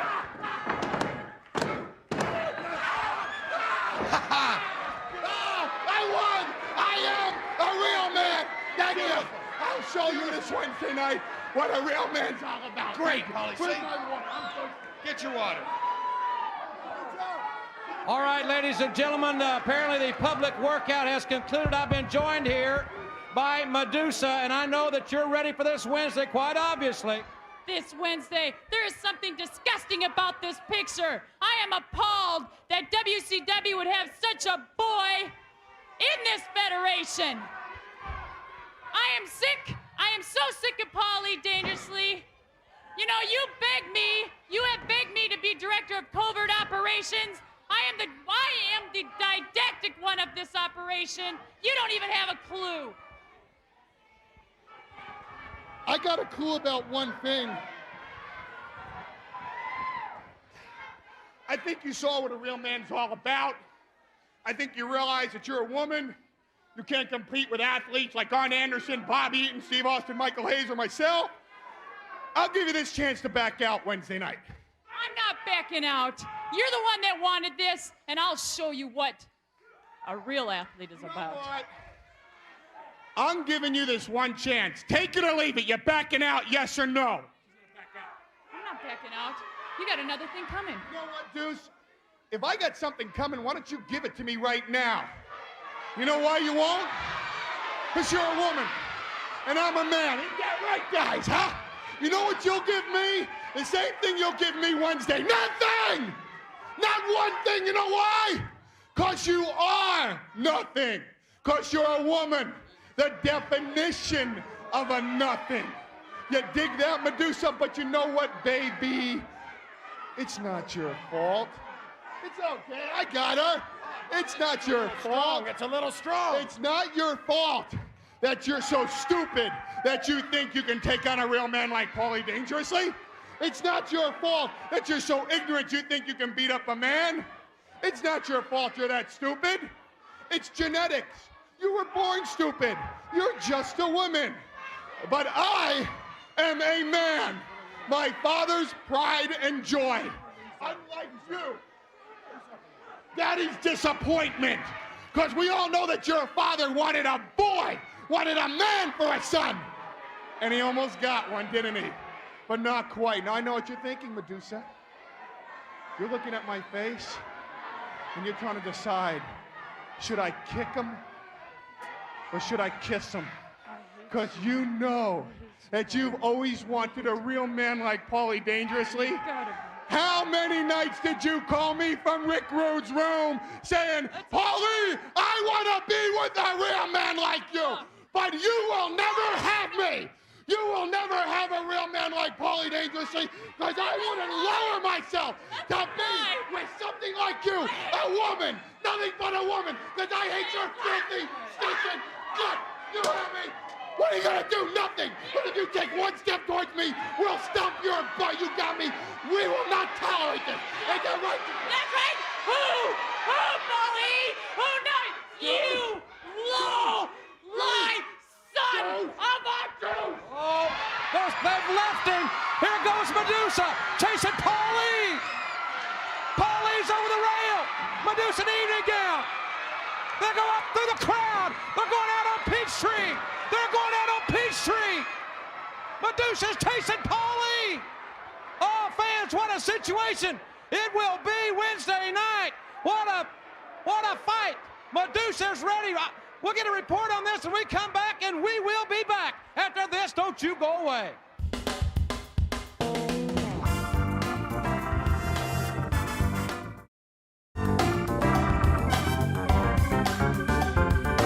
Welcome back, everyone, to WCW Saturday Night. Fans are still talking about what we've just seen, Larry. Well, I tell you something, I'm a male chauvinist pig. I'll be the first one to admit it. This is the first time I'm glad to see a woman step out from behind a sink, and Medusa's the woman that's going to kick Paulie's butt all over the Clash of the Champions, and I can't wait to see it. I hate him. By now, they're about 285 on the north side of town. Ladies and gentlemen, one of our big King of Cable matchups will feature the powerhouse Tony Atlas and the Man Mountain Big Van Vader. Vader and Race are standing by in the locker room area with Tony Schiavone. Okay, Jim, thank you very much. We are back in the locker room area, and Harley Race, you are visibly shaken and upset about what has happened. The words by Cowboy Bill Watts earlier. Tell us your reaction to you being barred from ringside. Let me tell you this. Me being barred from ringside is it's absolute and ludicrous. This man, I am paid to be where he's at. I am paid to see to it that he gets a fair shake at every turn in the road.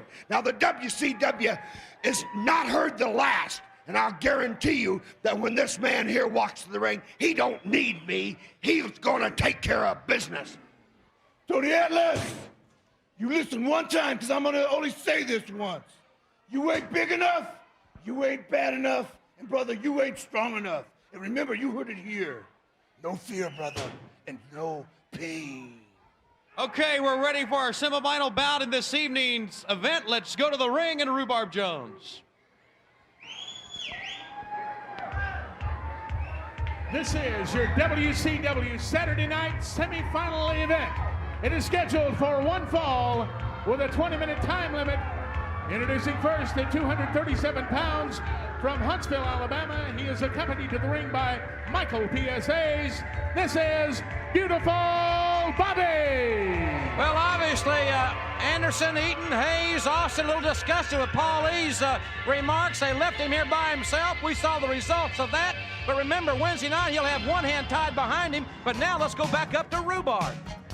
Ladies and gentlemen, introducing from Tokyo, Japan, at 240 pounds, Kensuke Sasaki.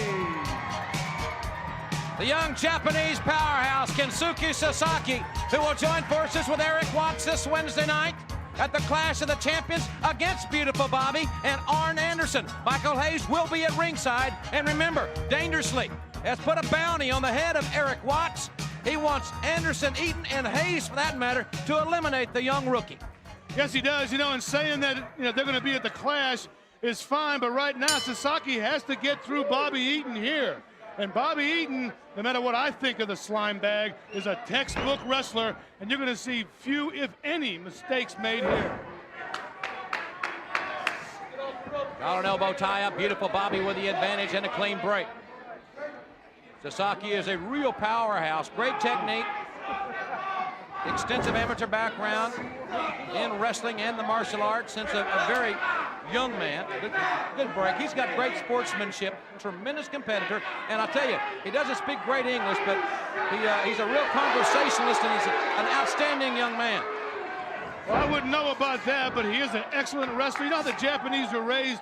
They've got martial arts, beginning when they're in the first grade. Like we have a lot of amateur athletics. They're very big martial arts, judo, jiu-jitsu, wrestling.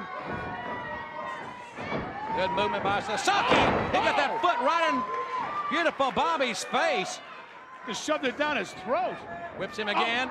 Set a little bit early there, and Beautiful Bobby got the foot right to the chest. So, I mean, textbook wrestling. You can't make a mistake against Beautiful Bobby, and Bobby telegraphed this one.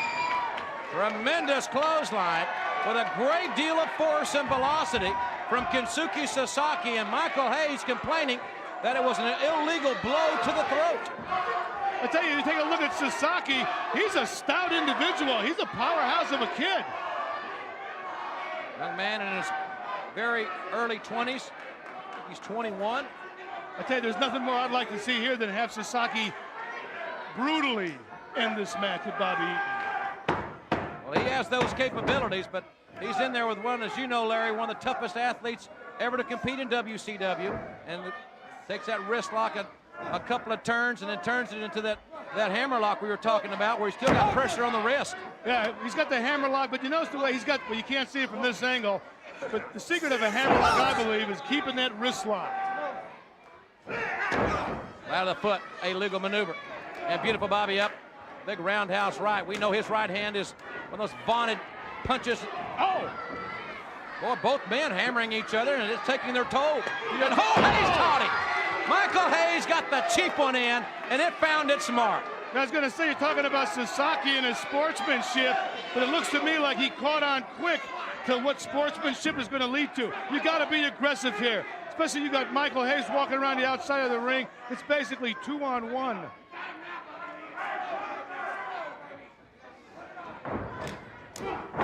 Bobby Eaton catches all of it with that clothesline.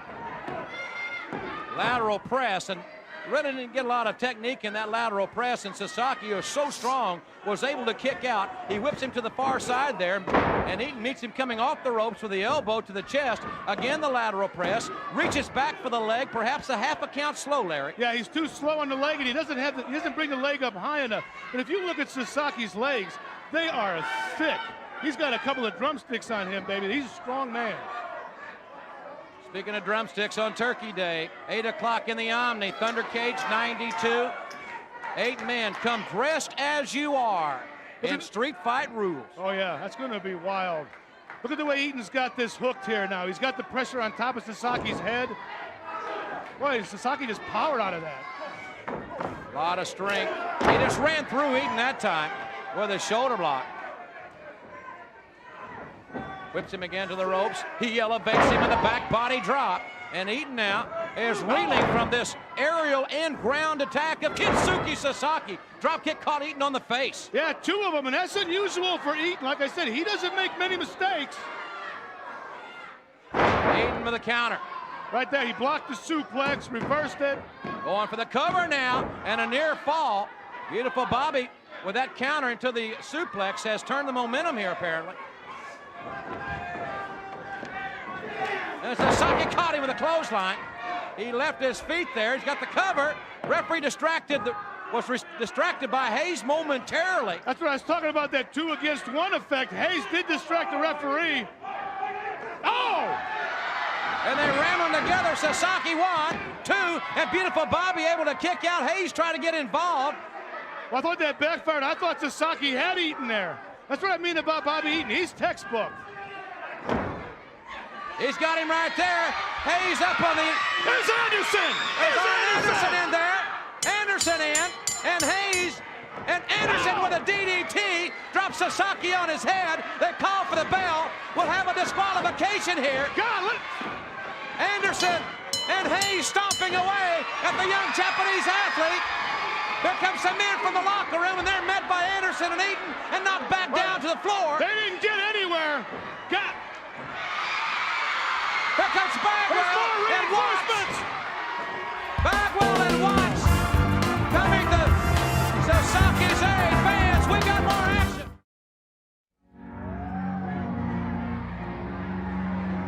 Ladies and gentlemen, this is your first main event, King of Cable bout.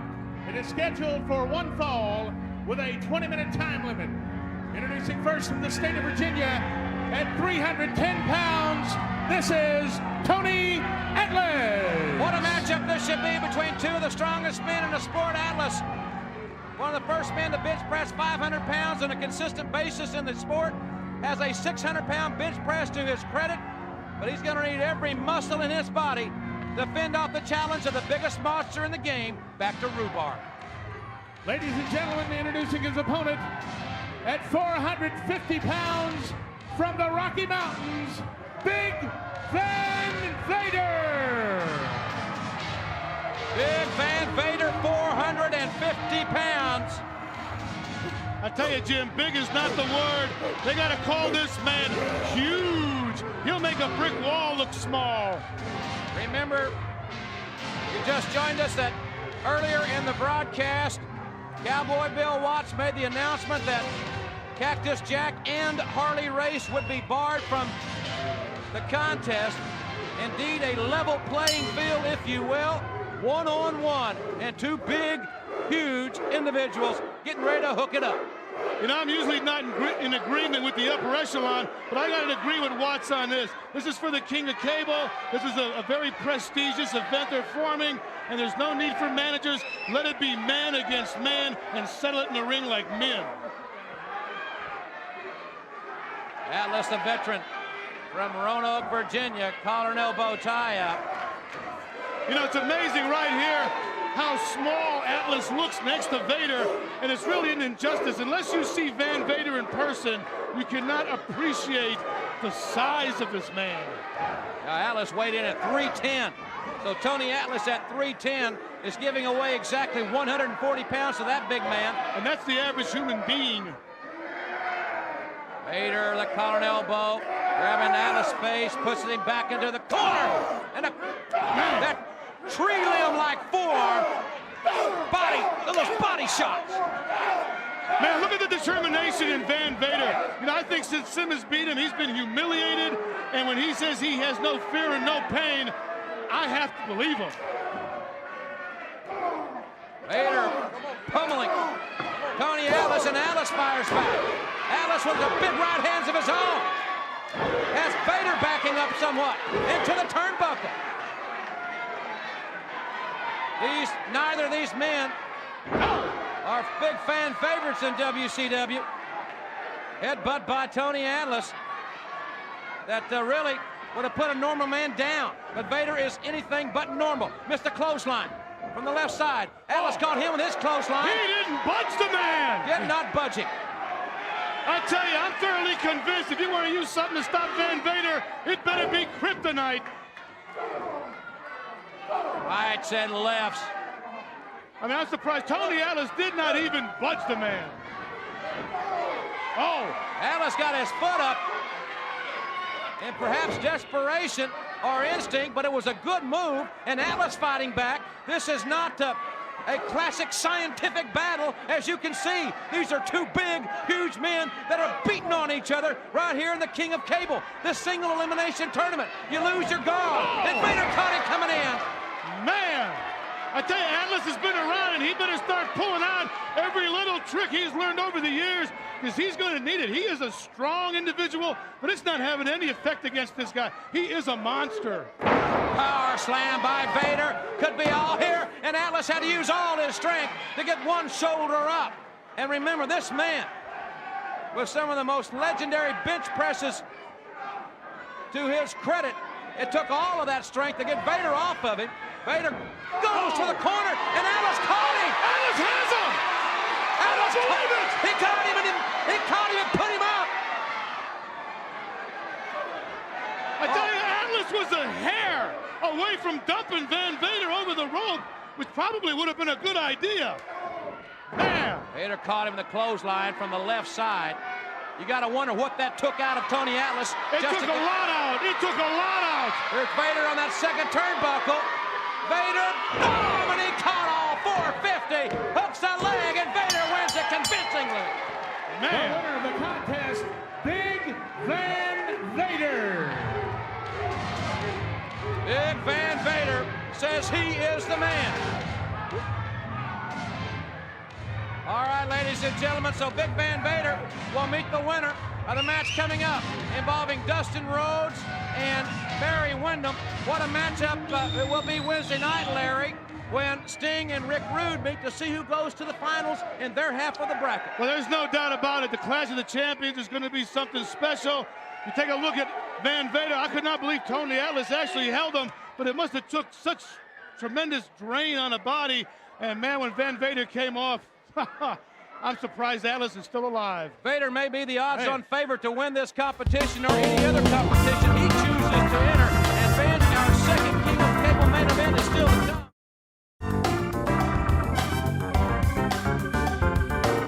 We're back here with Barry Windham, and Barry, I know you're very concerned about your partner who will be taking on the Barbarian. He trained for Jake Roberts, the Barbarian replacing Jake Roberts. We've had fireworks in this tag team situation, a lot on your mind, but I know your thoughts right now are with your partner who's getting ready for a big one-on-one contest. Well, you know, Dustin did train for the other man, but in this case, the Barbarian is a man that has been to come up, is at the draw.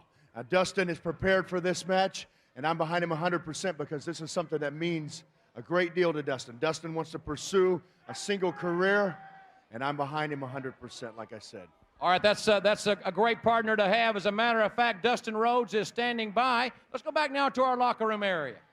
All right, Dustin Rhodes, now that you know that you've got to wrestle the Barbarian, there certainly has to be a lot on your mind. Just what's on your mind right now? King of Cable is here right now. The natural Dustin Rhodes and the big Barbarian go head to head.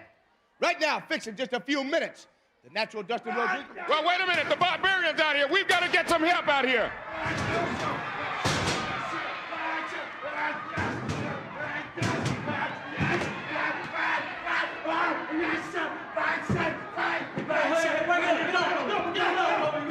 As you can see, there's a fight that's broken out back in the locker room area. Dustin Rhodes, there's Barry Windham there. Certainly a tragic situation. We just seen on the monitor Barry Windham going back with to see about Dustin, and obviously we're just moments. We're going to go back up to Rhubarb for the introduction of this matchup as we're trying to get word from the locker room area. Probably premature on that, but it was. Well, they're telling me that Barry's there. Obviously, we know that, but that they're going to get some medical attention for Dustin Rhodes as well. So, ladies and gentlemen, the situation now, we find ourselves that Dustin Rhodes has been, what was the idea of that? What's going on back there? Darn the luck. Gosh darn it, Jim. There's been a little accident backstage. Seems like Dustin Rhodes stumbled, fell, and he hasn't quite made it up. So why don't you just solve all this and award the Barbarian this King of Cable by forfeit? Give it to him. Give it to him. Oh, I've just been told that we're going to give Dustin Rhodes the opportunity to get some medical attention, ladies and gentlemen. We'll take our last commercial break now, and we hope to have that match when we come back. Don't you go away.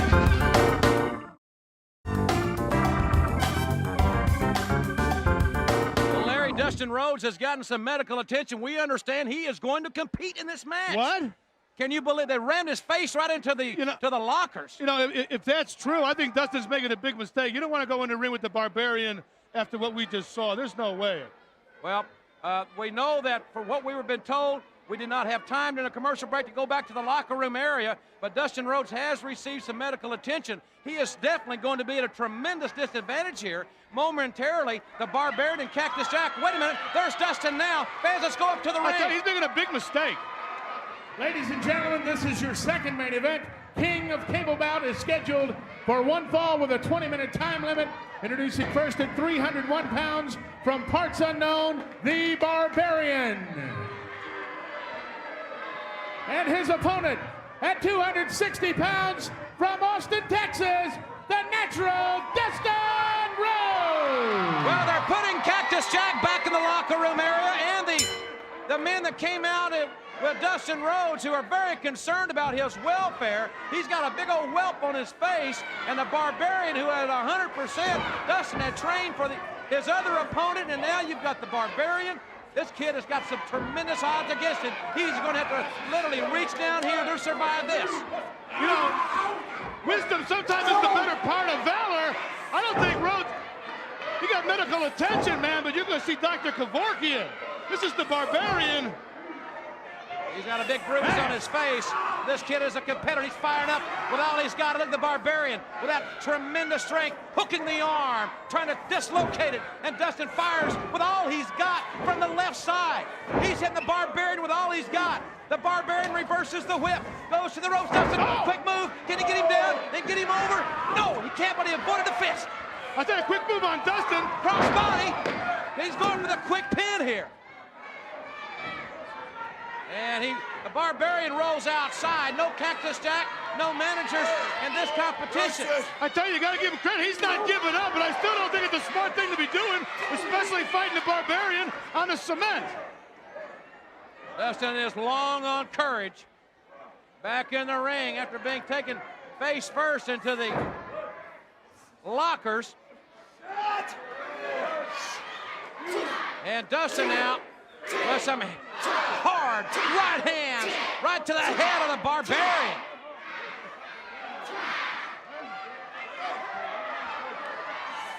Oh. He acknowledged the crowd. Barbarian countered there. Dustin up on the second rope. Caught him with a lariat. Dustin fighting back. He's got him right there. No, he doesn't. He almost had him.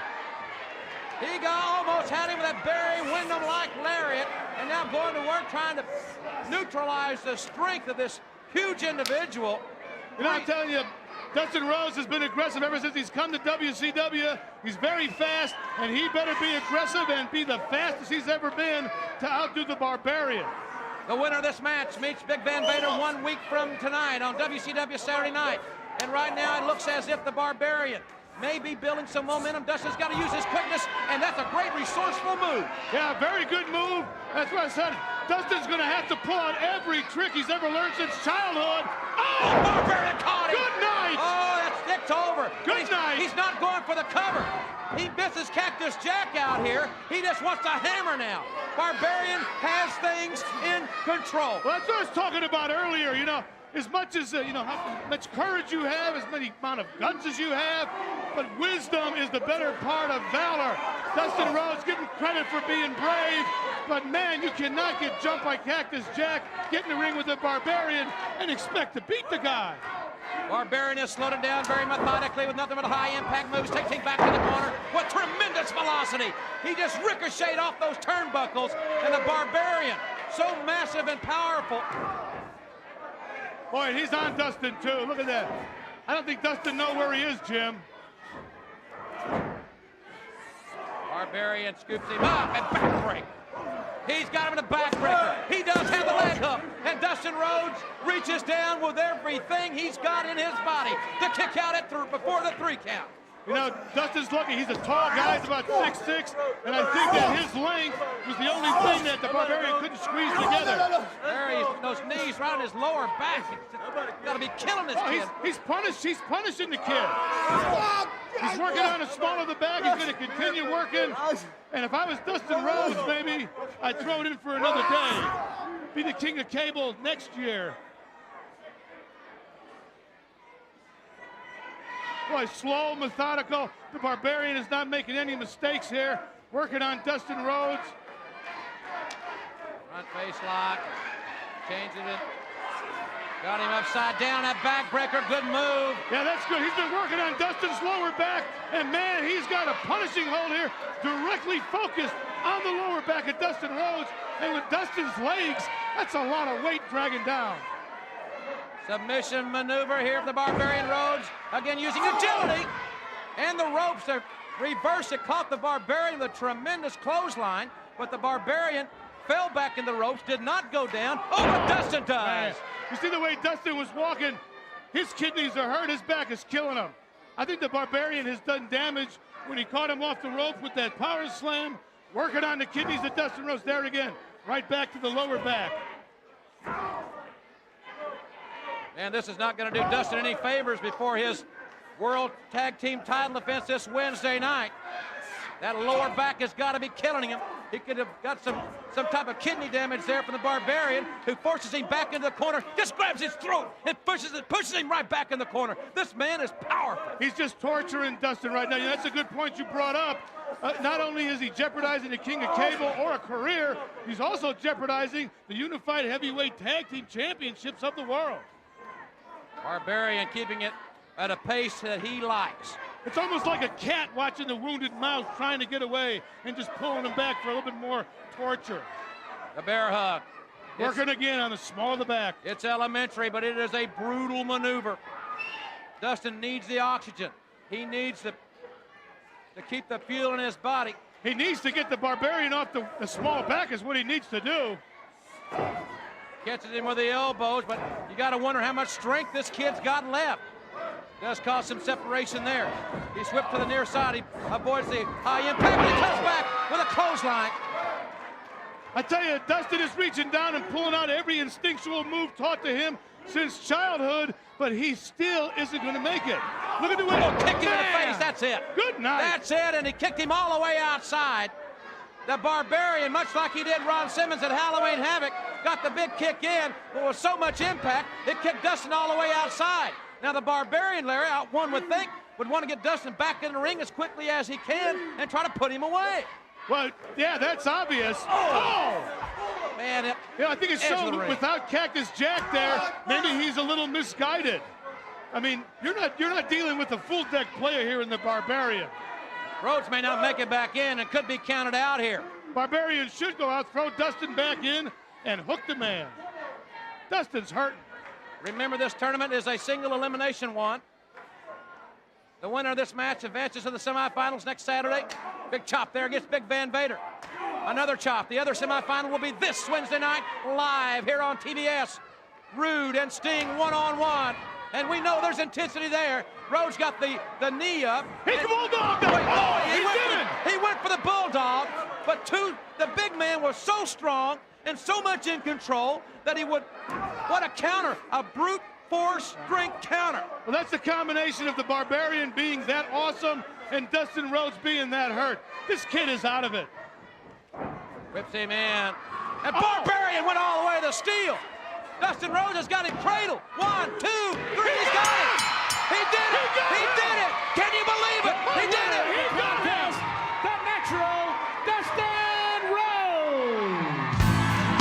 All right, ladies and gentlemen, Dustin Rhodes next Saturday right here to meet Big Van Vader. But this Wednesday night, it's Sting and Rude one-on-one in the King of Cable. And also next week, fans, Sting and the King of Cable off their sign right here on WCW Saturday night. They take on Ravishing Rick Rude. I tell you, I just can't get over what I just saw. Dustin Rhodes pulled it out. He better go home and count his blessings, man, because the Barbarian had him. Larry, thanks for being with us, fans. Don't forget to call the hotline until midnight. We'll see you tomorrow in the main event. So long, everybody.